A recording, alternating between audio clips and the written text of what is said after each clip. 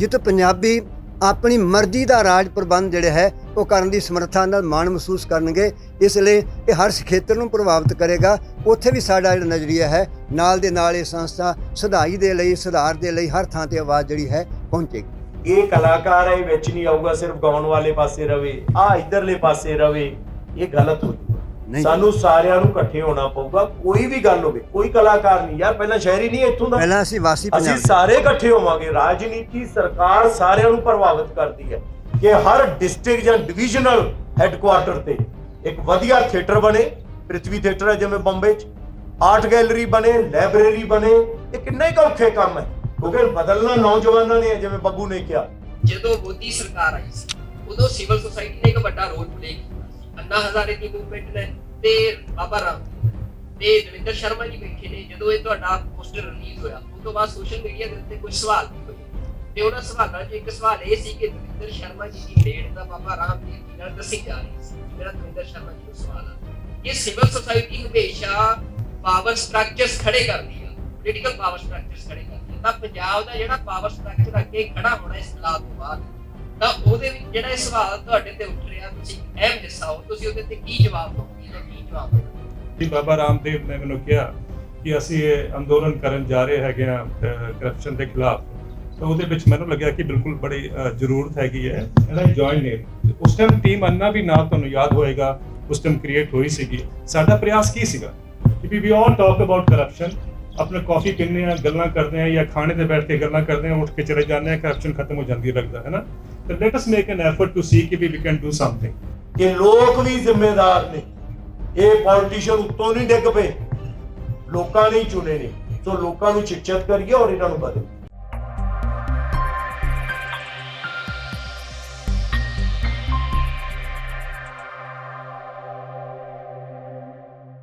ਜਿਹੜਾ ਖਿੱਤਾ ਹੈ ਜਾਂ ਕੌਮ ਹੈ ਇਹ ਨਿਸ਼ਚੇ ਕਰਦੀ ਫਲਸਫੇ ਚੋਂ ਨਿਕਲਦੀ ਹੈ। ਅਸੀਂ ਨਿਸ਼ਚੇ ਕਰਦੇ ਹਾਂ ਤੇ ਫਿਰ ਜਿੱਤ ਹਾਸਲ ਕਰਦੇ ਹਾਂ, ਔਰ ਇਹਦਾ ਸਬੂਤ ਤੁਹਾਨੂੰ ਆ ਕਿਸਾਨ ਅੰਦੋਲਨ 'ਚ ਮਿਲ ਗਿਆ। ਇੱਕ ਅਜਿਹੀ ਜਿੱਤ ਜਿਹੜੀ ਕਿ ਇਸ ਦੇਸ਼ 'ਚ ਸਾਡੇ ਸੂਬੇ 'ਚ ਬੜੇ ਅਰਸੇ ਬਾਅਦ ਹੋਈ ਹੈ। ਇਸ ਫਲਸਫੇ ਦੀ ਦੇਣ ਹੈ ਕਿ ਅਸੀਂ ਜਿੱਤੇ ਹਾਂ। ਬਟ ਜਿਹੜੀ ਜਿੱਤਣ ਨਾਲ ਹਾਸਲ ਹੋਇਆ ਉਸ ਤੋਂ ਵੀ ਅਹਿਮ ਸਾਨੂੰ ਹਾਸਲ ਹੋਇਆ ਬੋਨਸ ਦੇ ਵਿੱਚ ਪੋਜ਼ਿਟਿਵਿਟੀ ਆਈ ਹੈ। ਜਿਹੜੀ ਇੱਕ ਲੋਕਾਂ 'ਚ ਸੋਚਣ ਦਾ ਮੁੱਦਾ ਆਇਆ, ਅਸੀਂ ਉਹਨਾਂ ਮੁੱਦਿਆਂ ਤੇ ਗੱਲ ਕਰਨੀਆਂ ਸ਼ੁਰੂ ਕਰ ਲਈਆਂ ਜਿਨ੍ਹਾਂ ਤੇ ਨਹੀਂ ਕਰਦੇ ਸੀ। ਗੱਡੀਆਂ, ਹਥਿਆਰ ਜਾਂ ਕੁਛ ਇੱਧਰਲੇ ਪਾਸਾ ਸਾਡੇ ਯੰਗਸਟਰ ਲੱਗੇ ਹੋਏ ਸੀ। ਲਾਗ ਡਾਟ ਹੈ ਪਿੰਡਾਂ 'ਚ, ਇਹਨੂੰ ਸੋਚ ਕੇ ਅਸੀਂ ਵੋਟਾਂ ਪਾਉਂਦੇ ਸੀ। ਅੱਜ ਸਾਡੇ ਮਿਨਿਸਟਰਾਂ ਨੂੰ, ਐਮਐਲਏਆਂ ਨੂੰ, ਲੀਡਰਾਂ ਨੂੰ ਭਾਜੜਾਂ ਪਈਆਂ ਹੋਈਆਂ ਨੇ ਕਿ ਸਾਡੇ ਮੁੰਡਿਆਂ ਨੇ ਪੁੱਛਣਾ ਸ਼ੁਰੂ ਕਰਤਾ। ਇਹ ਪੋਜ਼ਿਟਿਵਿਟੀ ਹੈ। ਅੱਜ ਅਸੀਂ ਇਹ ਸਾਰਾ ਕੁਝ ਕਿਉਂ ਕਰ ਰਹੇ ਹਾਂ, ਇਹਦੀ ਇੱਕ ਬਰੀਫ ਜੀ ਇੰਟਰੋਡਕਸ਼ਨ ਦੇ ਕੇ ਫਿਰ ਅਸੀਂ ਤੁਹਾਡੇ ਸਵਾਲਾਂ ਤੇ ਜਾਵਾਂਗੇ। ਹੁਣ ਇਹ ਜਿਹੜੀ ਪੋਜ਼ਿਟਿਵਿਟੀ ਜਨਰੇਟ ਹੋਈ ਹੈ ਇਹਨੂੰ ਸਹੀ ਪਾਸੇ ਲਾ ਸਕੀਏ। ਪਿਛਲੀ ਵਾਰੀ ਇੱਕ ਅੰਦੋਲਨ ਹੋਇਆ ਸੀ, ਬੜੇ ਲੋਕ ਹਿੰਦੁਸਤਾਨ ਦੇ ਅੰਦੋਲਨ ਹੋਏ ਸੀ। ਇੱਕ ਸਰਕਾਰ ਬਦਲ ਗਈ, ਬੰਦੇ ਬਦਲ ਗਏ, ਕਾਂਗਰਸ ਚਲੀ ਗਈ, ਐਨਡੀਏ ਚਲਿਆ ਗਿਆ, यूपीए ਚਲਿਆ ਗਿਆ, ਐਨਡੀਏ ਆ ਗਿਆ, ਬੀਜੇਪੀ ਆ ਗਈ, ਪਾਲਿਸੀਆਂ ਉਹੀ ਰਹੀਆਂ। ਆਹੀ ਕਿਸਾਨ ਜਿਹੜੇ ਬਿੱਲ ਆਏ ਸੀ ਇਹ ਸ਼ਾਇਦ ਉਹਨਾਂ ਨੇ ਵੀ ਲੈ ਕੇ ਆਉਣੇ ਸੀ, ਬਾਅਦ 'ਚ ਲੈ ਆਏ। ਬੰਦੇ ਬਦਲ ਨਾਲ, ਪਾਰਟੀਆਂ ਬਦਲ ਨਾਲ ਦੇਸ਼ਾਂ ਦੀ ਜਾਂ ਪ੍ਰਦੇਸ਼ਾਂ ਦੀਆਂ ਤਕਦੀਰਾਂ ਨਹੀਂ ਬਦਲਦੀਆਂ। ਇਹ ਉਦੋਂ ਬਦਲਦੀਆਂ ਨੇ ਜਦੋਂ ਏਜੰਡੇ ਬਦਲੇ ਜਾਣ, ਪਾਲਿਸੀਆਂ ਬਦਲੀਆਂ ਜਾਣ। ਸਾਡਾ ਸਾਰਿਆਂ ਦਾ ਇਕੱਠੇ ਹੋਣ ਦਾ ਰੀਜ਼ਨ ਹੀ ਆ ਹੈ। ਅੱਜ ਤੁਹਾਡੇ ਸਾਹਮਣੇ ਆਉਣ ਦਾ ਰੀਜ਼ਨ ਵੀ ਆ ਹੈ। ਸਾਡੇ ਜੋ ਕਿਸੇ ਦੀ ਕੋਈ ਪੋਲੀਟੀਕਲ ਭੁੱਖ ਨਹੀਂ, ਨਾ ਅਸੀਂ ਕਿਸੇ ਪੋਲਿਟਿਕਸ 'ਚ ਜਾਣਾ ਹੈ, ਬਟ ਅਸੀਂ ਪੋਲਿਟਿਕਸ ਨੂੰ ਪ੍ਰਭਾਵਿਤ ਕਰਨਾ ਹੈ, ਔਰ ਪ੍ਰਭਾਵਿਤ ਉਹਨੂੰ ਅਸਰ ਨਾਲ ਕਰਨਾ ਹੈ, ਜੁਰਤ ਨਾਲ ਕਰਨਾ ਹੈ, ਏਜੰਡੇ ਨਾਲ ਕਰਨਾ ਹੈ। ਕਿਉਂਕਿ ਜਦੋਂ ਏਜੰਡੇ ਬਦਲੇ ਜਾਣਗੇ ਤਾਂ ਤਕਦੀਰ ਬਦਲ ਸਕਦੀ ਹੈ। ਅੱਜ ਹੋ ਕੀ ਰਿਹਾ, ਸਾਡੇ ਟਰਾਂਸਪੋਰਟ ਦਾ ਕੀ ਹਾਲ ਹੈ, ਹੈਲਥ ਦਾ ਕੀ ਹਾਲ ਹੈ, ਐਗਰੀਕਲਚਰ ਦਾ ਸਤਿਆਨਾਸ਼ ਕੀਤਾ ਹੋਇਆ। ਕਿਤੇ ਸੋਚਿਆ ਸੀ ਕਿ ਪੰਜਾਬੀ ਵੀ ਖੁਦਕੁਸ਼ੀ ਕਰ ਸਕਦਾ ਹੈ, ਪਲਾਇਨ ਕਰ ਸਕਦਾ, ਭੱਜ ਸਕਦਾ? ਅੱਜ ਸਾਡੇ ਮੁੰਡੇ ਬਾਹਰ ਭੱਜੇ ਜਾ ਰਹੇ ਨੇ। ਇਹ ਗੁਰੂਆਂ ਦੀ ਪਰਨੋਈ ਤੇ ਪੰਜ ਦਰਿਆਵਾਂ ਦੀ ਧਰਤੀ ਖਾਲੀ ਹੋਣ ਡਈ ਹੈ। ਕਿਉਂ ਹੋ ਰਿਹਾ? ਜੇ ਪਾਰਟੀਆਂ ਚੰਗੀਆਂ ਹੋਣ ਤਾਂ ਲੋਕਾਂ ਨੂੰ ਭੱਜਣਾ ਪੈ ਜਾਊਗਾ। ਮੈਨੂੰ ਸਮਝ ਨਹੀਂ ਆਉਂਦੀ, ਬਹੁਤ ਸਾਰੇ ਲੋਕ ਇਹਨਾਂ ਪਾਰਟੀਆਂ ਵੱਲ ਭੱਜੇ ਜਾਂਦੇ ਨੇ। ਕੀ ਇਹ ਹੈ ਸਾਡੀ ਨੈਤਿਕਤਾ? ਮੈਂ ਕਿਸਾਨ ਜਥੇਬੰਦੀਆਂ ਨਾਲ ਵੀ ਬੜੀਆਂ ਡਿਟੇਲ 'ਚ ਗੱਲਾਂ ਹੋਈਆਂ ਨੇ ਕਿ ਜੇ ਇਹਨਾਂ 'ਚ ਹੀ ਜਾਣਾ ਟ੍ਰੈਡੀਸ਼ਨਲ ਪਾਰਟੀਆਂ 'ਚ, ਤਾਂ ਫਿਰ ਅਸੀਂ ਉੱਥੇ ਦਿੱਲੀ ਦੇ ਬਾਰਡਰਾਂ ਤੇ ਕਿਉਂ ਬੈਠੇ ਸੀ? ਸਾਡੀ ਇਹ ਦੁਰਦਸ਼ਾ ਕਿਉਂ ਹੈ? ਕੀ ਸਾਡੀ ਦਸ਼ਾ ਸਹੀ ਹੈ? ਨਹੀਂ। ਤੇ ਫਿਰ ਕੀਤੀ ਕਿਹਨੇ ਹੈ? ਇਹਨਾਂ ਨੇ। ਤੇ ਅਸੀਂ ਉਹਨਾਂ ਦਾ ਹੀ ਹਿੱਸਾ ਬਣਾਂਗੇ? ਨਹੀਂ। ਇੱਕ ਨਵੇਂ ਸੋਚ ਦੀ ਲੋੜ ਹੈ, ਨਵੇਂ ਏਜੰਡੇ ਦੀ ਲੋੜ ਹੈ। ਜੇ ਟਰਾਂਸਪੋਰਟ ਪਾਲਿਸੀ ਸਹੀ ਹੁੰਦੀ ਨਾ ਤਾਂ ਆਹ ਹਾਲ ਨਹੀਂ ਹੋਣਾ ਸੀ ਜੋ ਹੁਣ ਹੈ। ਹੈਲਥ ਦੇ ਸੈਂਟਰ ਬੰਦ ਹੋ ਗਏ, ਸਕੂਲ ਕਾਲਜ, ਮਤਲਬ ਮੇਰਾ ਫਰੀਦਕੋਟ ਦਾ ਇਲਾਕਾ ਹੈ, ਸਾਡਾ ਕਾਲਜ, ਬਠਿੰਡੇ ਦਾ ਕਾਲਜ, 8-8 ਕਾਲਜ ਦੇ ਇੱਕ ਪ੍ਰਿੰਸੀਪਲ। ਹੱਦ ਹੋਈ ਪਈ ਹੈ ਯਾਰ। ਕੋਈ ਮੈਡੀਸਨ ਨਹੀਂ ਮਿਲ ਰਹੀ, ਸਰਕਾਰੀ ਹਸਪੀਟਲ ਬੰਦ ਹੋ ਗਏ ਨੇ, ਪ੍ਰਾਈਵੇਟ ਸਕੂਲਾਂ 'ਚ ਦਾਖਲੇ ਵਧੇ ਹੋਏ ਨੇ, 85% ਸਾਡੇ ਬੱਚੇ ਦਾ ਦਾਖਲਾ ਪ੍ਰਾਈਵੇਟ ਸਕੂਲਾਂ 'ਚ ਹੈ। ਤਾਂ ਫਿਰ ਸਾਡੇ ਜਿਹੜੇ ਟੀਚਰ ਨੇ, ਸਾਡੇ ਜਿਹੜੇ ਸਕੂਲ ਨੇ, ਉਹਨਾਂ ਨੂੰ ਸੁਧਾਰਨ ਦੀ ਜ਼ਿੰਮੇਵਾਰੀ ਕਿਹਦੀ ਹੈ? ਕੀ ਹੈ ਸਾਡੀ ਐਜੂਕੇਸ਼ਨ ਪਾਲਿਸੀ? ਜਦੋਂ ਇਹਨਾਂ ਨੂੰ ਘੇਰਦੇ ਨੇ, ਨਾ ਤਾਂ ਕਿਸੇ ਮਿਨਿਸਟਰ ਕੋਲੇ ਜਵਾਬ ਹੁੰਦਾ, ਨਾ ਕਿਸੇ ਐਮਐਲਏ ਕੋਲੇ, ਨਾ ਮੁੱਖ ਮੰਤਰੀ ਕੋਲੇ। ਉਹ ਤਾਂ ਜੀ ਸਾਨੂੰ ਪਤਾ ਨਹੀਂ। ਗੈਟ ਤੇ ਸਾਈਨ ਕਿਉਂ ਕੀਤੇ? ਉਹ ਤਾਂ ਜੀ ਸਾਨੂੰ ਪਤਾ ਨਹੀਂ, ਅਸੀਂ ਛੋਟੇ ਸੀ। ਕਮਾਲ ਦੀ ਗੱਲ ਹੈ ਯਾਰ, ਇਹ ਕੋਈ ਜਵਾਬ ਹੈ?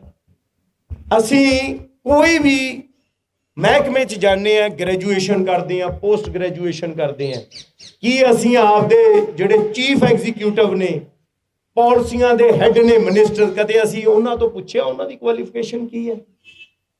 ਉਹ ਜਿਹੜਾ ਮਰਜ਼ੀ ਪਾ ਦਿੰਦੇ ਯਾਰ ਅਸੀਂ ਆਪਦੀ ਲਾਗ ਡਾਟ ਦੇ ਚੱਕਰ 'ਚ।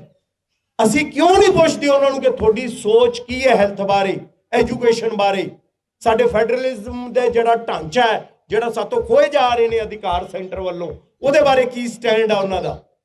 ਔਰ ਇੱਕ ਹੋਰ ਜੋ ਬਹੁਤ ਗਲਤ ਕੰਮ ਹੋ ਰਿਹਾ ਹੈ, ਜਿਹੜੀਆਂ ਨੈਸ਼ਨਲ ਪਾਰਟੀਆਂ ਨੇ, ਇੱਥੇ ਕੁਝ ਹੋਰ ਬੋਲਦੀਆਂ ਨੇ, ਦਿੱਲੀ ਜਾ ਕੇ ਕੁਝ ਹੋਰ ਬੋਲਦੀਆਂ ਨੇ। ਇਹਦਾ ਵੀ ਸੋਲੂਸ਼ਨ ਕਰਨਾ ਪਊਗਾ ਸਾਨੂੰ। ਜੇ ਸਾਡੇ ਪਾਣੀ ਦੇ ਮਸਲੇ ਨੇ, ਸਾਡਾ ਪਰਾਲੀ ਵਾਲਾ ਮਸਲਾ ਹੈ, ਪੋਲਿਊਸ਼ਨ ਨਾਲ ਜੁੜ ਕੇ, ਜਾਂ ਬਾਕੀਆਂ ਸਾਰੀਆਂ ਪਾਲਿਸੀਆਂ ਨੇ, ਇੱਕ ਮੂੰਹ ਹੀ ਗੱਲ ਹੋਣੀ ਚਾਹੀਦੀ ਹੈ ਚਾਰੇ ਪਾਸੇ।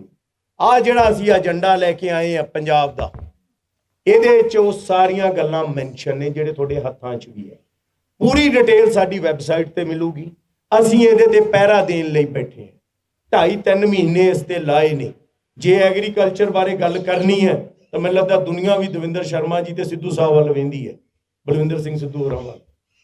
ਤਾਂ ਕਿਉਂ ਨਹੀਂ ਅਸੀਂ ਇਹਨਾਂ ਦੀਆਂ ਸੇਵਾਵਾਂ ਲੈਂਦੇ? ਕਿਉਂ ਨਹੀਂ ਅਸੀਂ ਕਿਸਾਨ ਜਥੇਬੰਦੀਆਂ ਦੇ ਕੁਝ ਪ੍ਰਮੁੱਖਾਂ ਤੋਂ ਪੁੱਛਦੇ ਕਿ ਕੀ ਪਾਲਿਸੀ ਹੋਣੀ ਚਾਹੀਦੀ ਹੈ? ਕਿਉਂ ਨਹੀਂ ਅਸੀਂ ਡਾਕਟਰ ਦੀਪਤੀ ਦੇ ਗਰਗ ਹੋਰਾਂ ਤੋਂ ਪੁੱਛਦੇ ਕਿ ਸਾਡੀ ਹੈਲਥ ਦੀ ਪਾਲਿਸੀ ਕੀ ਹੋਵੇ? ਮਨਰੇਗਾ ਬਾਰੇ ਜੇ ਕੋਈ ਜਾਣਦਾ ਇਸ ਦੇਸ਼ 'ਚ ਸਭ ਤੋਂ ਜ਼ਿਆਦਾ ਹਮੀਰ ਸਿੰਘ ਤੋਂ ਕਿਉਂ ਨਹੀਂ ਪੁੱਛਦੇ?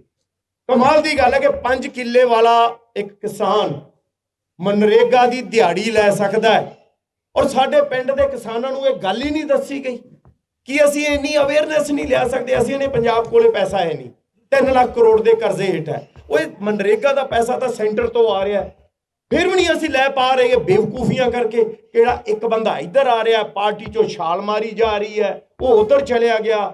4.5 ਸਾਲ ਕੁਝ ਦਿਸਿਆ ਨਹੀਂ, ਹੁਣ ਸਡਨਲੀ ਸਾਰਾ ਕੁਝ ਦਿਸਣ ਲੱਗ ਗਿਆ। ਮਤਲਬ ਸਾਨੂੰ ਇਹਨਾਂ ਚੀਜ਼ਾਂ ਤੋਂ ਉੱਪਰ ਉੱਠਣਾ ਚਾਹੀਦਾ ਹੈ। ਕਿਸੇ ਵੀ ਇੱਕ ਵਿਅਕਤੀ ਦੀ, ਪਾਰਟੀ ਦੀ ਨਾ ਤਾਂ ਪਕਸ਼ ਲਵੋ ਨਾ ਵਿਰੋਧ ਲਵੋ, ਏਜੰਡੇ ਦੀ ਗੱਲ ਕਰੋ, ਮੁੱਦੇ ਦੀ ਗੱਲ ਕਰੋ। ਅਸੀਂ ਆਹ ਮੁੱਦੇ ਲੈ ਕੇ ਆਏ ਹਾਂ, ਔਰ ਇਹ ਕੋਈ ਹਰਫੇ ਆਖਰ ਨਹੀਂਗਾ, ਲਾਸਟ ਵਰਡ ਨਹੀਂਗਾ। ਇਹਦੇ ਵਿੱਚ ਜਿਹੜੇ ਬੁੱਧੀਜੀਵੀਆਂ ਨੂੰ ਅਸੀਂ ਅਪਰੋਚ ਨਹੀਂ ਕਰ ਪਾਏ, ਜਾਂ ਬਾਕੀ ਸਾਰੇ ਆਮੋ ਖਾਸ ਜਿੰਨੇ ਵੀ ਦੁਨੀਆ 'ਚ ਹੈਗੇ ਨੇ ਪੰਜਾਬ ਹਿਤੈਸ਼ੀ, ਸਾਡੀ ਉਹਨਾਂ ਨੂੰ ਹੱਥ ਜੋੜ ਕੇ ਬੇਨਤੀ ਹੈ ਕਿ ਆਪਦੇ ਸੁਝਾਅ ਭੇਜੋ, ਆਪਦੀਆਂ ਰਾਇਆਂ ਦਿਓ ਔਰ ਜੁੜੋ ਸਾਡੇ ਨਾਲ। ਕਿਉਂਕਿ ਜੁੜਨ ਲਈ ਅਸੀਂ ਪਰਸੋਂ ਅਨਾਉਂਸ ਕੀਤਾ ਹੈ। ਬਹੁਤ ਸਾਰੇ ਲੋਕਾਂ ਦਾ ਮਤਲਬ ਮੈਂ ਤੁਹਾਨੂੰ ਦੱਸ ਨਹੀਂ ਸਕਦਾ ਜੋ ਰਿਸਪੌਂਸ ਆਇਆ, ਔਰ ਉਹਨਾਂ 'ਚ ਇੱਕ ਸਾਡਾ ਆਪਦਾ ਮੁੰਡਾ ਜਿਹੜਾ ਸਾਡੇ ਨਾਲ ਜੁੜਿਆ ਰਿਹਾ ਅੰਦੋਲਨ ਕਿਸਾਨ 'ਚ ਵੀ ਅਸੀਂ ਜਾਂਦੇ ਰਹੇ, ਤਾਂ ਉਹਨੇ ਤਾਂ ਗਿਲਾ ਐਂ ਕੀਤਾ ਕਿ ਮੈਨੂੰ ਬਾਹੋਂ ਫੜ ਲਿਆ ਕਿ ਮੈਨੂੰ ਤਾਂ ਬਾਈ ਜੀ ਮੈਨੂੰ ਕਿਉਂ ਛੱਡ ਗਏ ਤੁਸੀਂ? ਮੈਂ ਕਿਹਾ ਯਾਰ ਆਪਣੀ ਗੱਲ ਨਹੀਂ ਹੋ ਪਾਈ, ਇਸ ਕਰਕੇ ਉਹਨੂੰ ਮੈਂ ਇੱਕ ਅੱਜ ਰੀਤ ਸ਼ੁਰੂ ਕਰਨ ਲੱਗਿਆ ਕਿ ਜਿਵੇਂ ਜੁੜਾਵ ਸ਼ੁਰੂ ਹੋਊਗਾ ਸਾਡਾ। ਉਹ ਹੈਗਾ ਰਣਜੀਤ ਬਾਵਾ। ਰਣਜੀਤ ਕਿੱਥੇ ਆ ਜਾ ਭਾਈ, ਤੂੰ ਵੀ ਸ਼ਾਮਲ ਹੋ ਜਾ ਸਾਡੇ 'ਚ। ਇਹ ਇਸ ਤਰ੍ਹਾਂ ਨਾਲ ਹੋਰ ਬਹੁਤ ਚਿਹਰੇ ਤੁਹਾਨੂੰ ਨਾਲ ਜੁੜਦੇ ਹੋਏ ਨਜ਼ਰ ਆਉਣਗੇ, ਔਰ ਅਸੀਂ ਉਹਨਾਂ ਤੋਂ ਜਿਹੜੇ ਨਹੀਂ ਵੀ ਜੁੜ ਰਹੇ ਸੁਝਾਅ ਮੰਗ ਰਹੇ ਹਾਂ। ਸਾਡੀ ਵੈਬਸਾਈਟ, ਉਹਦਾ ਪੂਰਾ ਤੁਹਾਨੂੰ ਜੋ ਐਡਰੈਸ ਵਗੈਰਾ ਹੁੰਦਾ ਹੈ, ਉਹਦੇ ਤੇ ਪਲੀਜ਼ ਆਪਦੇ ਸੁਝਾਅ ਭੇਜਿਓ ਜੇ, ਅਸੀਂ ਉਹਨਾਂ ਨੂੰ ਸ਼ਾਮਲ ਕਰਾਂਗੇ। ਔਰ ਫਿਰ ਉਸ ਪੂਰੇ ਏਜੰਡੇ ਨੂੰ ਇੱਕ ਅਗਲੀ ਪਬਲਿਕ ਅਪੀਅਰੈਂਸ 'ਚ ਹੋ ਸਕਦਾ ਔਰ ਰੈਲੀ ਦੀ ਸ਼ਕਲ 'ਚ ਹੋਵੇ, ਉਹ ਕਿਹੜੀ ਉਹ ਸ਼ਕਲ ਜੋ ਵੀ ਹੋਗੀ ਅਸੀਂ ਤੁਹਾਨੂੰ ਅਨਾਉਂਸ ਕਰਾਂਗੇ। ਉਹਦੇ ਵਿੱਚ ਇੱਕ ਫਾਈਨਲ ਏਜੰਡਾ, ਫਾਈਨਲ ਮੀਨ ਆ ਵੀ ਫਾਈਨਲ ਹੀ ਹੈ, ਲੇਕਿਨ ਕਿ ਜਿੱਥੇ ਅਸੀਂ ਕਹਾਂਗੇ ਸਾਰੀਆਂ ਪੋਲੀਟੀਕਲ ਪਾਰਟੀਆਂ ਨੂੰ ਕਿ ਇਹਦੇ ਨਾਲ ਸਹਿਮਤ ਹੋਵੋ, ਜੇ ਤੁਸੀਂ ਇਹਦੇ ਨਾਲ ਸਹਿਮਤ ਨਹੀਂ ਹੋਏ ਸਾਡੇ ਏਜੰਡੇ ਨਾਲ ਤਾਂ ਅਸੀਂ ਤੁਹਾਡਾ ਵਿਰੋਧ ਕਰਾਂਗੇ, ਹਰ ਲੈਵਲ ਤੇ ਜਾ ਕੇ ਵਿਰੋਧ ਕਰਾਂਗੇ।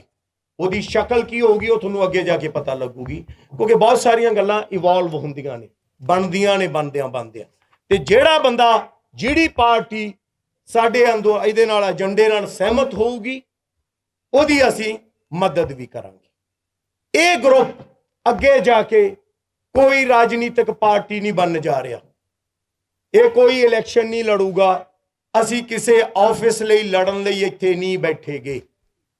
ਬੱਬੂ ਮਾਨ ਨੂੰ ਕੋਈ ਚਾਅ ਨਹੀਂਗਾ ਮੁੱਖ ਮੰਤਰੀ ਬਣਨ ਦਾ, ਜਾਂ ਮੰਤਰੀ ਦਾ, ਜਾਂ ਗੁਲਪਨਾਗ ਨੂੰ, ਜਾਂ ਹਮੀਰ ਸਿੰਘ ਨੂੰ, ਜਾਂ ਦਵਿੰਦਰ ਸ਼ਰਮਾ ਜੀ ਨੂੰ, ਨਾ ਹੀ ਮੈਨੂੰ। ਅਸੀਂ ਆਏ ਆ ਕਿ ਜੇ ਪੰਜਾਬ ਬਚਾਉਣਾ, ਪੰਜਾਬ ਬਚਾਉਣਾ। ਮੈਨੂੰ ਲੱਗਦਾ ਹੌਲੀ ਹੌਲੀ ਕਿਤੇ ਇਹ ਵੀ ਜੁਮਲਾ ਨਾ ਬਣ ਜੇ, ਜੋਕ ਨਾ ਬਣ ਜੇ, ਕਿਉਂਕਿ ਮੇਰੇ ਕੋਲੇ ਬਹੁਤ ਲੋਕ ਆਏ, ਮੈਂ ਹਰ ਇੱਕ ਨੂੰ ਪੁੱਛਿਆ ਪੰਜਾਬ ਨੂੰ ਬਚਾਉਣ ਦਾ ਰਸਤਾ ਕੀ ਹੈ, ਮਾਡਲ ਕੀ ਹੈ। ਆਂਦੇ ਭਾਜੀ ਉਹ ਤਾਂ ਬਣ ਜੂਗਾ। ਉਹ ਮੈਂ ਕਿਹਾ 75 ਸਾਲ 'ਚ ਤਾਂ ਬਣਿਆ ਨਹੀਂ, ਹੁਣ ਬਣ ਜੂਗਾ। ਅਸੀਂ ਪਹਿਲਾਂ ਉਹ ਮੁੱਦੇ ਤਾਂ ਬਣਾ ਲਈਏ, ਫਿਰ ਪਾਰਟੀਆਂ 'ਚ ਜਾਣਾ, ਫਿਰ ਪਾਰਟੀਆਂ ਬਣਾਉਣਾ, ਫਿਰ ਡਿਸਾਈਡ ਕਰ ਲਈਏ।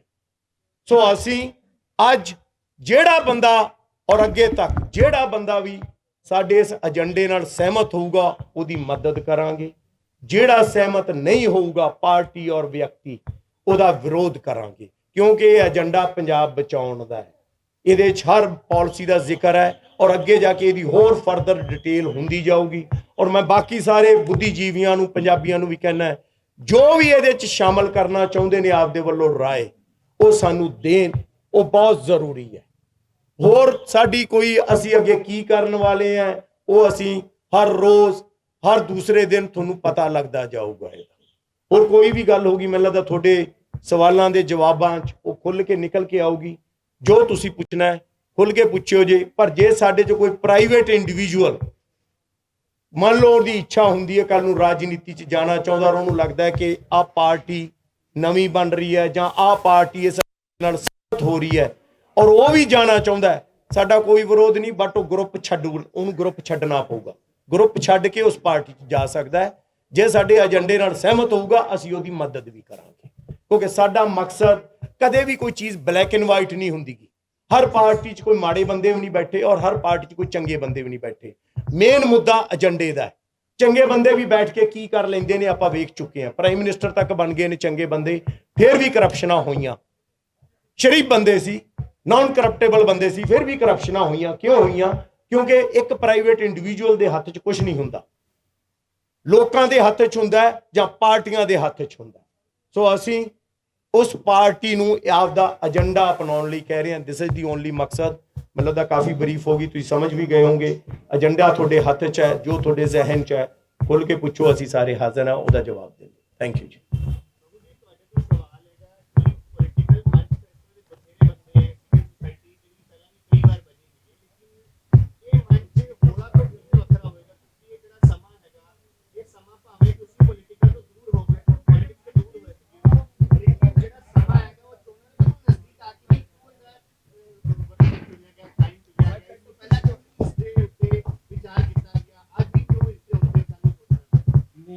ਇਹ ਤਾਂ ਕੋਈ ਸਵਾਲ ਮਤਲਬ ਅਜੀਬ ਹੈ ਕਿ ਕਦੇ ਵੀ ਸੋਚਿਆ ਜਾ ਸਕਦਾ ਕਿਸੇ ਚੀਜ਼ ਬਾਰੇ। ਇਹ ਜ਼ਰੂਰੀ ਮੈਨੂੰ ਜਵਾਬ ਦੇ।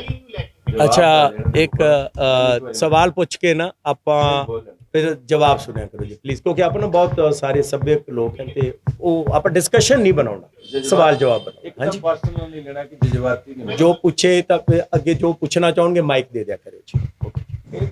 ਕਦੇ ਵੀ ਕਿਸੇ ਜਿਹੜੀ ਚੀਜ਼ ਦਾ ਕੋਈ ਇਸ ਤਰ੍ਹਾਂ ਵਕਤ ਹੁੰਦਾ ਕਿ ਪਹਿਲਾਂ ਕਿਉਂ ਨਹੀਂ ਹੋ ਸਕਦਾ, ਪਹਿਲਾਂ ਅਸੀਂ ਸਾਰੇ ਇਕੱਠੇ ਹੀ ਨਹੀਂ ਹੋ ਸਕੇ, ਇਹ ਵੀ ਇੱਕ ਸਬਬ। ਔਰ 2 ਸਾਲ ਤੋਂ ਤੱਕ ਕਰੋਨਾ ਹੀ ਚੱਲਦਾ ਸੀ ਸਿਸਟਮ, ਹੈ ਨਾ। ਅੰਦੋਲਨ ਤੋਂ ਬਾਅਦ ਜੋ ਪੋਜ਼ਿਟਿਵ ਅੰਦੋਲਨ ਸ਼ੁਰੂ ਹੋ ਗਿਆ, ਹੈ ਨਾ, ਤਾਂ ਵਕਤ ਅੰਦੋਲਨ ਸੀ। ਔਰ ਜਿੰਨਾ ਚਿਰ ਅੰਦੋਲਨ ਚੱਲਦਾ ਉਹਨਾਂ ਚਿਰ ਫਿਰ ਇਹ ਗੱਲ ਹੋ ਨਹੀਂ ਸੀ ਸਕਦੀ। ਪਹਿਲੀ ਜਿੱਤ ਜਿਹੜੀ ਦੇਖੋ, ਲੋਕ ਜਾਗਰੂਕ ਹੋ ਗਏ, ਇਹ ਗੱਲ ਤੁਸੀਂ ਮੰਨਦੇ ਹੋ, ਉਹ ਹੋ ਗਏ। ਉਸ ਤੋਂ ਬਾਅਦ ਉਹ ਅੰਦੋਲਨ ਜਿੱਤਿਆ, ਫਤਵਾ ਮਿਲ ਗਿਆ, ਹੁਣ ਇਹ ਅਗਲਾ ਸਟੈਪ ਹੈ। ਔਰ ਦੂਜੀ ਗੱਲ ਇਹ ਹੈ ਕਿ ਜ਼ਰੂਰੀ ਨਹੀਂ ਕਿ ਬਹੁਤ ਪਹਿਲਾਂ ਹੀ ਰੌਲਾ ਪੈ ਜਾਵੇ। ਅੱਜ ਕੱਲ੍ਹ ਤਾਂ ਤੁਹਾਡਾ ਮੀਡੀਆ ਦੇਖੋ ਕਿੰਨੇ, ਹੁਣ ਜਿਹੜੀਆਂ ਆਪਾਂ ਗੱਲਾਂ ਕਰਦੇ ਹਾਂ ਸ਼ਾਮ ਨੂੰ ਪੂਰੀ ਦੁਨੀਆ 'ਚ ਪਹੁੰਚ ਜਾਂਦੀ, ਤਾਂ ਕੋਈ ਜ਼ਰੂਰੀ ਨਹੀਂ ਉਹਦੇ ਲਈ ਆਪਾਂ ਬਹੁਤ ਪਹਿਲਾਂ ਕਰਦੇ, ਸਬੱਬ ਹੀ ਹੁਣ ਬਣਿਆ। ਮਤਲਬ ਇਹ ਸਮਝ ਲਓ ਕਿ ਇਸ ਤਰ੍ਹਾਂ ਦੀ ਸੋਚ ਦਾ ਇਕੱਠੀ ਹੋਣ ਦਾ ਵਕਤ ਹੀ ਹੋਣਾ ਹੈ। ਵਕਤ ਜੇ ਆਪਾਂ ਆਸ ਤੱਕ ਫਿਰ ਆਪਾਂ ਕਹਿੰਦੇ ਕੁਦਰਤ ਮੁਕਰਰ ਕਰ ਦਈਏ, ਫਿਰ ਕੁਦਰਤ ਦੀ ਵਿਧੀ ਹੈ, ਸ਼ਾਇਦ ਆਪਾਂ ਹੁਣ ਸਾਰੇ ਇਕੱਠੇ ਹੋ ਗਏ। ਔਰ ਕਦੇ ਵੀ ਕੋਈ ਚੀਜ਼ ਲੇਟ ਨਹੀਂ ਹੁੰਦੀ। ਹੋ ਸਕਦਾ ਹੈ ਜੇ ਹੁਣ ਤੋਂ ਬਹੁਤ ਪਹਿਲਾਂ ਆ ਜਾਂਦੇ ਬਹੁਤ ਚੀਜ਼ਾਂ ਰਹਿ ਜਾਂਦੀਆਂ, ਸ਼ਾਇਦ ਹੁਣ ਨਿਚੋੜ ਨਿਕਲ ਗਿਆ। ਸੋ ਇਹ ਇੱਕ ਸਬੱਬ ਬਣ ਗਿਆ। ਔਰ ਇੱਕ ਕਿਸਾਨ ਅੰਦੋਲਨ ਤੋਂ ਬਾਅਦ ਜੋ ਪੋਜ਼ਿਟਿਵਿਟੀ ਆਈ ਨਾ, ਉਹਨੂੰ ਸਹੀ ਪਾਸੇ ਉਹਦਾ ਸਦਉਪਯੋਗ ਐਂ ਹੋ ਸਕਦਾ। ਇਹ ਸ਼ਾਇਦ ਕਿਸਾਨ ਅੰਦੋਲਨ ਪਹਿਲਾਂ ਨਹੀਂ ਸੀ ਸਾਡਾ। ਜੋ ਅਸੀਂ ਕਿਸਾਨ ਅੰਦੋਲਨ 'ਚ ਜਾ ਰਹੇ ਸੀ ਉਹਦਾ ਸਭ ਤੋਂ ਵੱਡੀ ਵਜ੍ਹਾ ਆ ਸੀ ਦੋਸਤ। ਇਸ ਕਰਕੇ ਨਹੀਂ, ਨੋ ਡਾਊਟ ਸਾਰੀ ਦੁਨੀਆ ਗਈ। ਮੈਨੂੰ ਜੋ ਉੱਥੇ ਪੋਜ਼ਿਟਿਵਿਟੀ ਨਜ਼ਰ ਆ ਰਹੀ ਸੀ ਕਿ ਇਹਨੂੰ ਸਹੀ ਪਾਸੇ ਲਾ ਲਈਏ। ਜਿਹੜੀਆਂ ਗੱਲਾਂ ਅਸੀਂ ਚਾਹ ਕੇ ਵੀ ਨਹੀਂ ਸਮਝਾ ਪਾ ਰਹੇ ਸੀ ਉਹ ਅੰਦੋਲਨ ਨੇ ਸਮਝਾਤੀਆਂ, ਬਟ ਉਹਨੂੰ ਯੂਟਿਲਾਈਜ਼ ਕਰ ਸਕੀਏ। That's the main thing. Please Mann Sahib, ਤੁਸੀਂ ਕਿਹਾ ਹੈ ਕਿ ਜਿਹੜੀ ਪਾਰਟੀ ਤੁਹਾਡੇ ਏਜੰਡੇ ਨਾਲ ਸਹਿਮਤ ਹੋਊਗੀ ਤੁਸੀਂ ਉਸ ਸਪੋਰਟ ਕਰੋਗੇ, ਜਿਹੜੀ ਸਹਿਮਤ ਨਹੀਂ ਹੋਊਗੀ ਤੁਸੀਂ ਉਹਦਾ ਵਿਰੋਧ ਕਰੋਗੇ। ਇਲੈਕਸ਼ਨ ਦਾ ਦੌਰ ਹੈ ਜੀ, ਇਸ ਵੇਲੇ ਤਾਂ ਜੋ ਕਹਿ ਦੋਗੇ ਸਿਆਸਤ ਐਸੀ ਹੈ ਕਿ ਹਰ ਇੱਕ ਪਾਰਟੀ ਕਹੇਗੀ ਕਿ ਅਸੀਂ ਸਹਿਮਤ ਹਾਂ, ਚੂਜ਼ ਕਿਵੇਂ ਕਰੋਗੇ? ਤੁਸੀਂ ਏਜੰਡਾ ਤੁਹਾਡੇ ਹੱਥ ਚਾਹੀਦੇ ਐਂਡ ਤੇ ਵੇਖਿਓ ਜੇ ਅਸੀਂ ਕੁਝ ਗਾਈਡਲਾਈਨਸ ਦਿੱਤੀਆਂ ਨੇ। ਮੈਨੂੰ ਬਹੁਤ ਸਾਰੇ ਜੋ ਹਤੈਸ਼ੀ ਲੋਕ ਸੀ ਉਹਨਾਂ ਨੇ ਕਿਹਾ ਸੀ ਕਿ ਪਾਰਟੀਆਂ ਤਾਂ ਇਹੋ ਜਿਹੀਆਂ ਹੈ, ਉਹ ਕਹਿਣਗੇ ਤੁਹਾਡੇ ਫੁੱਲ ਸਟਾਪ ਵੀ ਨਹੀਂ ਬਦਲਨੇ, ਅਸੀਂ ਤੁਹਾਡਾ ਕੌਮਾ ਵੀ ਨਹੀਂ ਬਦਲਣਾ। ਪਰ ਜੇ ਤੁਸੀਂ ਉਹਦੇ ਐਂਡ 'ਚ ਪੜ੍ਹੋਗੇ ਉਹ 'ਚ ਲਿਖਿਆ ਸੀ ਐਫੀਡੇਵਿਟ ਤੋਂ ਲੈ ਕੇ ਕਾਨੂੰਨੀ ਆਧਾਰ ਇਲੈਕਸ਼ਨ ਕਮਿਸ਼ਨ ਦਾ ਤਰੀਕਾ ਹੈ ਕਿ ਇਹਨੂੰ ਬਣਾਇਆ ਜਾਵੇ ਕਿ ਪਾਰਟੀਆਂ ਲਈ ਇਹ ਲੀਗਲ ਦਸਤਾਵੇਜ਼ ਬਣੇ। ਬਟ ਉਹ ਤਾਂ ਜਦੋਂ ਉਹ ਬਣਾਉਣਗੇ ਅਸੀਂ ਆਨੇ ਆ ਕਿ ਤੁਸੀਂ ਦੇਖੋ, ਸਭ ਤੋਂ ਵੱਡੀ ਕਚਹਿਰੀ ਪਤਾ ਕਿਹਦੀ ਹੁੰਦੀ ਦੋਸਤ? ਲੋਕਾਂ ਦੀ। ਅਸੀਂ ਕਹਿ ਰਹੇ ਹਾਂ ਲੋਕਾਂ ਨਾਲ ਪ੍ਰੋਮਿਸ ਕਰੋ, ਲਿਖ ਕੇ ਦਿਓ। ਇਹ 'ਚ ਪੂਰੀ ਉਹਦੀ ਫਾਰਮੈਲਿਟੀ ਲਿਖੀ ਹੈ ਕਿ ਇੱਕ ਤਾਂ ਪ੍ਰਾਈਵੇਟ ਜਿੰਨੇ ਵੀ ਇੰਡੀਵਿਜੂਅਲ MLA ਹੋਣਗੇ, MLA ਤਾਂ ਬਾਅਦ 'ਚ ਬਣ ਗਏ, ਕੈਂਡੀਡੇਟ ਹੋਣਗੇ, ਹਲਫਨਾਮਾ ਦੇਣਗੇ ਕਿ ਅਸੀਂ ਇਸ ਏਜੰਡੇ ਨਾਲ ਸਹਿਮਤ ਹਾਂ। ਜੇ ਅਸੀਂ ਇਹ ਪੂਰਾ ਨਾ ਕਰ ਪਾਏ, ਉਹਦਾ ਇੱਕ ਪੂਰਾ ਮੈਕੈਨਿਜ਼ਮ ਦਿੱਤਾ ਹੈ ਕਿ 60% ਤੋਂ ਉੱਤੇ 66% ਤੋਂ ਉੱਤੇ ਕੋਈ ਵੀ ਗ੍ਰਾਮ ਸਭਾ ਜਾਂ ਨਗਰ ਸਭਾਵਾਂ ਮਤਾ ਪਾ ਦਿੰਦੀਆਂ ਨੇ ਅਗਰ ਕਿ ਇਸ ਬੰਦੇ ਨੇ 2 ਸਾਲ ਤੱਕ ਇਹਨੂੰ ਮੌਕਾ ਮਿਲਿਆ, ਇਹਨਾਂ ਨੇ ਕੰਮ ਸਹੀ ਨਹੀਂ ਕੀਤਾ, ਤਾਂ ਉਹ ਕਮਿਟ ਕਰੂਗਾ ਆਪਦੇ ਹਲਫਨਾਮੇ 'ਚ ਕਿ ਮੈਂ ਅਸਤੀਫਾ ਦੇਊਂਗਾ। ਜੇ ਉਹ ਨਹੀਂ ਦੇਊਗਾ ਉਦੋਂ ਤਾਂ ਉਹ ਲੋਕ ਉਹਦਾ ਵਿਰੋਧ ਕਰਨਗੇ, ਜਿਵੇਂ ਹੁਣ ਹੋ ਰਿਹਾ। ਅਸੀਂ ਉਹਦੀ ਅਗਵਾਈ ਕਰਾਂਗੇ। ਨਾਲ ਪਾਰਟੀ ਦੇ ਲਈ ਵੀ ਕੀਤਾ, ਕਿਉਂਕਿ ਪ੍ਰਾਈਵੇਟ ਇੰਡੀਵਿਜੂਅਲ ਕਈ ਵਾਰੀ ਪਾਲਿਸੀਆਂ ਦੇ ਉੱਤੇ ਜ਼ਿਆਦਾ ਨਹੀਂ ਕਰ ਪਾਉਂਦੇ। ਪਾਰਟੀ ਦੇ ਉੱਤੇ ਕੀਤਾ ਕਿ ਉਹਦਾ ਪ੍ਰੈਜ਼ੀਡੈਂਟ ਪੂਰੀ ਪਾਰਟੀ ਦੇ ਬਿਹਾਫ ਤੇ ਇਹ ਲੋਕਾਂ ਨਾਲ ਪ੍ਰੋਮਿਸ ਕਰੂਗਾ ਔਰ ਸਾਨੂੰ ਵੀ ਲਿਖ ਕੇ ਦੇਊਗਾ, ਫਿਰ ਅਸੀਂ ਉਹਦੀ ਸਪੋਰਟ ਕਰਾਂਗੇ। ਜੇ ਇੰਨਾ ਕਰਦੇ ਨੇ, ਤੁਸੀਂ ਇਹ ਵੀ ਕਹਿ ਸਕਦੇ ਹੋ ਕਿ ਇਸ ਤੋਂ ਬਾਅਦ ਵੀ ਮੁੱਕਰ ਸਕਦੇ ਆ, ਤੇ ਯਾਰ ਫਿਰ ਤਾਂ ਹੁਣ ਮੁੱਕਰ ਤਾਂ ਸਕਦੇ ਨੇ, ਫਿਰ ਆਪਾਂ ਲੋਕਾਂ ਸਾਹਮਣੇ ਤਾਂ ਆਜੂ ਨਾ ਗੱਲ। ਕੁਛ ਤਾਂ ਕਰਨਾ ਪਊ ਨਾ ਆਪਾਂ ਨੂੰ, ਕਿਸੇ ਦੇ ਆ ਕੇ ਤਾਂ ਰੁਕਣਾ ਹੀ ਪਊ ਨਾ। ਪਏ ਤਾਂ ਨਹੀਂ। ਅਸਲ 'ਚ ਕੀ ਹੈ, ਤੁਹਾਡੀ ਤੇ ਸਾਰੇ ਬਾਕੀਆਂ ਦੀ ਇੱਕ ਇਹ ਮਜਬੂਰੀ ਬਣ ਗਈ ਹੈ ਕਿ ਇਹਨਾਂ ਦੇ ਭਰੋਸਾ ਅਸੀਂ ਕਰ ਹੀ ਨਹੀਂ ਸਕਦੇ, ਇੰਨੇ ਝੂਠ ਬੋਲੇ ਨੇ। ਬਟ ਇਹਦਾ ਬਹਾਨਾ ਲਾ ਕੇ ਹੁਣ ਅਸੀਂ ਕਹੀਏ ਨਹੀਂ ਜੀ ਸਾਨੂੰ ਵੋਟ ਪਾ ਦਿਓ, ਇਹਨਾਂ ਨੇ ਤਾਂ ਹੀ ਕਰਨਾ, ਇਹ ਵੀ ਠੀਕ ਨਹੀਂ ਗਾ। ਮੌਕਾ ਤਾਂ ਦੇਣਾ ਚਾਹੀਦਾ ਨਾ। ਤੇ ਜਿੱਥੇ ਲੋਕਾਂ ਦੀ ਕਚਹਿਰੀ 'ਚ ਗੱਲ ਆਊਗੀ ਤਾਂ ਫਿਰ ਆਵਾਜ਼ੇ ਖਲਕਤ ਨਗਾੜਾ ਹੈ ਖੁਦਾ, ਫਿਰ ਇਹ ਜੇ ਲੋਕ ਪਰਮਾਨੈਂਟਲੀ ਆਊਟ ਹੋ ਜਾਣਗੇ, ਲੋਕਾਂ ਦੇ ਵਿੱਚੋਂ ਖਤਮ ਹੋ ਜਾਣਗੇ। ਇੱਕ ਮਾਈਕ ਯਾਰ ਤੁਸੀਂ ਬੇਟਾ ਮਾਈਕ ਲੈ ਲਿਆ ਕਰੋ। अच्छा वारी वारी ले लें, थोड़े कोले भेज दे, एक माइक और दीजिएगा। एजेंडे ਦੀ ਗੱਲ ਕੀਤੀ ਹੈ ਤੁਸੀਂ, ਅੱਜ ਨਵਜੋਤ ਸਿੰਘ ਸਿੱਧੂ ਵੀ ਲਗਾਤਾਰ ਕਹਿ ਰਹੇ ਨੇ ਇਸ ਵਾਰ ਦੇ ਚੋਣਾਂ ਏਜੰਡੇ ਦੇ ਸਿਰ ਤੇ ਲੜੀਆਂ ਜਾਣਗੀਆਂ, ਤੁਸੀਂ ਉਹਨਾਂ ਦੇ ਨਾਲ ਕੋਈ ਗੱਲਬਾਤ ਕਰੋਗੇ? पता क्या लाइव चल रहा है, माइक एक रख ली। हाँ जी बोल दो। ਨਵਜੋਤ ਸਿੰਘ ਸਿੱਧੂ ਏਜੰਡੇ ਦੀ ਗੱਲ ਕਰ ਰਹੇ ਨੇ ਕਿ ਇਸ ਵਾਰ ਦੀਆਂ ਜਿਹੜੀਆਂ ਚੋਣਾਂ ਨੇ ਏਜੰਡੇ ਦੇ ਸਿਰ ਤੇ ਲੜੀਆਂ ਜਾਣਗੀਆਂ, ਤੁਸੀਂ ਉਹਨਾਂ ਨਾਲ ਇਹ ਏਜੰਡਾ ਲੈ ਕੇ ਜਾਓਗੇ ਕਿ ਗੱਲਬਾਤ ਕਰੋਗੇ? ਨਵਜੋਤ ਸਿੱਧੂ ਦਾ ਕਿਹੜਾ ਏਜੰਡਾ ਮੈਂ ਪੜਿਆ ਨਹੀਂ ਹਾਲ ਤੱਕ। ਉਹ ਕਹਿ ਰਹੇ ਨੇ ਬਿਨਾਂ ਚਰਚਾ ਕਰਵਾਗੇ। ਨਾ ਚਰਚਾ ਕਿਉਂ, ਅਸੀਂ ਵੀ ਕਹਿ ਸਕਦੇ ਚਰਚਾ, ਅਸੀਂ ਤਾਂ ਲੈ ਕੇ ਆ ਗਏ ਨਾ ਸਾਹਮਣੇ, ਆ ਲਿਖਤਾ। ਔਰ ਕਮਾਲ ਦੀ ਗੱਲ ਇਹ ਹੈ ਕਿ ਨਵਜੋਤ ਸਿੱਧੂ ਹੋਰਾਂ ਦੀ ਤਾਂ ਸਰਕਾਰ ਹੈ, ਉਹਨਾਂ ਨੂੰ ਤਾਂ ਲਾਗੂ ਕਰਨ ਵਾਲੇ ਜਾਣਾ ਚਾਹੀਦਾ ਜਾਂ ਚਰਚਾ ਕਰਨ 'ਚ, ਉਹਨਾਂ ਨੂੰ ਤਾਂ ਲਾਗੂ ਕਰਨਾ ਚਾਹੀਦਾ ਨਾ। ਔਰ ਪਿਛਲੇ 5 ਸਾਲ ਤੋਂ ਉਹਨਾਂ ਦੀ ਸਰਕਾਰ ਹੈ ਨਾ ਜੀ, ਤੇ ਲਾਗੂ ਕਰੋ। ਬਹੁਤ ਅੱਛੀ ਗੱਲ ਹੈ ਜੇ ਕਰੋਗੇ ਤਾਂ। ਅਗਲੀ ਆਉਣ ਵਾਲੀ ਗੱਲ ਕਰ ਰਹੇ ਨਹੀਂ ਅਸੀਂ ਕਿਵੇਂ ਇਤਬਾਰ ਕਰ ਲਈਏ? ਤੁਸੀਂ ਜੋ ਹੋਣਾ ਤੁਹਾਡੇ ਕੋਲੇ ਹਜੇ ਵੀ ਮਹੀਨਾ ਹੁਣ ਹੀ ਕਰ ਦਿਓ ਕੁਛ। ਪਤਾ ਕੀ ਹੋ ਰਿਹਾ, ਨਾਰਿਆਂ ਦੇ ਪਿੱਛੇ ਜਾਣਾ ਬੇਵਕੂਫੀ ਹੈ। ਇਹ ਮੈਨੂੰ ਲੱਗਦਾ ਗਰੀਬੀ ਹਟਾਓ ਤੋਂ ਸ਼ੁਰੂ ਹੋਇਆ ਸੀ, ਗਰੀਬੀ ਹਟਾਤੇ ਸੀ, ਉਦੋਂ ਤੋਂ ਚੱਲਿਆ ਕੰਮ। ਮੈਂ ਇੱਕ ਵਾਰੀ ਗੱਲ ਸਾਰਿਆਂ ਨੂੰ ਕਹੂੰਗਾ, ਨਾਰਿਆਂ ਪਿੱਛੇ ਨਾ ਜਾਇਓ ਜੀ, ਇਹ ਭਰਮਾਉਣ ਦਾ ਤਰੀਕਾ ਹੈ। ਪਾਲਿਸੀਆਂ ਦੇ ਪਿੱਛੇ ਜਾਓ ਔਰ ਉਹ ਵੀ ਬੋਲਣ 'ਚ ਨਹੀਂ, ਲਿਖ ਕੇ ਕਮਿਟਮੈਂਟ ਕਰੋ ਆ ਕੇ ਕਿ ਹੈਲਥ ਦੀ ਆਹ ਪਾਲਿਸੀ ਹੋਊ, ਐਜੂਕੇਸ਼ਨ ਆ ਹੋਊ। ਜੇ ਉਹ ਕਹਿ ਰਹੇ ਨੇ ਨਾ ਸੈਂਡ, ਐਲਾਨ ਹੋਏ ਆ ਨਾ, ਜਰਾ ਟਰਾਲੀ ਲੈ ਕੇ ਜਾਓ ਕਿੰਨੇ ਚ ਮਿਲ ਰਿਹਾ ਰੇਤਾ, ਲੱਗ ਜੂ ਪਤਾ। ਅਸੀਂ ਕਹਿ ਰਹੇ ਹਾਂ ਆਪਦੇ ਏਜੰਡੇ 'ਚ ਰੇਤ ਮੁਫਤ ਹੋਣੀ ਚਾਹੀਦੀ ਹੈ, ਮੁਫਤ ਹੋਣੀ ਚਾਹੀਦੀ ਹੈ, ਹਰ ਇੱਕ ਨੂੰ ਮੁਫਤ ਮਿਲਣੀ ਚਾਹੀਦੀ। ਪਹਿਲਾਂ ਮੁਫਤ ਮਿਲਦੀ ਸੀ, ਹੁਣ ਤੁਸੀਂ ਕਹੋਗੇ ਕਿੰਨਾ ਰੈਵਨਿਊ ਆ ਪਤਾ ਤੁਹਾਨੂੰ? ਮੈਨੂੰ ਲੱਗਦਾ 300-400 ਕਰੋੜ ਰੁਪਇਆ ਇੰਨਾ ਜੀ ਸੈਂਡ ਦਾ, ਕਿਉਂ ਅਮੀਰ ਸਿੰਘ ਜੀ? 300-400 ਕਰੋੜ ਰੈਵਨਿਊ ਆ ਸਿਰਫ, ਉਹਦਾ ਤੁਸੀਂ ਟੈਕਸ ਲਾ ਕੇ ਕਰ ਸਕਦੇ ਹੋ। ਅਸੀਂ ਉਹ ਪ੍ਰੋਵੀਜ਼ਨ ਕੀਤਾ ਇਹਦੇ ਵਿੱਚ, ਸੈਂਡ ਮੁਫਤ ਕਰੋ ਔਰ ਉਹਦਾ ਪ੍ਰੋਵੀਜ਼ਨ ਕੀਤਾ। ਪਰ ਤੁਸੀਂ ਕੀ ਹੈ, ਤੁਸੀਂ ਕਰਪਸ਼ਨ ਦੇ ਤਰੀਕੇ ਬਣਾ ਰੱਖੇ, ਚਾਹੇ ਕੋਈ ਵੀ ਸਰਕਾਰ ਹੋਵੇ। ਸੈਂਡ ਦੇ ਵਿੱਚ ਕੀ ਹੋਇਆ, ਸ਼ਰਾਬ ਦੇ ਵਿੱਚ ਕੀ ਹੋਇਆ, ਆਪਾਂ ਦੇਖ ਚੁੱਕੇ ਹਾਂ। ਸੁਖਰਾਵਰਨ ਉਹਨਾਂ ਨੇ ਪੁੱਛਣਾ ਕੁਛ। ਅੱਛਾ ਪਲੀਜ਼ ਕੱਲਾ ਮੈਨੂੰ ਨਾ ਇਨਵੋਲਵ ਰੱਖਿਓ ਜੀ, ਸਾਰੇ ਬੰਦੇ ਇਹਨਾਂ ਚੀਜ਼ਾਂ ਤੋਂ ਵਾਕਿਫ ਨੇ, ਸੋ ਸਾਰਿਆਂ ਤੋਂ।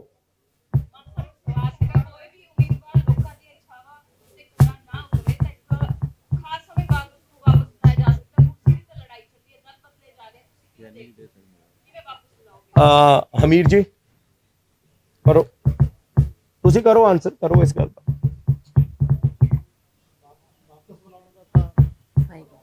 ਮਾਈਕ ਔਨ ਕਰ ਲਿਓ।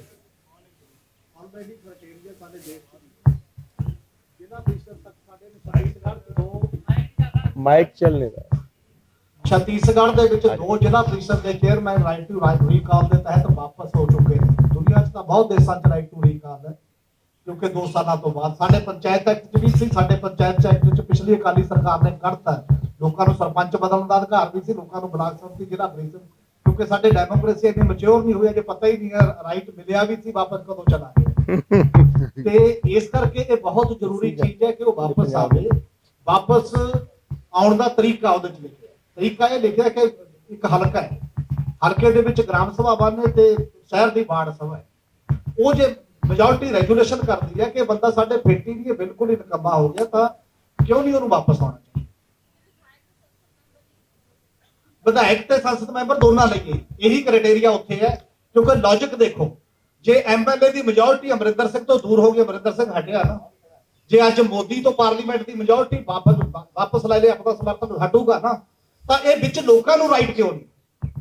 ਜੇ ਵਿਧਾਇਕਾਂ ਨੂੰ ਇਹ ਹੱਕ ਹੈ, ਜੇ ਐਮਪੀ ਨੂੰ ਇਹ ਹੱਕ ਹੈ, ਤਾਂ ਲੋਕਾਂ ਨੂੰ ਵੀ ਤਾਂ ਹੱਕ ਹੋਣਾ ਚਾਹੀਦਾ ਕਿ ਜਿਹੜਾ ਉਹਨਾਂ ਨੇ ਚੁਣਿਆ ਹੈ ਉਹਨੂੰ ਵਾਪਸ ਬੁਲਾਉਣ ਦਾ ਹੱਕ ਹੋਣਾ ਚਾਹੀਦਾ। ਪਤਾ ਕੀ, ਜੋ ਤੁਸੀਂ ਪੁੱਛ ਰਹੇ ਹੋ ਨਾ, ਉਹਦਾ ਕਾਨੂੰਨੀ ਰੂਪ ਜ਼ਿਲ੍ਹਾ ਪ੍ਰੀਸ਼ਦ ਦੇ ਵਿੱਚ ਹੈਗਾ। ਕਮਾਲ ਦੀ ਗੱਲ ਇਹ ਹੈ ਕਿ ਸਾਡੇ ਪੰਜਾਬ 'ਚ ਜਦੋਂ ਉਹ ਰੂਲ ਆਇਆ ਤਾਂ ਅਸੀਂ ਉਹ ਚੀਜ਼ ਮਾਈਨਸ ਕਰ ਲਈ ਵਿੱਚੋਂ।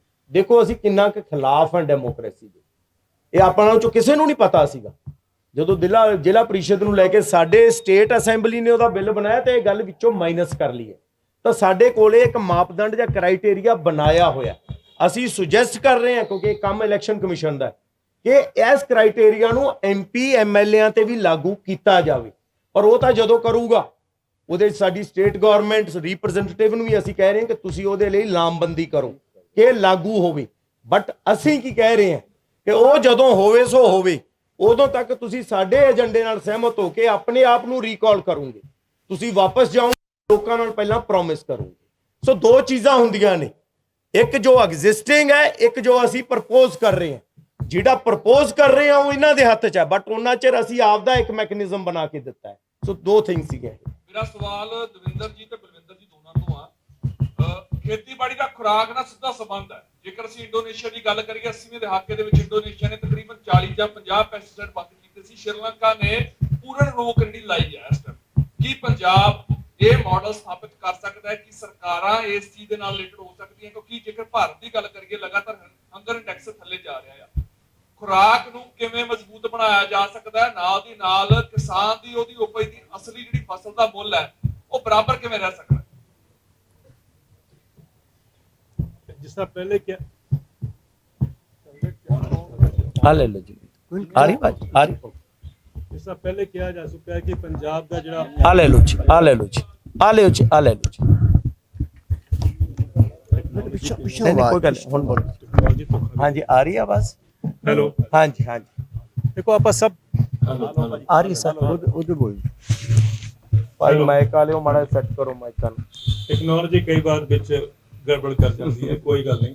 ਦੇਖੋ ਇਹ ਬਹੁਤ ਬੜਾ ਇਸ਼ੂ ਹੈ ਤੁਸੀਂ ਉਠਾਇਆ ਹੈਗਾ, ਕਿਉਂਕਿ ਹੁਣੀ ਜਿਹੜਾ ਕਿਸਾਨਾਂ ਦੀ ਮੂਵਮੈਂਟ 'ਚ ਅਸੀਂ ਬਾਹਰ ਨਿਕਲ ਕੇ ਆਏ ਹੈਗੇ ਆ, ਇਹ ਸਾਨੂੰ ਹੁਣ ਸੋਚਣਾ ਹੈਗਾ ਕਿ ਅੱਗੇ ਕੀ, ਔਰ ਤੁਹਾਡਾ ਸਵਾਲ ਅੱਗੇ ਕੀ ਵਾਲਾ ਹੈਗਾ। ਔਰ ਤੁਸੀਂ ਪਹਿਲੇ ਕਿਹਾ ਕਿ ਇੰਡੋਨੇਸ਼ੀਆ ਵਿੱਚ ਹੋਇਆ ਸੀਗਾ, ਮੈਨੂੰ ਲੱਗਦਾ ਕਿ ਪਤਾ ਨਹੀਂ ਬਾਕੀ ਨੂੰ ਕਿੰਨਾ ਕੁ ਪਤਾ ਹੈ ਇਸ ਐਗਜ਼ਾਮਪਲ ਦਾ, ਕਿ ਇੰਡੋਨੇਸ਼ੀਆ 'ਚ ਇੱਕ ਵਾਰੀ ਇੱਕ ਬਿਮਾਰੀ ਆ ਗਈ ਪੈਡੀ ਤੇ, ਝੋਨੇ ਤੇ ਬਿਮਾਰੀ ਆ ਗਈ, ਉਹਦਾ ਕੋਈ ਇਲਾਜ ਨਹੀਂ ਸੀਗਾ। ਤੇ ਇੰਡੋਨੇਸ਼ੀਆ ਦੇ ਰਾਸ਼ਟਰਪਤੀ ਨੇ ਉਸ ਟਾਈਮ ਇੱਕ SOS ਭੇਜਿਆ ਸੀ ਦੁਨੀਆ ਨੂੰ ਕਿ ਵੀ ਮੇਰੇ ਕਿਸਾਨਾਂ ਨੂੰ ਬਚਾਓ।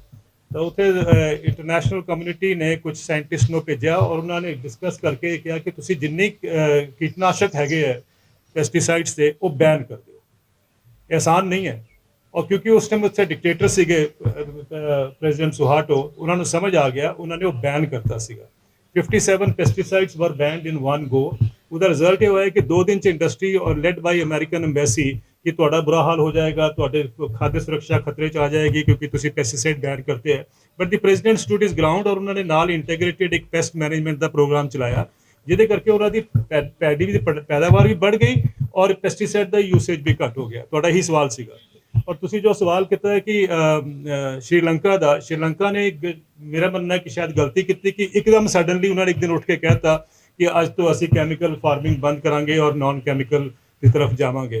तो वो तो एक गलती है। लेकिन तुसी बिल्कुल ठीक कह रहे हो, अज पंजाब की जिहड़ी तबाही हो गई है बेसिकली इस करके हुई है कि साडा जिहड़ा इंटेंसिव फार्मिंग मॉडल हैगा वो दब के बाद रज के खा वाला जिहड़ा सीगा वो दब के किसानों ने वाया और आज जमीन का पानी का तुहाडे सामने है, पर्यावरण का कैंसर के किस तरह हाल हो रहा है तुहाडे सामने है, सॉयल के किस तरह डिवेस्टेशन हो गई है वो भी हैगा। ਉਹਦਾ ਹੁਣ ਸਾਨੂੰ ਇਲਾਜ ਜਿਹੜਾ ਤੁਸੀਂ ਕਹਿ ਰਹੇ ਪੋਜ਼ਿਟਿਵਿਟੀ ਜਿਹੜੀ ਹੁਣ ਆਈ ਹੈ ਮੂਵਮੈਂਟ ਤੋਂ, ਉਹਦੇ ਬਾਅਦ ਸਾਨੂੰ ਇਹ ਵੀ ਦੇਖਣਾ ਪਏਗਾ ਕਿ ਵੀ ਅੱਗੇ ਆਪਾਂ ਕਿਸ ਤਰ੍ਹਾਂ ਹੁਣ ਅੱਗੇ ਚੱਲਾਂਗੇ, ਪੰਜਾਬ ਨੂੰ ਕਿਸ ਤਰ੍ਹਾਂ ਉਸ ਰਸਤੇ ਤੇ ਲੈ ਕੇ ਆਵਾਂਗੇ। ਔਰ ਇਹ ਹੋ ਸਕਦਾ, ਤੁਹਾਡਾ ਸਵਾਲ ਜਿਹੜਾ ਹੈਗਾ ਕਿ ਬਈ ਹੋ ਸਕਦਾ, ਯੈਸ ਇਹੀ ਇੱਕ ਰਸਤਾ ਅੱਗੇ ਹੈ। ਐਗਰੋ ਇਕੋਲੋਜੀਕਲ ਫਾਰਮਿੰਗ ਜਿਹਨੂੰ ਕਹਿੰਦੇ ਆਪਾਂ, ਉਹੀ ਇੱਕ ਰਸਤਾ ਅੱਗੇ ਹੈ। ਔਰ ਇਹ ਹੁਣ ਇੰਟਰਨੈਸ਼ਨਲੀ ਨੈਸ਼ਨਲੀ ਸਭ ਜਗ੍ਹਾ ਇਹ ਐਸਟੈਬਲਿਸ਼ ਹੋ ਚੁੱਕਾ ਹੈ ਕਿ ਵੀ ਇਹਦੇ ਵਿੱਚ ਕੋਈ ਖਾਦਿਆਨ ਦੀ ਕਮੀ ਨਹੀਂ ਆਉਂਦੀ ਹੈਗੀ ਹੈ, ਪ੍ਰੋਡਕਟਿਵਿਟੀ ਨਹੀਂ ਗਿਰਦੀ ਹੈਗੀ ਹੈ। ਜਿਹੜਾ ਇੱਕ ਇੰਪ੍ਰੈਸ਼ਨ ਦਿੱਤਾ ਗਿਆ ਹੈ ਨਾ, ਇਹ ਹੁਣ ਤਾਂ ਇੰਟਰਨੈਸ਼ਨਲ ਸਟੱਡੀਜ਼ ਅਸੀਂ ਆ ਗਈਆਂ ਜਿਹੜੀ ਕਹਿੰਦੀਆਂ ਕਿ ਕੋਈ ਫਰਕ ਨਹੀਂ ਪੈਂਦਾ ਉਹਦੇ ਵਿੱਚ, ਬਲਕਿ ਇਹ ਕਿਹਾ ਜਾ ਰਿਹਾ ਹੈ ਕਿ business as usual is not the way forward. ਇਹ ਸਮਝ ਆਈਏ ਅਸੀਂ ਕਿ ਜੋ ਅਸੀਂ ਹੁਣ ਕਰ ਰਹੇ ਹੈਗੇ ਰਸਤਾ ਨਹੀਂ ਹੈਗਾ। ਤੁਹਾਡਾ ਜਿਹੜਾ ਅਸਲੀ ਪੰਜਾਬ ਦੀ ਚਿੰਤਾ ਵੀ ਹੈਗੀ ਬਈ ਹੁਣ ਅੱਗੇ ਪਾਣੀ ਦਾ ਕੀ ਹੋਏਗਾ, ਜ਼ਮੀਨ ਦਾ ਕੀ ਹੋਏਗਾ, ਕਿਸਾਨਾਂ ਦੀ ਆਪਣੀ ਹੈਲਥ ਦਾ ਕੀ ਹੋਏਗਾ, ਬਾਕੀ ਸੁਸਾਇਟੀ ਦੀ ਹੈਲਥ ਦਾ ਕੀ ਹੋਏਗਾ, ਉਹਦਾ ਸਮਾਧਾਨ ਖੇਤੀ ਵਿੱਚ ਹੈਗਾ। ਇੱਕ ਸਸਟੇਨੇਬਲ ਫਾਰਮਿੰਗ ਮਾਡਲ ਜਦ ਤੱਕ ਨਹੀਂ ਆਏਗਾ, ਜਿਹਨੂੰ ਅਸੀਂ ਕਹਿੰਦੇ ਨਾ ਐਵਰਗ੍ਰੀਨ ਰੈਵੋਲੂਸ਼ਨ, ਗ੍ਰੀਨ ਰੈਵੋਲੂਸ਼ਨ ਦਾ ਅਸੀਂ ਦੇਖ ਲਿਆ, ਹੁਣ ਸਾਨੂੰ ਵੀ have to move towards evergreen revolution. ਉਹਦੇ ਹੁਣ ਸਟੈਪ ਬਾਈ ਸਟੈਪ ਕਰਨੇ ਪੈਣਗੇ। ਮੈਨੂੰ ਨਹੀਂ ਪਤਾ ਕਿ ਅਗਲੇ ਜਿਹੜੇ ਪੋਲੀਟੀਕਲ ਪਾਰਟੀਆਂ ਹੈਗੀਆਂ ਸਾਨੂੰ ਕੁਝ ਮੈਸੇਜ ਦੇ ਰਹੀਆਂ, ਮੈਂ ਤਾਂ ਕਿਤੇ ਦੇਖਿਆ ਨਹੀਂ ਹਾਲ ਤੱਕ। ਲੇਕਿਨ ਇਸ ਗੱਲ ਤੇ ਬਹੁਤ ਚਿੰਤਾ ਦੀ ਇਸ਼ੂ ਹੈ ਕਿਉਂਕਿ ਜਦ ਐਗਰੀਕਲਚਰ ਪ੍ਰੋਫਿਟੇਬਲ, ਇਕਨੋਮਿਕਲੀ ਵਾਇਬਲ ਔਰ ਸਸਟੇਨੇਬਲ ਹੋ ਜਾਏਗਾ ਤਾਂ ਪੰਜਾਬ ਦਾ ਜਿਹੜਾ ਇੱਕ ਰੀ ਐਮਰਜੈਂਸ ਹੈ ਜਾਂ ਜਿਹਨੂੰ ਕਹਿੰਦੇ ਰੀਵਾਈਟਲਾਈਜੇਸ਼ਨ ਤੋਂ ਤਾਂ ਹੀ ਹੋ ਪਾਏਗਾ। ਸੋ ਉਸ ਤਰਫ ਸਾਨੂੰ ਜਾਣਾ ਪਏਗਾ, ਸਾਡੇ ਕੋਲ ਕੋਈ ਆਲਟਰਨੇਟਿਵ ਨਹੀਂ ਹੈ। ਔਰ ਮੈਨੂੰ ਲੱਗਦਾ ਕਿ ਇਹ ਇਸ ਪ੍ਰੋਸੈਸ ਵਿੱਚ ਇਸ ਸੋਚ ਦੀ ਜਿਹੜੀ ਇੱਕ ਬਿਲਡਅਪ ਕਰਨ ਦੀ ਜ਼ਰੂਰਤ ਹੈਗੀ ਹੈ, ਉਹ ਸਾਡੇ ਹੁਣ ਸਾਹਮਣੇ ਇਸ ਟਾਈਮ ਇਸ ਮਤਲਬ ਮੌਕੇ ਤੇ ਹੈਗੀ ਹੈ। So let us try to see ਕਿ ਵੀ ਕਿਉਂ ਸਾਨੂੰ ਕਰਨ ਦੀ ਜ਼ਰੂਰੀ ਸੀ। ਇੱਕ ਸਟਬਲ ਬਰਨਿੰਗ ਦਾ ਵੀ ਇਸ਼ੂ ਉੱਠਦਾ ਹੈਗਾ, ਪਾਣੀ ਦਾ ਜਿਹੜਾ ਦੋਹਨ ਹੋ ਰਿਹਾ ਉਹਦਾ ਵੀ ਇਸ਼ੂ ਉੱਠਦਾ, ਉਹਦਾ ਸਾਰਾ ਸਮਾਧਾਨ ਜਿਹੜਾ ਹੈਗਾ ਬੇਸਿਕਲੀ ਮੂਵਿੰਗ ਟੁਵਰਡਸ ਐਨ ਇਕਨੋਮਿਕਲੀ ਵਾਇਬਲ ਆਲਟਰਨੇਟਿਵ। ਅਗਰ MSP ਲੀਗਲ ਹੋਏ, ਕਾਨੂੰਨੀ ਹੋਏ ਸਾਰੀ ਫਸਲਾਂ ਤੇ, ਕਿਸਾਨ ਬੇਵਕੂਫ ਨਹੀਂ ਹੈ। ਕਿਸਾਨ ਸਮਝਦਾ ਕਿ ਮੇਰਾ ਪਾਣੀ ਜਾ ਰਿਹਾ ਹੈ। ਕਿਸਾਨ ਇਹ ਵੀ ਸਮਝਦਾ ਕਿ ਜਦ ਉਹ ਝੋਨੇ ਨੂੰ ਸਟਬਲ ਨੂੰ ਅੱਗ ਲਗਾਉਂਦਾ ਹੈ ਤਾਂ ਉਹਨੂੰ ਪਤਾ ਕਿ ਸਭ ਤੋਂ ਪਹਿਲੇ ਉਹਨੂੰ ਇਫੈਕਟ ਪੈਂਦਾ ਹੈਗਾ, ਉਹਦੀ ਪਰਿਵਾਰ ਨੂੰ ਇਫੈਕਟ ਪੈਂਦਾ ਹੈਗਾ। ਅਸੀਂ ਸੋਚਦੇ ਹਾਂ ਕਿ ਕਿਸਾਨ ਦਾ ਹੀ ਸਾਡਾ ਕੋਈ ਖਿਆਲ ਹੀ ਨਹੀਂ ਕਰਦਾ, ਕਿਸਾਨ ਨੂੰ ਕੋਈ ਸਾਡੇ ਵਾਸਤੇ ਕੋਈ ਇਹ ਵੀ ਨਹੀਂ ਹੈ ਕਿ ਵੀ ਲੋਕਾਂ ਨੂੰ ਕੀ ਇਫੈਕਟ ਹੈ। ਐਸੀ ਗੱਲ ਨਹੀਂ ਹੈ। ਕਿਸਾਨ ਸਮਝਦਾ, ਉਹਨੂੰ ਤੁਸੀਂ ਅਗਰ ਇੱਕ ਦਾਮ ਦੇ ਦਿਓ, ਅੱਛਾ ਦਾਮ ਦੇ ਦਿਓ, ਆਲਟਰਨੇਟਿਵ ਜੇ ਪੈਡੀ ਤੋਂ ਨਿਕਲ ਪਾਏ। ਜਿਸ ਤਰ੍ਹਾਂ ਕਿ ਹੁਣ ਕਿਹਾ ਜਾ ਕਿ ਮੱਕੀ ਦਾ ਪਿਛਲੇ ਵਾਰ ਤੁਹਾਨੂੰ ਯਾਦ ਹੀ ਹੈ, ਮੱਕੀ ਦਾ ਅਗਰ ਪੰਜਾਬ ਵਿੱਚ 600 ਰੁਪਏ ਵੀ ਮਿਲਿਆ, 800 ਰੁਪਏ ਵੀ ਮਿਲਿਆ, 1100 ਰੁਪਏ ਵੀ ਮਿਲਿਆ, ਜਦਕਿ ਪ੍ਰਾਈਸ ਸੀਗਾ 1860 ਰੁਪਏ ਉਸ ਸਮੇਂ ਦੀ ਗੱਲ ਕਰ ਰਹੇ ਪਰ ਕੁਇੰਟਲ। ਜੇ 1860 ਮਿਲਿਆ ਹੁੰਦਾ ਤਾਂ ਕਿਸਾਨ ਆਟੋਮੈਟਿਕਲੀ ਆਪਣਾ ਉਥੋਂ ਸ਼ਿਫਟ ਕਰਨਾ ਚਾਹੇਗਾ। ਜੇ ਤੁਸੀਂ ਇਸੇ ਤਰੀਕੇ ਨਾਲ ਮਿਲਟਸ ਨੂੰ, ਪਲਸਿਸ ਨੂੰ, ਆਇਲ ਸੀਡਸ ਨੂੰ ਇੱਕ ਐਸਾ ਇੱਕ ਸਿਸਟਮ ਦੇ ਦਿਓ ਜਿਹੜਾ ਕਿ ਉਨਾ ਹੀ ਜਿਹੜਾ ਹੋਏ ਬਰਕਰਾਰ ਹੋਏ ਜਿਸ ਤਰ੍ਹਾਂ ਕਿ ਪੈਡੀ ਔਰ ਵੀਟ ਤੇ ਹੈਗਾ। ਮੇਰਾ ਮੰਨਣਾ ਕਿ ਕਿਸਾਨ ਆਟੋਮੈਟਿਕਲੀ ਸ਼ਿਫਟ ਕਰਨਗੇ। ਤਾਂ ਦੇਸ਼ ਦਾ ਵੀ ਭਲਾ ਇਹਦੇ ਵਿੱਚ ਹੈਗਾ, ਸੋਸਾਇਟੀ ਦਾ ਵੀ ਭਲਾ ਇਹਦੇ ਵਿੱਚ ਹੈਗਾ ਕਿ ਅਸੀਂ ਕਿਸਾਨ ਨੂੰ ਇੱਕ ਜਿਹੜਾ ਕਹਿੰਦੇ ਨਾ ਇੱਕ ਲੀਗਲ ਜਿਹੜੀ ਗਾਰੰਟੀ ਹੈਗੀ ਆ ਉਹ ਇੱਕ ਇਸਟੈਬਲਿਸ਼ ਕਰੀਏ, ਉਹਨੂੰ ਅਸ਼ੋਰ ਕਰੀਏ ਕਿ ਬਈ ਤੁਹਾਨੂੰ ਆਲਟਰਨੇਟਿਵ ਦੇਵਾਂਗੇ, ਕਿਸਾਨ ਆਪਣੇ ਆਪ ਵੀ ਮੂਵ ਕਰੇਗਾ। ਸੋ ਮੈਨੂੰ ਲੱਗਦਾ ਕਿ ਇਹ ਪਾਲਿਸੀ ਡਿਸੀਜਨ ਹੈਗੇ 3-4-5 ਕਦਮ ਲੈ ਕੇ ਵੀ ਕੈਨ ਰੀਬਿਲਡ ਪੰਜਾਬ। ਜਿਹੜਾ ਪਹਿਲੇ ਅਸੀਂ ਕਹਿੰਦੇ ਸੀ ਨਾ ਹਰਾ ਭਰਾ ਪੰਜਾਬ ਸੀਗਾ, ਉਸ ਤਰਫ ਅਸੀਂ ਜਾ ਸਕਦੇ ਹੈਗੇ। ਮੈਮ ਮੇਰਾ ਸਵਾਲ ਗੁਲਪਨਾਗ ਮੈਡਮ ਨਾਲ ਆ। ਇੱਥੇ ਗੱਲ ਚੱਲੀ ਆ ਕਿ ਕਿਸੇ ਵੀ ਪੋਲੀਟੀਕਲ ਲੀਡਰ ਜਿਹੜਾ ਆ ਇੱਕ ਮਿੰਟ ਇੱਕ ਹੋਰ ਐਡ ਕਰਨਾ ਇਹਦੇ ਵਿੱਚ, ਜਿਹਦੀ ਸ਼ਰਮਾ ਜੀ ਨੇ ਗੱਲ ਕੀਤੀ ਹੈ ਬਿਲਕੁਲ ਦਰੁਸਤ ਹੈ ਵੀ ਸਾਨੂੰ ਜੇ ਆਪਾਂ ਅੱਜ ਦੇ ਦਿਨ ਹਿਸਾਬ ਲਾਈਏ, ਸਾਡੀਆਂ ਜਿਹੜੀਆਂ ਪਾਲਿਸੀਜ਼ ਨੇ ਖੇਤੀਬਾੜੀ ਦੀਆਂ ਸਾਰੀਆਂ ਕੇਂਦਰ ਸਰਕਾਰ ਬਣਾਉਂਦੀ ਹੈ। ਵੀ ਅਸੀਂ ਝੋਨੇ ਦਾ ਲਾ ਲਈਏ, ਸਾਡਾ ਝੋਨੇ ਦਾ ਐਵਰੇਜ 30 ਕੁਇੰਟਲ ਦਾ ਝਾੜ ਹੈ। ਕੇਂਦਰ ਸਰਕਾਰ ਸਾਡੇ ਕੋਲੋਂ 1 ਏਕੜ ਝੋਨਾ ਪੈਦਾ ਕਰਾਉਣ ਵਾਸਤੇ 72,000 ਰੁਪਇਆ ਖਰਚਦੀ ਹੈ। ਮੈਂ ਤੁਹਾਨੂੰ ਤਾਂ ਪਾਈ ਹਿਸਾਬ ਦੇ ਸਕਦਾ, ਜਿਹਨੇ ਮੇਰੇ ਕੋਲ ਲੈਣਾ ਹੋਵੇ ਮੀਟਿੰਗ ਤੋਂ ਪ੍ਰੈਸ ਕਾਨਫਰੰਸ ਤੋਂ ਬਾਅਦ ਲੈ ਲਓ, ਕਿਉਂਕਿ ਮੈਂ ਜ਼ਿਆਦਾ ਸਮਾਂ ਨਹੀਂ ਲੈਣਾ। तो ये 72,000 रुपया केंद्र सरकार करती है, उस तो अलावा 4-5,000 रुपया पंजाब सरकार करती है मुफ्त बिजली देने के उत्ते। तो जो 70-78,000 रुपया ਅਸੀਂ ਕਿਸੇ ਫਸਲ ਲਈ ਵੀ ਦੇ ਦੀ, ਉਹੀ ਫਸਲ ਪੈਦਾ ਹੋ ਸਕਦੀ ਹੈ। ਜਿਹੜੀ ਤੁਸੀਂ ਗੱਲ ਕੀਤੀ ਸੀ ਵੀ ਅੱਛੀ ਨਿਊਟ੍ਰੀਸ਼ਨ ਹੋਣੀ ਚਾਹੀਦੀ, ਯੈਸ ਅਸੀਂ ਪੋਰਸੀਅਲ ਪੈਦਾ ਕਰ ਸਕਦੇ, ਅਸੀਂ ਇੰਨੇ ਪੈਸਿਆਂ ਨਾਲ ਪੰਜਾਬ 'ਚ ਜੋ ਮਰਜ਼ੀ ਪੈਦਾ ਕਰ ਸਕਦੇ ਹਾਂ ਔਰ ਕਿਸਾਨ ਨੂੰ ਉਨੀ ਹੀ ਆਮਦਨ ਅਸ਼ੋਰ ਕਰ ਸਕਦੇ ਹਾਂ ਜਿੰਨੀ ਉਹਨੂੰ ਝੋਲੇ ਤੋਂ ਹੋਏਗੀ। तो ਜਿਹੜਾ ਇਹ ਮੁੱਦਾ ਹੁਣ ਚੱਲ ਰਿਹਾ ਹੈ ਸਾਰੀਆਂ ਫਸਲਾਂ ਤੇ ਲੀਗਲ ਗਰੰਟੀ ਦਾ, बहुत अच्छा अगर ये अपन प्राप्त कर लेने बहुत अच्छा होएगा, क्योंकि ਉਹਦੇ ਨਾਲ ਇੱਕ ਅਸ਼ੋਰ ਹੋ ਜਾਏਗਾ। ਕੁਝ ਨਹੀਂ ਹੋਣਾ ਉਹਦੇ ਨਾਲ, ਐਵੇਂ ਬੜਾ ਰੌਲਾ ਪਾਇਆ ਜਾ ਰਿਹਾ ਵੀ ਭਾਰਤ ਸਰਕਾਰ ਦਾ ਇੰਨੇ ਲੱਖ ਕਰੋੜ ਰੁਪਇਆ ਲੱਗ ਜੂ, ਐਂ ਲੱਗ ਜੂ। ਮੈਨੂੰ ਇਹ ਲੱਗਦਾ ਵੀ ਇੱਕ ਵਾਰੀ ਮਹਿੰਗਾਈ ਵਧੂਗੀ, ਇੱਕ ਵਾਰੀ ਇਕੁਇਲਿਬ੍ਰੀਅਮ ਜਿਹੜਾ ਹੁਣ 1800 ਰੁਪਏ ਕਣਕ ਦੇ ਉੱਤੇ ਤੇ 1900 ਰੁਪਏ ਝੋਨੇ ਦੇ ਸੈੱਟ ਹੋਇਆ, ਉਹ ਇਕੁਇਲਿਬ੍ਰੀਅਮ ਚੇਂਜ ਹੋ ਜਾਏਗਾ ਔਰ ਮਾਰਕੀਟ ਜਿਹੜੀ ਹੈ ਉੱਥੇ ਸਟੇਬਲਾਈਜ਼ ਹੋ ਜਾਏਗੀ। ਅਸੀਂ ਸਾਰੇ ਆਪਣੇ ਨੈਚੁਰਲ ਰਿਸੋਰਸਸ ਨੂੰ ਬਚਾਉਂਦੇ ਹੋਏ ਵੀ ਅੱਛੀ ਖੇਤੀ ਔਰ ਅੱਛੀ ਜਿਹੜੀ ਹੈ ਜਿਹੜੀ ਕੁਪੋਸ਼ਣ ਨੂੰ ਘੱਟ ਕਰਦੀ ਹੈ ਖੇਤੀ, ਜਿਹੜੀ ਕਿ ਮੈਲ ਨਿਊਟ੍ਰੀਸ਼ਨ ਨੂੰ ਘੱਟ ਕਰਦੀ ਹੈ ਖੇਤੀ, ਉਹ ਖੇਤੀ ਅਸੀਂ ਕਰ ਸਕਦੇ ਹਾਂ, ਕੋਈ ਦਿੱਕਤ ਨਹੀਂ ਹੈ। ਜਿਹੜੀ ਗੱਲ ਸ਼ਰਮਾ ਜੀ ਨੇ ਕਹੀ ਹੈ, ਮੈਂ ਤੋਂ ਪਹਿਲਾਂ ਅਮਤੋਜ ਨੇ ਕਹੀ ਸੀ, ਉਹ ਇਹੀ ਹੈ ਬੇਸਿਕਲੀ ਕਿ ਪਾਲਿਸੀਜ਼ ਨੂੰ ਬਦਲਣ ਨਾਲ ਗੱਲ ਬਦਲੇਗੀ, ਨਾਰਿਆਂ ਨਾਲ ਗੱਲ ਨਹੀਂ ਬਦਲੇਗੀ। ਅਮਤੋਜ ਜਿਸ ਤਰੀਕੇ ਤੁਸੀਂ ਕਿਹਾ ਕਿ ਇਧਰੋਂ ਇੱਕ ਮਿੰਟ ਗੁਲਪਨਾਗ ਜੀ, ਮੇਰਾ ਸਵਾਲ ਹੈ, ਇੱਥੇ ਗੱਲ ਚੱਲੀ ਕਿ ਕਿਸੇ ਵੀ ਆਪਣਾ ਜਿਹੜਾ ਦਲ ਇਹ ਹੈਗਾ ਆ ਜੂਝਦਾ ਪੰਜਾਬ, ਇਹਨਾਂ ਕਿਸੇ ਵੀ ਪਾਰਟੀ ਨਾਲ ਐਫੀਲੀਏਸ਼ਨ ਨਹੀਂ ਆ ਔਰ ਉਸ ਪਾਰਟੀ ਨੂੰ ਸਪੋਰਟ ਕਰਾਂਗੇ ਜਿਹੜੇ ਤੁਹਾਡੇ ਏਜੰਡੇ ਨੂੰ ਐਗਰੀ ਕਰੇਗਾ। ਤੁਹਾਡਾ ਲੰਬੇ ਸਮੇਂ ਤੱਕ ਆਮ ਆਦਮੀ ਪਾਰਟੀ ਨਾਲ ਨਾਤਾ ਰਿਹਾ, ਤੁਸੀਂ ਇਲੈਕਸ਼ਨ ਵੀ ਲੜੇ ਨੇ, ਹੁਣ ਤੁਹਾਡਾ ਸਟੈਂਡ ਕੀ ਹੈ? ਤੁਹਾਡੇ ਸਵਾਲ ਲਈ ਬਹੁਤ-ਬਹੁਤ ਧੰਨਵਾਦ। ਇਸ ਸਵਾਲ ਦਾ ਜਵਾਬ ਤਾਂ ਅਮਤੋਜ ਭਾਜੀ ਆਲਰੇਡੀ ਦੇ ਚੁੱਕੇ ਨੇ। ਉਹ ਇਹ ਕਹਿ ਕੇ ਕਿ ਜੋ ਵੀ ਅੱਜ ਇਸ ਮੰਚ ਤੇ ਬੈਠੇ ਨੇ ਉਹਨਾਂ ਦਾ ਕਿਸੇ ਵੀ ਰਾਜਨੀਤਿਕ ਦਲ ਨਾਲ ਕੋਈ ਤਾਲੁਕ ਨਹੀਂ ਹੈਗਾ। ਤੇ ਤੁਸੀਂ ਮੈਨੂੰ ਉਹੀ ਸਵਾਲ ਮਤਲਬ ਤੁਸੀਂ ਪੁੱਛ ਰਹੇ ਹੋ ਕਿ ਮੈਂ ਹੈ ਕਿ ਨਹੀਂ ਹੈ, ਮੈਂ ਸਮਝ ਨਹੀਂ ਤੁਹਾਡਾ ਸਵਾਲ। ਆਪ ਬਾਰੇ ਲੈ ਵੀ ਬੇਟਾ ਸਪਸ਼ਟ ਹੈ। ਦੇਖੋ ਜੀ, ਮੇਰੇ ਕਹਿਣ ਦਾ ਮਤਲਬ ਇਹ ਹੈ ਕਿ ਅਸੀਂ ਅੱਜ ਸਾਰੇ, ਜਿਵੇਂ ਮਾਨ ਸਾਹਿਬ ਨੇ ਵੀ ਕਿਹਾ, ਅਸੀਂ ਇਕੱਠੇ ਕਿਉਂ ਹੋਏ ਹਾਂ, ਕਿਉਂਕਿ ਸਾਨੂੰ ਲੱਗਦਾ ਹੈ ਕਿ ਜਿਵੇਂ ਇਸ 'ਚ ਵੀ ਲਿਖਿਆ ਹੈ ਨਾ ਕਿ ਪੰਜਾਬ ਬਚਾਉਣ ਦੀ ਲੋੜ ਹੈ, ਪਰ ਉਹ ਕਿਵੇਂ ਬਚਾਇਆ ਜਾਊਗਾ, ਇਸ ਤੇ ਚਰਚਾ ਕੌਣ ਕਰ ਰਿਹਾ ਹੈ। ਤੇ ਅਸੀਂ ਚਰਚਾ ਤੋਂ ਵੱਧ ਅੱਗੇ ਇੱਕ ਹੋਰ ਕਦਮ ਵੀ ਲੈ ਕੇ ਅਸੀਂ ਇੱਕ ਏਜੰਡਾ ਤਿਆਰ ਕੀਤਾ ਹੈ। ਤੇ ਮੈਨੂੰ ਲੱਗਦਾ ਕਿ ਇਹ ਇਸ ਤਰੀਕੇ ਦੇ ਡਿਸਕੋਰਸ ਦੀ, ਇਸ ਤਰੀਕੇ ਦੀ ਚਰਚੇ ਦੀ ਬਹੁਤ ਸ਼ਾਰਟੇਜ ਹੈ, ਮਤਲਬ ਸ਼ਾਰਟੇਜ ਕੇ ਮਿਸਿੰਗ ਹੈ। ਤੇ ਇਹ ਅੱਜ ਕੋਈ ਵੀ ਰਾਜਨੀਤਿਕ ਦਲ, ਕੋਈ ਵੀ ਸਿਆਸੀ ਦਲ ਇਸ ਤੇ ਗੱਲਬਾਤ ਹੀ ਨਹੀਂ ਕਰ ਰਿਹਾ। ਜਿਵੇਂ ਤੁਸੀਂ ਦੇਖੋ, ਇਹਨਾਂ ਨੇ ਸ਼ਰਮਾ ਸਾਹਿਬ ਨੇ ਹੁਣੇ ਐਗਰੀਕਲਚਰ ਦੀ ਗੱਲ ਕੀਤੀ ਹੈ। ਹਜੇ ਤੱਕ ਕਿਸੇ ਵੀ ਸਿਆਸੀ ਦਲ ਤੋਂ ਐਗਰੀਕਲਚਰ ਰਿਫਾਰਮ ਦੇ ਉੱਤੇ ਸ਼ੁਰੂਆਤੀ ਚਰਚਾ ਵੀ ਸ਼ੁਰੂ ਨਹੀਂ ਹੋਈ। ਪੰਜਾਬ ਇੱਕ ਐਗਰੀਕਲਚਰਲ ਸਟੇਟ ਹੈ। ਕਿਹੜੀ ਪਾਰਟੀ ਨੇ ਐਗਰੀਕਲਚਰ ਮੁੱਦੇ ਤੇ ਖੁੱਲ ਕੇ ਗੱਲ ਕੀਤੀ ਹੈ? ਮਤਲਬ ਅੱਡ-ਅੱਡ ਤਰੀਕੇ ਦੇ ਪ੍ਰੋਮਿਸਿਸ ਕੀਤੇ ਜਾ ਰਹੇ ਨੇ, ਪਰ ਐਗਰੀਕਲਚਰ ਤੇ ਜਿਹੜਾ ਬੁਨਿਆਦੀ ਮਸਲਾ ਹੈ ਪੰਜਾਬ ਦਾ, ਇਹ ਤੁਹਾਡੇ ਸਵਾਲ ਦਾ ਜਵਾਬ ਹੈ ਕਿਉਂ ਮੈਂ ਇੱਥੇ ਬੈਠੀ ਹਾਂ। ਉਹਦਾ ਜਵਾਬ ਇਹੀ ਹੈ ਕਿਉਂਕਿ ਕੋਈ ਇਸੇ ਮੁੱਦਿਆਂ ਤੇ ਚਰਚਾ ਕਰਨ ਨੂੰ ਤਿਆਰ ਨਹੀਂ ਹੈਗਾ। ਅੱਜ ਅਸੀਂ ਇੱਥੇ ਬੈਠੇ ਹਾਂ ਤਾਂ ਕਿ ਅਸੀਂ ਚਰਚਾ ਕਰੀਏ ਤੇ ਕਰਵਾਈਏ। ਤੇ ਜਿਵੇਂ ਭਾਜੀ ਨੇ ਕਿਹਾ, ਸਿਆਸਤ ਨੂੰ, ਰਾਜਨੀਤੀ ਨੂੰ ਪ੍ਰਭਾਵਿਤ ਕਰੀਏ, ਕਿਉਂਕਿ ਚਿਹਰੇ ਬਦਲਣ ਤੋਂ, ਪਾਰਟੀਆਂ ਬਦਲਣ ਤੋਂ ਪੰਜਾਬ ਨਹੀਂ ਬਦਲਣ ਲੱਗਿਆ।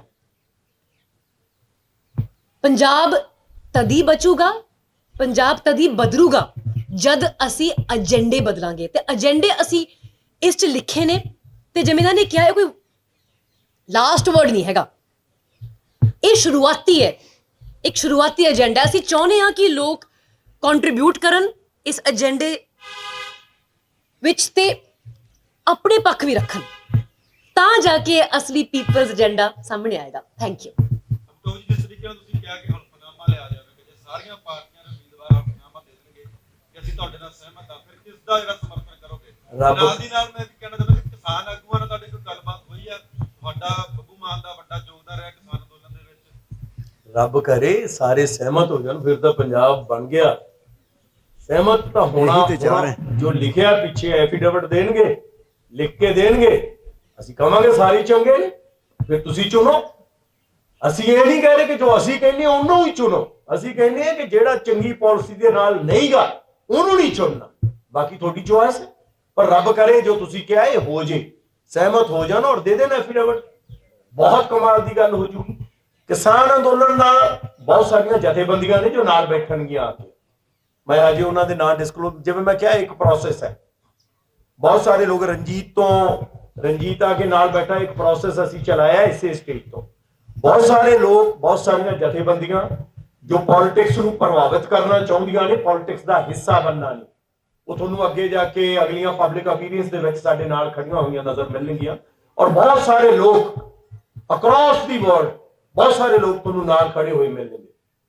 ਇਹਦੇ ਨਾਲ ਹੀ ਪੰਜਾਬ ਬਦਲਿਆ ਜਾਊਗਾ। ਔਰ ਕਿਸਾਨੀ ਚ ਮੈਂ ਇੱਕ ਜ਼ਰੂਰ ਕਹਿਣਾ ਚਾਹੂੰਗਾ, ਸਾਡੀ ਸਾਰਿਆਂ ਦੀ ਇੱਕ ਸਮਝ ਸੀ ਕਿ ਜਦੋਂ ਤੁਸੀਂ ਇਹੋ ਜੀ ਕ੍ਰਾਂਤੀ ਚੋਂ ਨਿਕਲ ਕੇ ਆਏ ਹੋਵੋ, ਉਦੋਂ ਉਹਨਾਂ ਹੀ ਪਾਰਟੀਆਂ ਦਾ ਹਿੱਸਾ ਬਣਨਾ ਜਿਹੜੀਆਂ ਕਿ ਸਾਰੇ ਕਾਸੇ ਲਈ ਜ਼ਿੰਮੇਦਾਰ ਨੇ। ਕਿਉਂਕਿ ਜੋ ਅੱਜ ਸਾਡੀ ਸਥਿਤੀ ਹੈ, ਚੰਗੀ ਹੈ ਜਾਂ ਮਾੜੀ ਹੈ, ਚੰਗੇ ਵੀ ਕੰਮ ਹੋਏ ਨੇ ਔਰ ਮਾੜੇ ਬਹੁਤ ਹੋਏ ਨੇ, ਉਹ ਇਹੀ ਜ਼ਿੰਮੇਦਾਰ ਨੇ।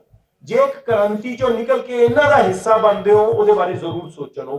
ਪਰ ਜਿੱਥੋਂ ਤੱਕ ਸਾਡੀ ਗੱਲ ਹੋਈ ਹੈ, ਬੱਬੂ ਦੀ ਸਪੈਸ਼ਲੀ ਜ਼ਿਆਦਾ, ਮੇਰੀ, ਬਾਕੀ ਸਾਰਿਆਂ ਦੀ ਵੀ, ਬਹੁਤ ਸਾਰੇ ਲੋਕ ਨੇ ਜੋ ਨਾਲ ਖੜਨਾ ਚਾਹੁੰਦੇ। ਅੱਗੇ ਤੁਹਾਨੂੰ ਦਿਨ ਬ ਦਿਨ ਪਤਾ ਲੱਗਦਾ ਵੀ ਜਾਊਗਾ। ਮਾਨ ਸਾਹਿਬ, ਇੱਕ ਸਵਾਲ ਆ ਤੁਹਾਨੂੰ, ਜਥੇਦਾਰ ਸਾਹਿਬ ਵੀ ਬੈਠੇ ਨੇ, ਸਾਰੇ ਮੁੱਦੇ ਤੁਸੀਂ ਚੱਕੇ ਨੇ। ਸ਼੍ਰੋਮਣੀ ਕਮੇਟੀ ਵੀ ਇੱਕ ਵੱਡਾ ਮੁੱਦਾ ਹੈਗਾ, ਕਿੱਦਾਂ ਲੋਕਾਂ ਦੀ ਜਿਹੜੀ ਪਸੰਦ ਹੈਗੀ ਆ ਉਹਦੀ ਗੁਰਬਤ ਹੁੰਦੀ ਹੈ ਇਲੈਕਸ਼ਨ ਦੇ ਵਿੱਚ। ਇਲੈਕਸ਼ਨ ਨਹੀਂ ਕਰਵਾਏ ਜਾ ਰਹੇ ਸ਼੍ਰੋਮਣੀ ਕਮੇਟੀ, ਕਿਉਂਕਿ ਉਹਦੇ ਲਈ ਤੁਸੀਂ ਆਵਾਜ਼। ਜਥੇਦਾਰ ਜੀ ਤੁਸੀਂ ਬੋਲੋ। ਬਹੁਤ ਵੱਡਾ ਹਾਂ ਹੁਣ ਬੋਲੋ। ਸਾਡਾ ਬਹੁਤ ਵੱਡਾ ਇੱਕ ਸਵਾਲ ਹੈ। ਪੰਜਾਬ ਵਿੱਚ ਜਿਹਨੂੰ ਦੇਖਦੇ ਹਾਂ ਤੇ ਉਦੋਂ ਸਿੱਖ ਸੰਸਥਾ ਸ਼੍ਰੋਮਣੀ ਗੁਰਦੁਆਰਾ ਪ੍ਰਬੰਧਕ ਕਮੇਟੀ ਸਾਡੀ ਇੱਕ ਬਹੁਤ ਪ੍ਰਭਾਵਸ਼ਾਲੀ ਸੰਸਥਾ ਹੈ। 100 ਸਾਲ ਤੋਂ ਲੰਮੀ ਉਹਦੀ ਉਮਰ ਹੋ ਚੁੱਕੀ ਹੈ ਤੇ ਜਿਹਦੀਆਂ ਚੋਣਾਂ ਵੀ ਲੋਕਤੰਤਰੀ ਢੰਗ ਦੇ ਨਾਲ ਸੰਵਿਧਾਨ ਦੇ ਮੁਤਾਬਕ ਜੋ ਬਣਿਆ ਹੋ ਰਹੀਆਂ ਹਨ। ਇਹ ਇਸ ਤਰ੍ਹਾਂ ਦੇਖਿਆ ਗਿਆ ਕਿ ਜਿੱਦਾਂ ਦੀ ਸਰਕਾਰ ਕੇਂਦਰ ਦੇ ਵਿੱਚ ਹੁੰਦੀ, ਉਹਦੀ ਮਰਜ਼ੀ ਦੇ ਮੁਤਾਬਕ ਚੋਣਾਂ ਹੁੰਦੀਆਂ ਨੇ। ਪੰਜਾਬ ਦੀ ਰਾਜਨੀਤਿਕ ਧਿਰ ਸ਼੍ਰੋਮਣੀ ਅਕਾਲੀ ਦਲ, ਉਹ ਜਦੋਂ ਉਹਦੀ ਮਨਸ਼ਾ ਬਣਦੀ ਹੈ ਤੇ ਕੇਂਦਰ ਨਾਲ ਗੱਲ ਕਰਦਾ ਹੈ ਤੇ ਚੋਣਾਂ ਉਹਦੀ ਮਰਜ਼ੀ ਮੁਤਾਬਕ, ਲੋਕਾਂ ਦੀ ਮਰਜ਼ੀ ਮੁਤਾਬਕ ਨਹੀਂ ਚੁਣੀ ਜਾਂਦੀ।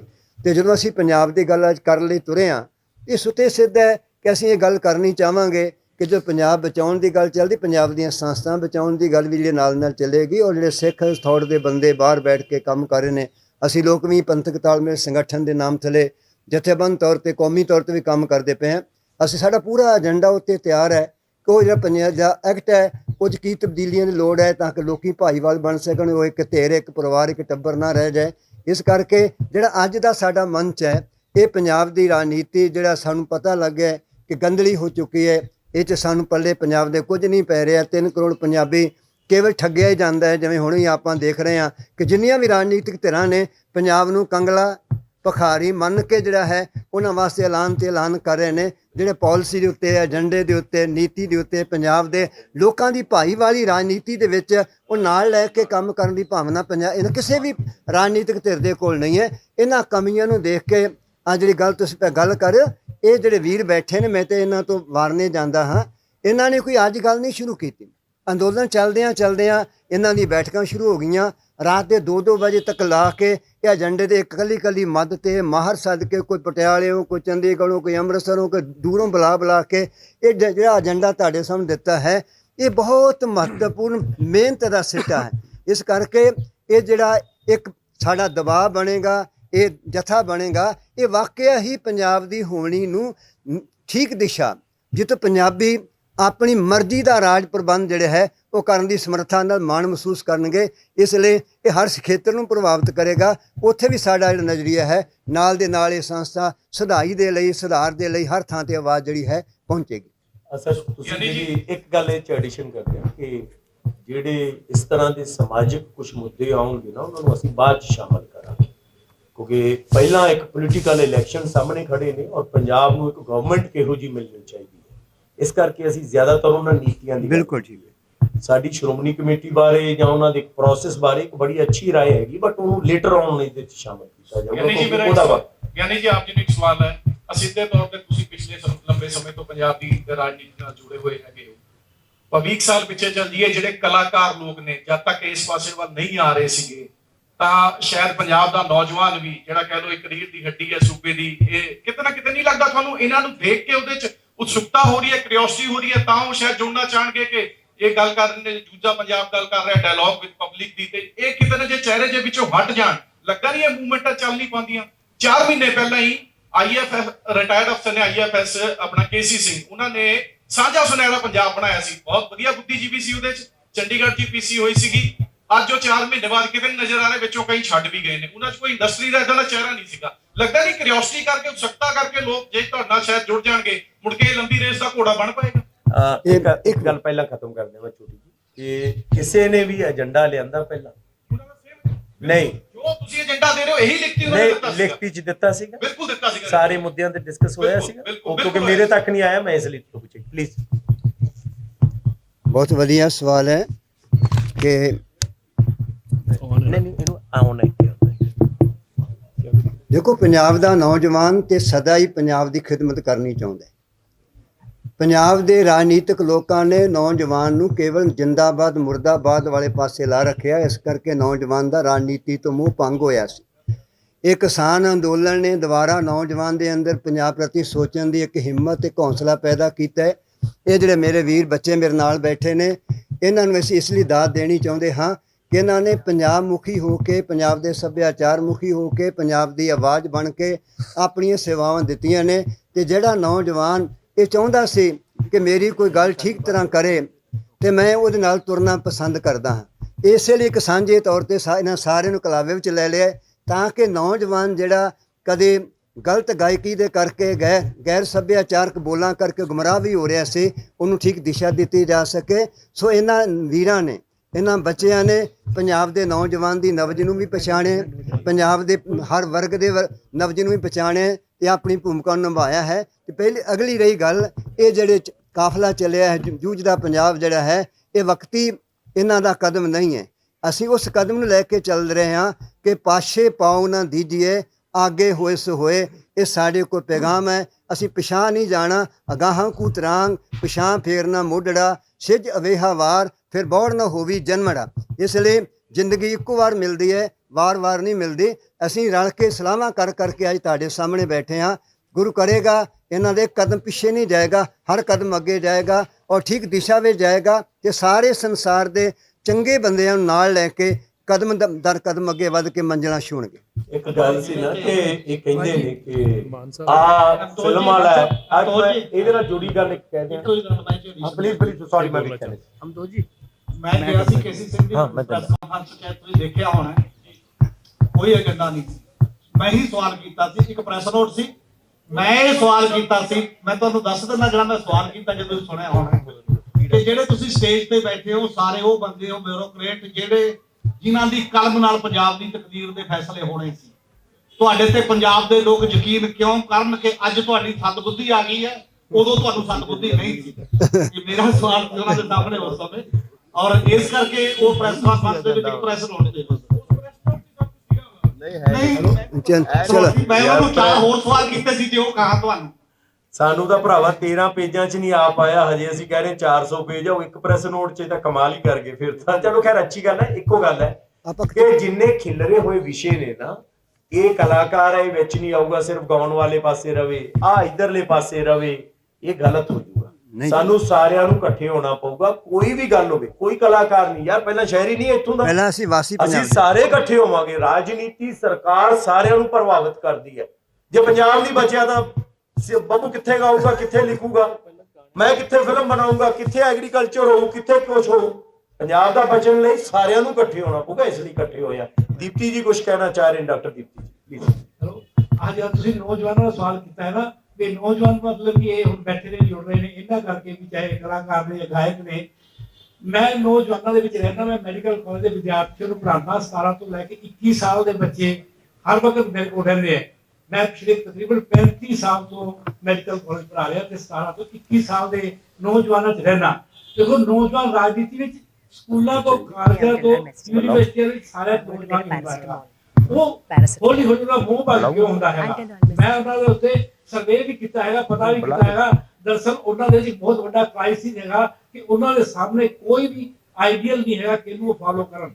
ਮਾਂ ਪਿਓ ਆਈਡੀਅਲ ਨਹੀਂ ਹੈਗੇ, ਅਧਿਆਪਕ ਆਈਡੀਅਲ ਨਹੀਂ ਹੈਗੇ, ਆ ਜਿਹੜੇ ਮਤਲਬ ਕਿ ਰਾਜਨੀਤੀ ਵਾਲੇ ਜੋ ਆਈਡੀਅਲ ਨਹੀਂ ਹੈਗੇ। ਇੱਥੋਂ ਤੱਕ ਕਿ ਗੁਰਦੁਆਰਿਆਂ ਦੇ ਵਿੱਚ ਬੈਠੇ ਹੋਏ ਜਿਹੜੇ ਲੋਕ ਨੇ, ਸੰਤ ਮਹਾਤਮਾ ਬੈਠੇ ਨੇ, ਚਾਹੇ ਜੋ ਵੀ ਗੁਰੂ ਮਤਲਬ ਆਪਾਂ ਜਿਹਨੂੰ ਕਹਿੰਦੇ ਹੈਗੇ ਗੁਰਦੁਆਰਿਆਂ ਦੇ ਗੁਰੂ ਹੈ ਨਾ, ਉਹ ਵੀ ਆਈਡੀਅਲ ਨਹੀਂ ਹੈਗੇ। ਉਹਨਾਂ ਨੂੰ ਫਿਰ ਆਈਡੀਅਲ ਕੌਣ ਨਜ਼ਰ ਆਉਂਦਾ ਹੈ? ਮੈਂ ਉਹਨੂੰ ਪੁੱਛਿਆ ਵੀ ਤੁਸੀਂ ਦੱਸੋ ਤੁਹਾਡਾ ਆਈਡੀਅਲ ਕੌਣ ਹੈ? ਉਹਨਾਂ ਦਾ ਆਈਡੀਅਲ ਸਤਿੰਦਰ ਤੰਦੂਲਕਰ ਹੈ। ਉਹਨਾਂ ਦਾ ਆਈਡੀਅਲ ਜਿਹੜਾ ਹੈਗਾ ਉਹ ਇਸ ਤਰ੍ਹਾਂ ਦੇ ਗਾਇਕ ਨੇ। ਫਿਰ ਉਹਨਾਂ ਦੇ ਜੋ ਕੀ ਦੇਖਦੇ ਨੇ, ਜੇ ਉਹ ਚੀਜ਼ ਦੇਖਦੇ ਨੇ ਉਹ ਉਹਨਾਂ ਨੂੰ ਆਮ ਦੁਨੀਆ ਦੇ ਵਿੱਚ ਨਜ਼ਰ ਨਹੀਂ ਆਉਂਦੀ। ਜੇ ਅੱਜ ਇਹਨਾਂ ਨੇ ਬੱਬੂ ਮਾਨ ਹੋਰਾਂ ਨੇ ਜਾਂ ਗੁਰਪ੍ਰਾਗ ਨੇ ਉੱਥੇ ਜਾ ਕੇ ਅੰਦੋਲਨ ਦੇ ਜਾ ਕੇ ਆਪਣੀ ਜਿਹੜੀ ਗਾਣਿਆਂ ਦੀ ਨੁਹਾਰ ਬਦਲੀ ਹੈ, ਉਹ ਗਾਣੇ ਨੌਜਵਾਨਾਂ ਦੇ ਗਾਏ ਨੇ। ਤਾਂ ਆਪਾਂ ਨੂੰ ਇਹ ਦੇਖਣਾ ਚਾਹੀਦਾ ਕਿ ਨੌਜਵਾਨ ਚਾਹੁੰਦੇ ਕੀ ਨੇ, ਉਹ ਕਿਸ ਚੀਜ਼ ਦੇ ਮਗਰ ਲੱਗਣਾ ਚਾਹੁੰਦੇ ਨੇ। ਇੱਕ ਉਮਰ ਹੈਗੀ ਹੈ ਜਿਹੜੀ ਮੈਂ ਤੁਹਾਨੂੰ ਦੱਸ ਰਿਹਾ ਵੀ ਇਸ ਉਮਰ ਵਿੱਚ ਨੌਜਵਾਨ ਨੱਚਣਾ ਚਾਹੁੰਦਾ ਹੈ, ਉਹ ਕਿਹੜੇ ਗਾਣੇ ਤੇ ਨੱਚੂਗਾ, ਉਹ ਗਾਣਾ ਤੁਸੀਂ ਦੇਣਾ ਹੈਗਾ। ਉਸ ਗਾਣੇ ਦੇ ਵਿੱਚ ਜੇ ਸ਼ਰਾਬ ਹੋਊਗੀ, ਬੰਦੂਕਾਂ ਹੋਣਗੀਆਂ, ਤਾਂ ਉਹ ਇੱਕ ਪਾਸਾ ਹੈਗਾ। ਜੇ ਤੁਸੀਂ ਉਹਨੂੰ ਉਹਦੇ ਵਿੱਚ ਟਰੈਕਟਰ ਦਿਓਗੇ, ਉਹਦੇ ਵਿੱਚ ਤਾਲੀ ਦਿਓਗੇ, ਉਹਦੇ ਵਿੱਚ ਅਨਾਜ ਦਿਓਗੇ, ਉਹਦੇ ਵਿੱਚ ਰੰਗਲਾ ਪੰਜਾਬ ਦਿਓਗੇ, ਜੂਝਦਾ ਪੰਜਾਬ ਦਿਓਗੇ, ਤਾਂ ਉਹ ਨੌਜਵਾਨ ਉਧਰ ਵੀ ਜਾ ਸਕਦੇ। ਟਰੈਕਟਰ ਟਰਾਲੀ ਨਾਲ ਜੀ ਸਿੱਧੂ ਮੂਸੇਵਾਲੇ ਦੇ ਗਾਣੇ ਜ਼ਿਆਦਾ ਨਜ਼ਰ ਆਉਂਦਾ। ਚਲੋ ਕਿਸੇ ਦੀ ਚੀਜ਼ ਨਜ਼ਰ ਆਉਣ, ਮੈਂ ਗੱਲ ਕਰ ਰਿਹਾ ਉਹਨਾਂ ਨੂੰ ਜੋ ਚਾਹੀਦਾ ਹੈਗਾ। ਮੈਂ ਉਹਦੀ ਮਨੋਵਿਗਿਆਨ ਦੀ ਗੱਲ ਕਰ ਰਿਹਾ।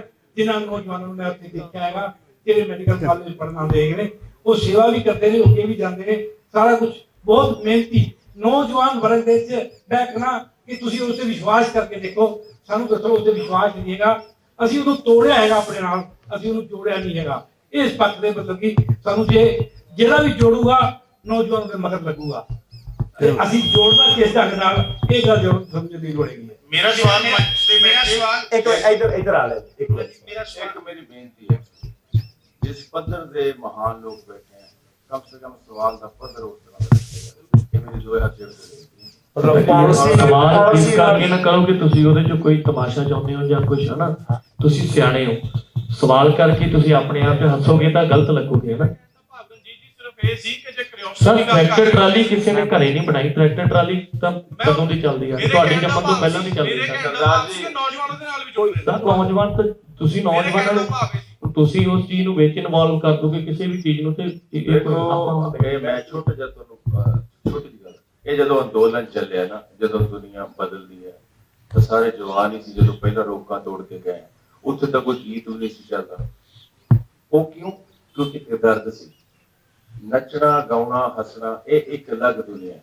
ਪਰ ਜਦੋਂ ਆਪਾਂ ਕਿਸੇ ਮੁੱਦੇ ਤੇ ਤੁਰਦੇ ਹਾਂ, ਜਦੋਂ ਆਪਣੀ ਹੋਂਦ ਨੂੰ ਖਤਰਾ ਹੋ ਜਾਂਦਾ ਹੈ, ਜਦੋਂ ਸਾਡੀ ਖੇਤੀਬਾੜੀ ਨੂੰ ਕੋਈ ਨੱਥ ਪਾ ਲੈਂਦਾ, ਫਿਰ ਅਸੀਂ ਉਸ ਤਰੀਕੇ ਨਾਲ ਤੁਰਦੇ ਹਾਂ।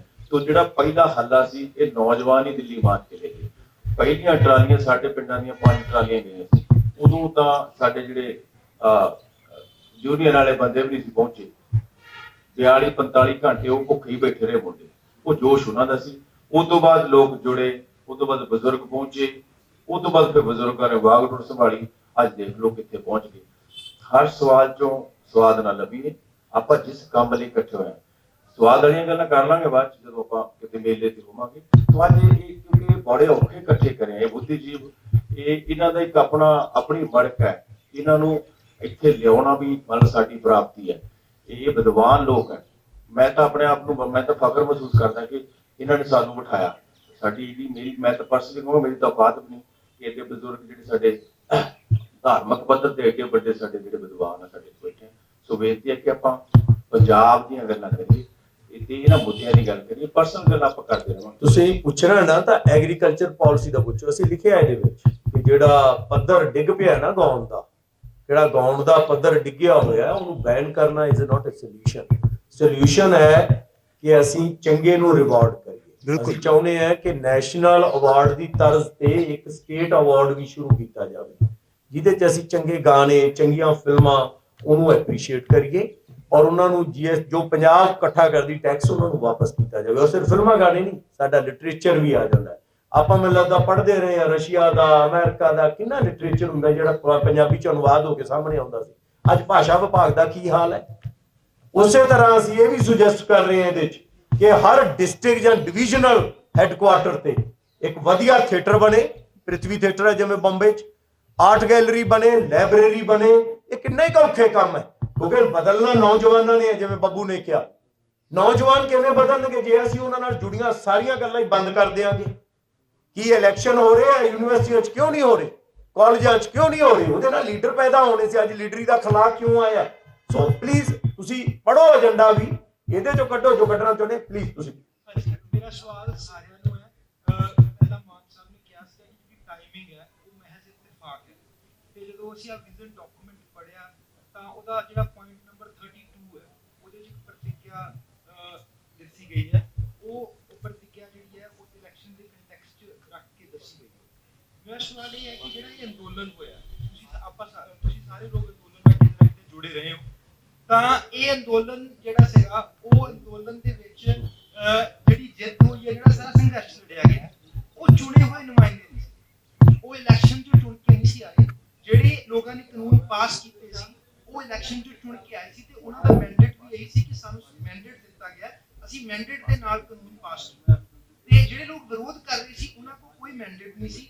ਜਿਹੜੇ ਜਿਨ੍ਹਾਂ ਇਲਾਕਿਆਂ ਦੇ ਵਿੱਚ ਡੈਂਸ ਸੀਗਾ ਅੰਦੋਲਨ, ਚਾਹੇ ਉਹ ਪੰਜਾਬ ਸੀ ਜਾਂ ਹਰਿਆਣਾ ਸੀ ਜਾਂ ਵੈਸਟਰਨ ਯੂਪੀ ਸੀ, ਉਹਦੇ ਵਿੱਚ ਟੋਟਲ 32 ਜਾਂ 33 ਜਿਹੜੀਆਂ ਐਮਪੀ ਸੀਟਸ ਬਣਦੀਆਂ ਨੇ ਟੋਟਲ। ਤੇ ਜਿਹੜੀ ਬੀਜੇਪੀ ਹੈ ਜਿਨ੍ਹਾਂ ਨੇ ਕਾਨੂੰਨ ਪਾਸ ਕੀਤੇ ਨੇ ਉਹਨਾਂ ਕੋਲ 301 ਐਮਪੀ ਸੀਟਸ ਨੇ। ਤਾਂ ਜਿਹੜਾ ਮੇਰਾ ਪੁਆਇੰਟ ਇਹ ਸੀਗਾ ਕਿ ਜਿਹੜਾ ਅੰਦੋਲਨ ਜਿੱਤਿਆ ਗਿਆ ਉਹ ਐਜੀਟੇਸ਼ਨ ਦੇ ਸਿਰ ਤੇ ਜਿੱਤਿਆ ਗਿਆ। ਤੇ ਜਦੋਂ ਆਪਾਂ ਇਲੈਕਸ਼ਨ ਪ੍ਰੋਸੈਸ ਨੂੰ ਦੇਖਦੇ ਹਾਂ, ਜਿਹੜੀ ਆਪੋਜੀਸ਼ਨ ਜਿਹੜੀ ਵੀ ਪਾਰਟੀ ਕਾਂਗਰਸ ਦੀ ਸੀ, ਚਾਹੇ ਜਦੋਂ ਕਾਨੂੰਨ ਪਾਸ ਕੀਤੇ ਗਏ, ਚਾਹੇ ਜਦੋਂ ਕਾਨੂੰਨ ਵਾਪਸ ਲਏ ਗਏ, ਨਾ ਉਦੋਂ ਡਿਬੇਟ ਹੋਈ ਨਾ ਬਾਅਦ ਚ ਡਿਬੇਟ ਹੋਈ। ਤਾਂ ਜਿਹੜਾ ਇਲੈਕਸ਼ਨ ਦਾ ਸਾਰਾ ਪ੍ਰੋਸੈਸ ਸੀ ਉਹਨੂੰ ਬਾਈਪਾਸ ਕੀਤਾ ਗਿਆ। ਤਾਂ ਇਹ ਜਿਹੜਾ ਸਾਰਾ ਅੰਦੋਲਨ ਹੈ, ਉਹ ਅੰਦੋਲਨ ਜਿਹੜੇ ਲੋਕ ਇਲੈਕਸ਼ਨ 'ਚ ਨਹੀਂ ਸੀਗੇ ਉਹਨਾਂ ਨੇ ਇਹ ਸਾਰੀ ਜਿੱਤ ਦਵਾਈ ਹੈ। ਤਾਂ ਮੇਰਾ ਪੁਆਇੰਟ ਤੁਹਾਨੂੰ ਇਹ ਸੀਗਾ ਕਿ ਜਿਹੜਾ ਤੁਸੀਂ ਇਹ ਮੰਚ ਬਣਾਇਆ, ਉਸ ਮੰਚ ਦੇ ਵਿੱਚ ਇਲੈਕਸ਼ਨ ਤੋਂ ਬਿਨਾਂ ਤੁਸੀਂ ਕੀ ਵਿਜ਼ਨ ਲੋਕਾਂ ਨੂੰ ਦੋਗੇ? ਜੇ ਤੁਹਾਡਾ ਏਜੰਡਾ ਨਹੀਂ ਲਾਗੂ ਕਰਦੀਆਂ ਪਾਰਟੀਆਂ 2022 ਚ, ਤਾਂ ਇਲੈਕਸ਼ਨ ਤੋਂ ਬਿਯੋਂਡ ਤੁਸੀਂ ਕਿਹੜੀ ਅਜਿਹੀ ਐਕਟੀਵਿਟੀ ਕਰੋਗੇ ਜਿਹਦੇ ਨਾਲ ਡੈਮੋਕ੍ਰੇਸੀ ਜਿਹੜੀ ਹੈ ਰਿਸਟੋਰ ਹੋਊਗੀ? ਕਿਉਂਕਿ ਅਸੀਂ ਜਦੋਂ ਉੱਥੇ ਜਿਹੜੇ ਪ੍ਰੋਟੈਸਟਰ ਫਾਰਮਰ ਸੀ ਉਹਨਾਂ ਨਾਲ ਗੱਲਾਂ ਕੀਤੀਆਂ ਨੇ, ਤਾਂ ਉਹਨਾਂ ਨੇ ਇਹ ਗੱਲ ਸਾਨੂੰ ਬਾਰ-ਬਾਰ ਕਹੀ ਹੈ ਕਿ ਅਸੀਂ ਤਾਂ ਆਪਣੇ ਅੰਦੋਲਨ 'ਚ ਯਕੀਨ ਰੱਖਦੇ ਹਾਂ, ਵੋਟਾਂ 'ਚ ਸਾਡਾ ਕੋਈ ਯਕੀਨ ਨਹੀਂ। ਤਾਂ ਇਹ ਸਵਾਲ ਮੇਰਾ ਸੀਗਾ ਕਿ ਇਹ ਤੁਸੀਂ ਧਾਲੀਵਾਲ ਸਾਹਿਬ ਜਰਾ ਜਵਾਬ ਦਿਓ ਪਲੀਜ਼। ਸੁਸ਼ੀਲ ਜੀ, ਤੁਹਾਨੂੰ ਪਤਾ ਹੀ ਲੱਗ ਗਿਆ ਕਿ ਅੰਦੋਲਨ ਤੋਂ ਬਾਅਦ ਲੋਕ ਸ਼ਕਤੀ ਦਾ ਕੀ ਮਤਲਬ ਹੁੰਦਾ ਹੈ। ਸੋ ਇਹ ਜਿਹੜਾ ਅੰਦੋਲਨ ਸੀ, ਇਹ ਸਾਰੀ ਲੋਕ ਸ਼ਕਤੀ ਦਾ ਪ੍ਰਗਟਾਅ ਸੀਗਾ। ਇਸ ਦਾ ਇੱਕ ਗੱਲ ਸਾਬਤ ਹੋ ਚੁੱਕੀ ਹੈ ਕਿ ਬਹੁਤ ਮਤ ਵੱਡਾ ਨਹੀਂ ਹੁੰਦਾ, ਮਤ ਵੱਡੀ ਲੋਕ ਮਤ ਵੱਡਾ ਹੁੰਦਾ ਹੈ। ਸੋ ਜੇ ਉਹ ਲੋਕ ਮਤ ਉੱਥੇ ਜਾ ਕੇ ਸਰਕਾਰ ਨੂੰ ਮਜਬੂਰ ਕਰ ਸਕਦਾ ਹੈ ਕਿ ਤੁਸੀਂ ਬਿੱਲ ਵਾਪਸ ਲਓ, ਤਾਂ ਜਿਹੜੀ ਇੱਥੇ ਅਸੀਂ ਅੱਜ ਦੁਬਿਧਾ ਪੰਜਾਬ ਬਣਾਇਆ, ਇਹ ਵੀ ਇੱਕ ਲੋਕ ਮਤ ਦਾ ਪ੍ਰਗਟਾਅ ਹੋਏਗਾ। ਮਾਈਕ ਕੋਲੇ ਰੱਖੋ ਸਰ। ਇਹ ਵੀ ਇੱਕ ਲੋਕ ਮਤ ਦਾ ਪ੍ਰਗਟਾਅ ਹੋਏਗਾ। ਸੋ ਆਉਣ ਵਾਲੇ ਦਿਨਾਂ ਵਿੱਚ ਜੇ ਉਹ ਸਰਕਾਰ ਕਾਨੂੰਨ ਵਾਪਸ ਕਰ ਸਕਦੀ ਹੈ, ਤਾਂ ਇੱਥੋਂ ਦੀ ਸਰਕਾਰ ਜਿਹੜੀ ਵੀ ਬਣਦੀ ਹੈ ਉਹ ਗਲਤ ਪਾਲਿਸੀਆਂ ਬਣਾਉਂਦੀ ਹੈ, ਗਲਤ ਫੈਸਲੇ ਲੈਂਦੀ ਹੈ, ਜਾਂ ਲੋਕ ਪੱਖੀ ਫੈਸਲੇ ਨਹੀਂ ਲੈਂਦੀ, ਤਾਂ ਇੱਥੋਂ ਦੇ ਲੋਕ ਵੀ ਉਸੇ ਰੂਪ ਵਿੱਚ ਜਿਵੇਂ ਕਿਸਾਨ ਅੰਦੋਲਨ ਜਿਸ ਤਰ੍ਹਾਂ ਹੋਇਆ ਸੀ ਉਸ ਤਰ੍ਹਾਂ ਜਾ ਕੇ ਇੱਥੇ ਵੀ ਆਪਣਾ ਰੰਗ ਵਿਖਾ ਸਕਦੇ ਹੈ, ਸਰਕਾਰਾਂ ਨੂੰ ਸਿੱਧੇ ਰਸਤੇ ਤੇ ਲਿਆ ਸਕਦੇ ਹੈ। तो इसे करके ही ਜਿਹੜੀ ਜਥੇਬੰਦੀ ਬਣੀ ਹੈ ਕਿ ਆਉਣ ਵਾਲੇ ਦਿਨਾਂ ਵਿੱਚ ਸਰਕਾਰ ਦੇ ਫੈਸਲਿਆਂ ਤੇ ਕਿਵੇਂ ਨਿਗਰਾਨੀ ਰੱਖਣੀ ਹੈ, ਉਹ ਵੀ ਇਸਦਾ ਜਿਹੜੀ ਦੁਬਿਧਾ ਪੰਜਾਬ ਦਾ ਇੱਕ ਏਜੰਡਾ ਹੈਗਾ। ਜੇ ਕੋਈ ਬੰਦਾ ਸਿੱਧੇ ਰਸਤੇ ਨਹੀਂ ਆਉਂਦਾ ਤਾਂ ਫਿਰ ਉਹਦਾ ਵਿਰੋਧ ਕਿਵੇਂ ਕਰਨਾ ਹੈ, ਉਹ ਲੋਕ ਜਿਹੜੇ ਕਿਵੇਂ ਖੜਾ ਕਰਨਾ ਹੈ, ਉਹਨੂੰ ਲੋਕ ਤੇਰੀ ਜਵਾਬਦੇਹ ਕਿਵੇਂ ਬਣਾਉਣਾ ਹੈ, ਉਹਨੂੰ ਮਜਬੂਰ ਕਿਵੇਂ ਕਰਨਾ ਹੈ। ਤੁਹਾਨੂੰ ਦੇਖ ਕੇ ਹੋਣਾ ਕਿ ਜਦੋਂ ਪਿਛਲੇ ਦਿਨਾਂ ਵਿੱਚ ਪੰਜਾਬ ਵਿੱਚ ਪੋਲੀਟੀਕਲ ਬੰਦੇ ਜਾਂਦੇ ਸੀ ਪਿੰਡਾਂ ਵਿੱਚ ਤਾਂ ਕਿਵੇਂ ਸਵਾਲ ਲੋਕ ਕਰਦੇ ਸੀ, ਤੇ ਫਿਰ ਇਹ ਰਵਾਇਤ ਕਾਇਮ ਰਹੇਗੀ। ਲੋਕ ਸਵਾਲ ਕਰਨਗੇ ਕਿ ਤੁਸੀਂ ਵਾਅਦਾ ਕਰਕੇ ਗਏ ਸੀ ਪੂਰਾ ਕਿਉਂ ਨਹੀਂ ਕੀਤਾ, ਜਾਂ ਫਿਰ ਇੰਨੀ ਦੇਰ ਕਿਉਂ ਲਾਤੀ ਵਾਅਦਾ ਪੂਰਾ ਕਰਨ। ਸੋ ਲੋਕ ਸ਼ਕਤੀ ਜਿਹੜੀ ਸਭ ਤੋਂ ਵੱਡੀ ਸ਼ਕਤੀ ਹੁੰਦੀ ਹੈ ਤੇ ਉਹਦਾ ਪ੍ਰਗਟਾਅ ਇਹ ਦੁਬਿਧਾ ਪੰਜਾਬ ਸਮੇਂ-ਸਮੇਂ ਸਿਰ ਕਰਦਾ ਰਹੇਗਾ। ਮੇਰਾ ਸਵਾਲ ਹੈ ਇਹਦੇ ਇੱਕ ਐਡੀਸ਼ਨ ਥੋੜੀ ਜਿਹੀ ਐਡੀਸ਼ਨ ਕਰਨੀ ਹੈ।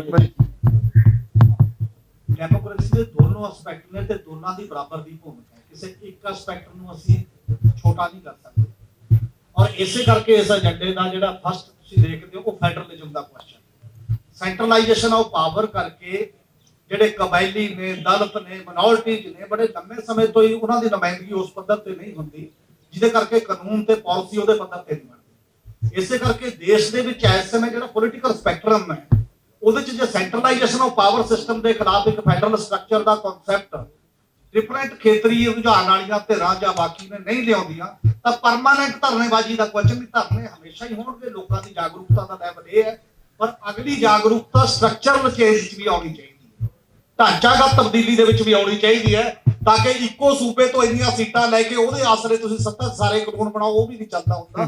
ਹਰ ਸੂਬਿਆਂ ਨੂੰ ਆਪਣੇ ਖੇਤਰ, ਆਪਣੇ ਕਲਾਈਮੇਟ, ਆਪਣੀ ਬੋਲੀ, ਆਪਣੀ ਵਿਰਾਸਤ ਦੇ ਮੁਤਾਬਕ ਆਪਣੀ ਵਿਉਂਤਬੰਦੀ ਕਰਨ ਦਾ ਰਾਈਟ ਹੋਣਾ ਚਾਹੀਦਾ, ਹੱਕ ਹੋਣਾ ਚਾਹੀਦਾ, ਤੇ ਆਪਣੀ ਖੇਤੀ ਦੀ ਵਿਉਂਤਬੰਦੀ ਚਾਹੀਦੀ ਹੈ। ਫਿਰ ਉੱਥੇ ਲੜਾਈ ਵੀ ਸੌਖੀ ਹੋ ਜਾਂਦੀ ਹੈ ਛੋਟੇ ਪੱਧਰ ਤੇ, ਕਿਉਂਕਿ ਓਡੇ ਦਾਇਰੇ 'ਚ ਜਦੋਂ ਲੜਾਈ ਲੜਦੇ। ਮੇਰਾ ਸਵਾਲ ਇਹ ਆ ਕਿ ਜਿਹੜਾ ਇਹ ਸਾਰਾ ਮੰਚ ਆ, ਇਹਦੇ ਤੋਂ ਇਹ ਸਪਸ਼ਟ ਹੋ ਰਿਹਾ ਕਿ ਸਿਵਲ ਸੁਸਾਇਟੀ ਦਾ ਸਟਰਕਚਰ ਤੁਸੀਂ ਇੱਕ ਬਣਾਉਣ ਜਾ ਰਹੇ, ਕਿ ਜਿਹੜਾ ਪੰਜਾਬ ਦੇ ਵਿੱਚ ਖਲਾਅ ਸੀ ਸਿਵਲ ਸੁਸਾਇਟੀ ਦਾ, ਤੇ ਪਰ ਸਿਵਲ ਸੁਸਾਇਟੀ ਦਾ ਜਿਹੜਾ ਸਟਰਕਚਰ ਆ ਉਹਦੇ ਜਿਹੜੇ ਐਕਟਿਵਿਸਟ ਨੇ ਉਹ ਇੱਕ ਭਗਤੀ ਵਾਂਗ ਹੁੰਦਾ ਆ ਤੇ ਪੰਜਾਬ ਦੇ ਵਿੱਚ ਸੈਲੀਬ੍ਰਿਟੀ ਕਲਚਰ ਆ। ਇਸੇ ਕਰਕੇ ਜਦੋਂ ਨਵੇਂ ਮੰਚ ਬਣਦੇ ਨੇ ਤਾਂ ਅੱਜ ਵੀ ਕਈ ਸੈਲੀਬ੍ਰਿਟੀ ਸਾਡੇ ਕੋਲ ਸਟੇਜ ਤੇ ਹੈਗੇ, ਉਹਨਾਂ ਦੇ ਪੋਜ਼ਿਟਿਵ ਰੋਲ ਫਾਰਮਰ ਐਜੂਕੇਸ਼ਨ ਚ ਰਿਹਾ। ਪਰ ਜਿਹੜੀਆਂ ਵੱਡੀਆਂ ਤਬਦੀਲੀਆਂ ਨੇ ਜਿਹਦੀ ਤੁਸੀਂ ਗੱਲ ਏਜੰਡਿਆਂ 'ਚ ਕਰ ਰਹੇ ਹੋ ਉਹਦੇ ਲਈ ਇੱਕ ਭਗਤੀ ਦੀ ਲੋੜ ਆ। ਤੇ ਹਮੇਸ਼ਾ ਹੀ ਦੇਖਣ ਚ ਆਇਆ ਕਿ ਸੈਲੀਬ੍ਰਿਟੀ ਇੱਕ ਟਾਈਮ ਵਾਂਗ ਇੱਕ 4 ਸੈਕਿੰਡਸ ਸਟੇਜ ਤੇ ਹੁੰਦੇ ਆ ਤੇ ਉਸ ਤੋਂ ਬਾਅਦ ਉਹ ਸਟੇਜ ਤੋਂ ਪਾਸੇ ਹੋ ਜਾਂਦੇ ਆ ਤੇ ਉਹ ਮੰਚ ਖਤਮ ਹੋ ਜਾਂਦੇ ਆ। ਜਿਹੜਾ ਇਹ ਸਵਾਲ ਪਹਿਲਾਂ ਕੀਤਾ ਸੀ ਮੈਂ ਉਹਨੂੰ ਥੋੜਾ ਹੋਰ ਵਧਾ ਰਿਹਾ ਕਿ ਕੀ ਜਿਹੜੇ ਇਹ ਸੈਲੀਬ੍ਰਿਟੀ ਇਸ ਮੰਚ ਤੇ ਨੇ ਕੀ ਇਹ ਲੰਮੀ ਲੜਾਈ ਲੜਨ ਲਈ ਤਿਆਰ ਨੇ? ਉਹਦੇ ਲਈ ਕੋਈ ਵਿਜ਼ਨ ਤੁਹਾਡੇ ਕੋਲ ਕੀ ਵਿਜ਼ਨ ਆ ਕਿ ਤੁਸੀਂ ਲਗਾਤਾਰ ਇਹ ਲੋਕ ਸੰਘਰਸ਼ ਦਾ ਹਿੱਸਾ ਬਣੇ ਰਹੋਗੇ? ਦੂਜੀ ਗੱਲ ਜਿਹੜਾ ਮੇਰਾ ਅਗਲਾ ਸਵਾਲ ਆ ਕਿ ਜਦੋਂ ਮੋਦੀ ਸਰਕਾਰ ਆਈ ਸੀ ਉਦੋਂ ਸਿਵਲ ਸੁਸਾਇਟੀ ਨੇ ਇੱਕ ਵੱਡਾ ਰੋਲ ਪਲੇ ਕੀਤਾ ਸੀ। ਅੰਨਾ ਹਜ਼ਾਰੇ ਦੀ ਮੂਵਮੈਂਟ ਨੇ ਤੇ ਬਾਬਾ ਰਾਮਦੇਵ ਤੇ ਦਵਿੰਦਰ ਸ਼ਰਮਾ ਜੀ ਬੈਠੇ ਨੇ। ਜਦੋਂ ਇਹ ਤੁਹਾਡਾ ਪੋਸਟਰ ਰਿਲੀਜ਼ ਹੋਇਆ ਉਸ ਤੋਂ ਬਾਅਦ ਸੋਸ਼ਲ ਮੀਡੀਆ ਦੇ ਉੱਤੇ ਕੁਝ ਸਵਾਲ ਵੀ ਹੋਏ ਤੇ ਉਹਨਾਂ ਸਵਾਲਾਂ 'ਚ ਇੱਕ ਸਵਾਲ ਇਹ ਸੀ ਕਿ ਦਵਿੰਦਰ ਸ਼ਰਮਾ ਜੀ ਦੀ ਨੇੜਤਾ ਬਾਬਾ ਰਾਮਦੇਵ ਜੀ ਨਾਲ ਦੱਸੀ ਜਾ ਰਹੀ ਸੀ। ਮੇਰਾ ਦਵਿੰਦਰ ਸ਼ਰਮਾ ਜੀ ਨੂੰ ਸਵਾਲ ਆ ਕਿ ਸਿਵਲ ਸੁਸਾਇਟੀ ਹਮੇਸ਼ਾ ਪਾਵਰ ਸਟਰਕਚਰਸ ਖੜੇ ਕਰਦੀ ਆ, ਪੋਲੀਟੀਕਲ ਪਾਵਰ ਸਟਰਕਚਰਸ ਖੜੇ ਕਰਦੀ ਆ, ਤਾਂ ਪੰਜਾਬ ਦਾ ਜਿਹੜਾ ਪਾਵਰ ਸਟਰਕਚਰ ਅੱਗੇ ਖੜਾ ਹੋਣਾ ਇਸ ਹਾਲਾਤ ਤੋਂ ਬਾਅਦ ਤਾਂ ਉਹਦੇ ਵਿੱਚ ਜਿਹੜਾ ਇਹ ਸਵਾਲ ਤੁਹਾਡੇ ਤੇ ਉੱਠ ਰਿਹਾ ਤੁਸੀਂ ਇੱਕ ਅਹਿਮ ਹਿੱਸਾ ਹੋ, ਤੁਸੀਂ ਉਹਦੇ ਤੇ ਕੀ ਜਵਾਬ ਦਿਓਗੇ ਜਾਂ ਕੀ ਜਵਾਬ ਦੇਣਾ ਚਾਹੁੰਦੇ ਹੋ? ਇਹ ਮੇਰੇ ਸਵਾਲ। ਮੈਂ ਪਹਿਲਾਂ ਬੋਲ ਦੇਣਾ ਫਿਰ ਦਵਿੰਦਰ ਜੀ ਤੁਸੀਂ ਕਿ ਕਰਮ ਕਹਿੰਦੇ ਹੁੰਦੇ ਨਾ ਕਰਨੀ ਤੇ ਕਥਨੀ, ਜਿਹੜੀ ਕਰਨੀ ਆ ਉਹ ਤੁਹਾਡੇ ਸਾਹਮਣੇ ਆ ਜੂਗੀ। ਮੈਨੂੰ ਤਾਂ ਉਹਦਾ ਪਹਿਲਾਂ ਉਹਦੇ ਬਾਰੇ ਕਹਿਣਾ ਕਿ ਅਸੀਂ ਆਹ ਕਰ ਦਿਆਂਗੇ ਆਹ ਸਮਾਨ ਢਾ ਦਿਆਂਗੇ ਉਹ ਕਹਿਣ ਦੀ ਲੋੜ ਨਹੀਂ, ਉਹ ਤੁਹਾਡੇ ਸਾਹਮਣੇ ਆ ਜਾਏਗੀ। ਤੁਸੀਂ ਵੇਖ ਵੀ ਲੈਣਾ ਕਿ ਅਸੀਂ ਕਿਸ ਸ਼ਿੱਦਤ ਨਾਲ ਲੱਗੇ ਹਾਂ, ਬਰਕਰਾਰ ਰਹੂਗਾ ਜਾਂ ਨਹੀਂ। ਮੈਨੂੰ ਤਾਂ ਉਹ ਸਾਡੀਆਂ ਅਗਲੇ ਕਰਮ ਤੁਹਾਨੂੰ ਜ਼ਿਆਦਾ ਦੱਸਣਗੇ, ਇਸ ਲਈ ਉਹਨੂੰ ਭਵਿੱਖ ਨੂੰ ਉਹ ਕਰਮ ਤੇ ਛੱਡ ਦਿੰਦੇ ਆ। ਦਵਿੰਦਰ ਜੀ ਤੁਸੀਂ ਜੋ ਉੱਥੋਂ ਪੁੱਛਿਆ ਸੀ ਉਹ ਜ਼ਰੂਰ ਦੱਸੋ। ਅੱਛਾ ਹੋ ਗਿਆ। ਹਾਂਜੀ ਹਾਂਜੀ ਹੈਗਾ। ਹੈਲੋ ਬੇਟਾ ਇਧਰਲੀ ਵੀ ਆਵਾਜ਼ ਵਧਾ ਦੇ। ਆ ਗਿਆ ਜੀ। ਅੱਛਾ ਹੋ ਗਿਆ ਤੁਸੀਂ ਇਹ ਸਵਾਲ ਪੁੱਛਿਆ ਕਿਉਂਕਿ ਮੇਰਾ ਇੱਕ ਸੋਚਣਾ ਇਹ ਹੁੰਦਾ ਹੈ ਕਿ ਵੀ ਜਿੱਥੇ ਵੀ ਅੱਛਾ ਪ੍ਰਯਾਸ ਹੋਏ ਤੁਹਾਨੂੰ ਉਹਦੇ ਨਾਲ ਜੁੜਨਾ ਚਾਹੀਦਾ ਹੈ। ਅਲਟੀਮੇਟ ਕੀ ਉਹਦਾ ਰਿਜ਼ਲਟ ਹੁੰਦਾ ਹੈ ਉਹ ਤਾਂ ਸਾਡੇ ਹੱਥ 'ਚ ਨਹੀਂ ਹੁੰਦਾ, ਪਰ ਆਈ ਥਿੰਕ ਸਾਨੂੰ ਜੁੜਨਾ ਚਾਹੀਦਾ। ਮੈਨੂੰ ਯਾਦ ਹੈ ਜਦ ਮੈਂ ਪਹਿਲੀ ਵਾਰੀ ਬਾਬਾ ਰਾਮਦੇਵ ਨੇ ਮੈਨੂੰ ਕਿਹਾ ਕਿ ਅਸੀਂ ਇਹ ਅੰਦੋਲਨ ਕਰਨ ਜਾ ਰਹੇ ਹੈਗੇ ਹਾਂ ਕਰਪਸ਼ਨ ਦੇ ਖਿਲਾਫ, ਤਾਂ ਉਹਦੇ ਵਿੱਚ ਮੈਨੂੰ ਲੱਗਿਆ ਕਿ ਬਿਲਕੁਲ ਬੜੀ ਜ਼ਰੂਰਤ ਹੈਗੀ ਹੈ ਇਹਦਾ ਜੁਆਇਨ ਨੇ। ਉਸ ਟਾਈਮ ਟੀਮ ਅੰਨਾ ਵੀ ਨਾਲ ਤੁਹਾਨੂੰ ਯਾਦ ਹੋਏਗਾ ਉਸ ਟਾਈਮ ਕ੍ਰੀਏਟ ਹੋਈ ਸੀਗੀ ਔਰ ਇੰਡੀਆ ਅਗੇਂਸਟ ਕਰਪਸ਼ਨ ਦਾ ਵੀ ਕਿਉਂਕਿ ਮੈਂ ਫਾਊਂਡਰ ਮੈਂਬਰ ਸੀਗਾ। ਸਾਡਾ ਪ੍ਰਯਾਸ ਕੀ ਸੀਗਾ ਕਿ ਵੀ ਆਲ ਟਾਕ ਅਬਾਊਟ ਕਰਪਸ਼ਨ, अपने कॉफी पीने हैं गल्लां करते हैं या खाने पे बैठ के गल्लां करते हैं, उठ के चले जाते हैं, करप्शन खत्म हो जाती है लगता है ना। तो let us make an effort to see कि वी कैन डू समथिंग।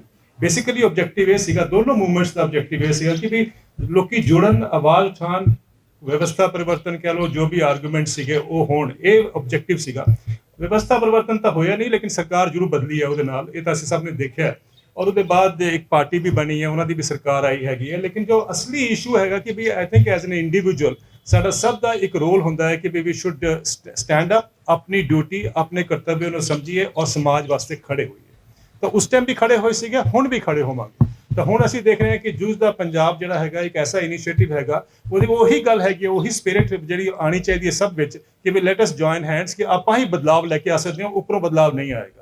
ਸੋ ਬਦਲਾਵ ਥੱਲੋਂ ਆਏਗਾ ਔਰ ਅਸੀਂ ਜਦ ਤੱਕ ਅਸੀਂ ਨਹੀਂ ਸਭ ਲੋਕ ਉਹਦੇ ਵਿੱਚ ਸ਼ਾਮਿਲ ਹੋਵਾਂਗੇ ਤਾਂ ਫਿਰ ਅਸੀਂ ਐਕਸਪੈਕਟ ਨਹੀਂ ਕਰ ਸਕਦੇ, ਨਾ ਸਾਨੂੰ ਕਿਸੇ ਨੂੰ ਦੋਸ਼ ਦੇਣਾ ਚਾਹੀਦਾ ਕਿ ਬਦਲਾਵ ਨਹੀਂ ਆਇਆ ਹੈਗਾ। ਉਹ ਸਾਡੇ ਉੱਪਰ, ਸਾਡੇ ਸਭ ਦੇ ਕੰਧਿਆਂ ਉੱਪਰ ਹੈਗਾ, ਸਿਰਫ ਜਿਹੜੇ ਮੰਚ ਤੇ ਬੈਠੇ ਉਹਨਾਂ ਦਾ ਨਹੀਂ, ਸਭ ਦੇ ਉੱਪਰ ਹੋਏਗਾ। ਔਰ ਇਹੀ ਇੱਕ ਮੇਰਾ ਪ੍ਰਯਾਸ ਹੈਗਾ ਇਸ ਸਾਰੇ ਪ੍ਰੋਸੈਸ ਵਿੱਚੋਂ ਕਿ ਇਹ ਨਿਕਲ ਕੇ ਆਏ, ਆਪਾਂ ਖੜੇ ਹੋਈਏ। Let us not try to identify A or B ਔਰ ਸੀ।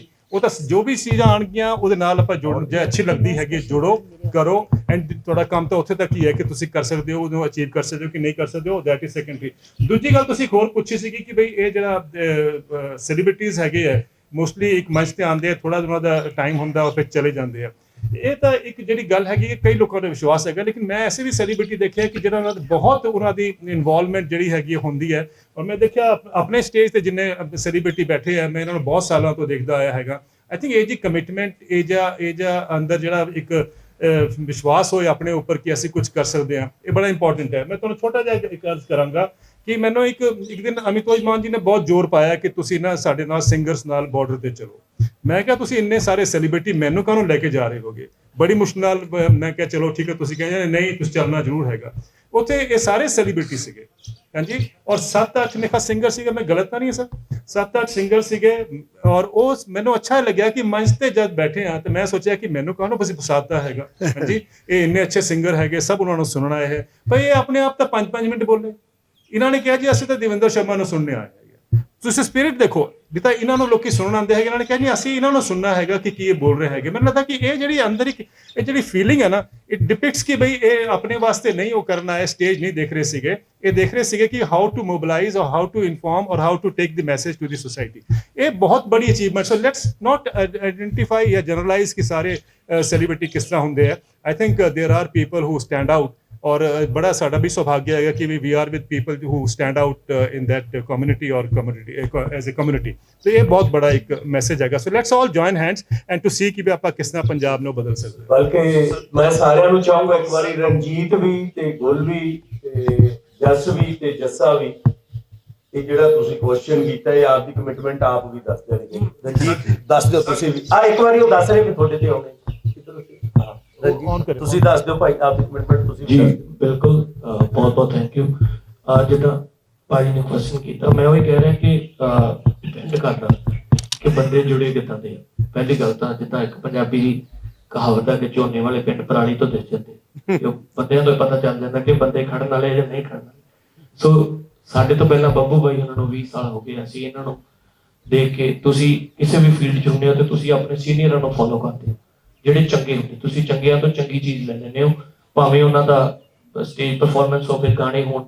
ਸੋ ਅਸੀਂ ਵੀ ਕੋਸ਼ਿਸ਼ ਕੀਤੀ ਕਿ ਅਸੀਂ ਆਪਣੇ ਗਾਣਿਆਂ 'ਚ ਸੱਚ ਬੋਲੀਏ, ਪੰਜਾਬ ਦਾ ਦਰਦ ਦੇ ਭਾਵੇਂ ਕੋਈ ਵੀ ਮੁੱਦਾ ਹੋਵੇ, ਭਾਵੇਂ ਜਿੱਦਾਂ 2016 'ਚ ਜੇ ਉਦੋਂ ਅਕਾਲੀ ਸਰਕਾਰ ਸੀ ਤਾਂ ਮੈਂ ਉਦੋਂ ਗੀਤ ਗਾਇਆ ਸੀ ਸਰਕਾਰਾਂ ਹੀ ਟੁਕਾਉਂਦੀਆਂ ਚੀਜ਼ਾਂ, ਤਾਂ ਮੈਨੂੰ ਲੱਗਦਾ ਕਿ ਉਹ ਕਿਤੇ ਨਾ ਕਿਤੇ ਪੰਜਾਬ ਦਾ ਦਰਦ ਆ।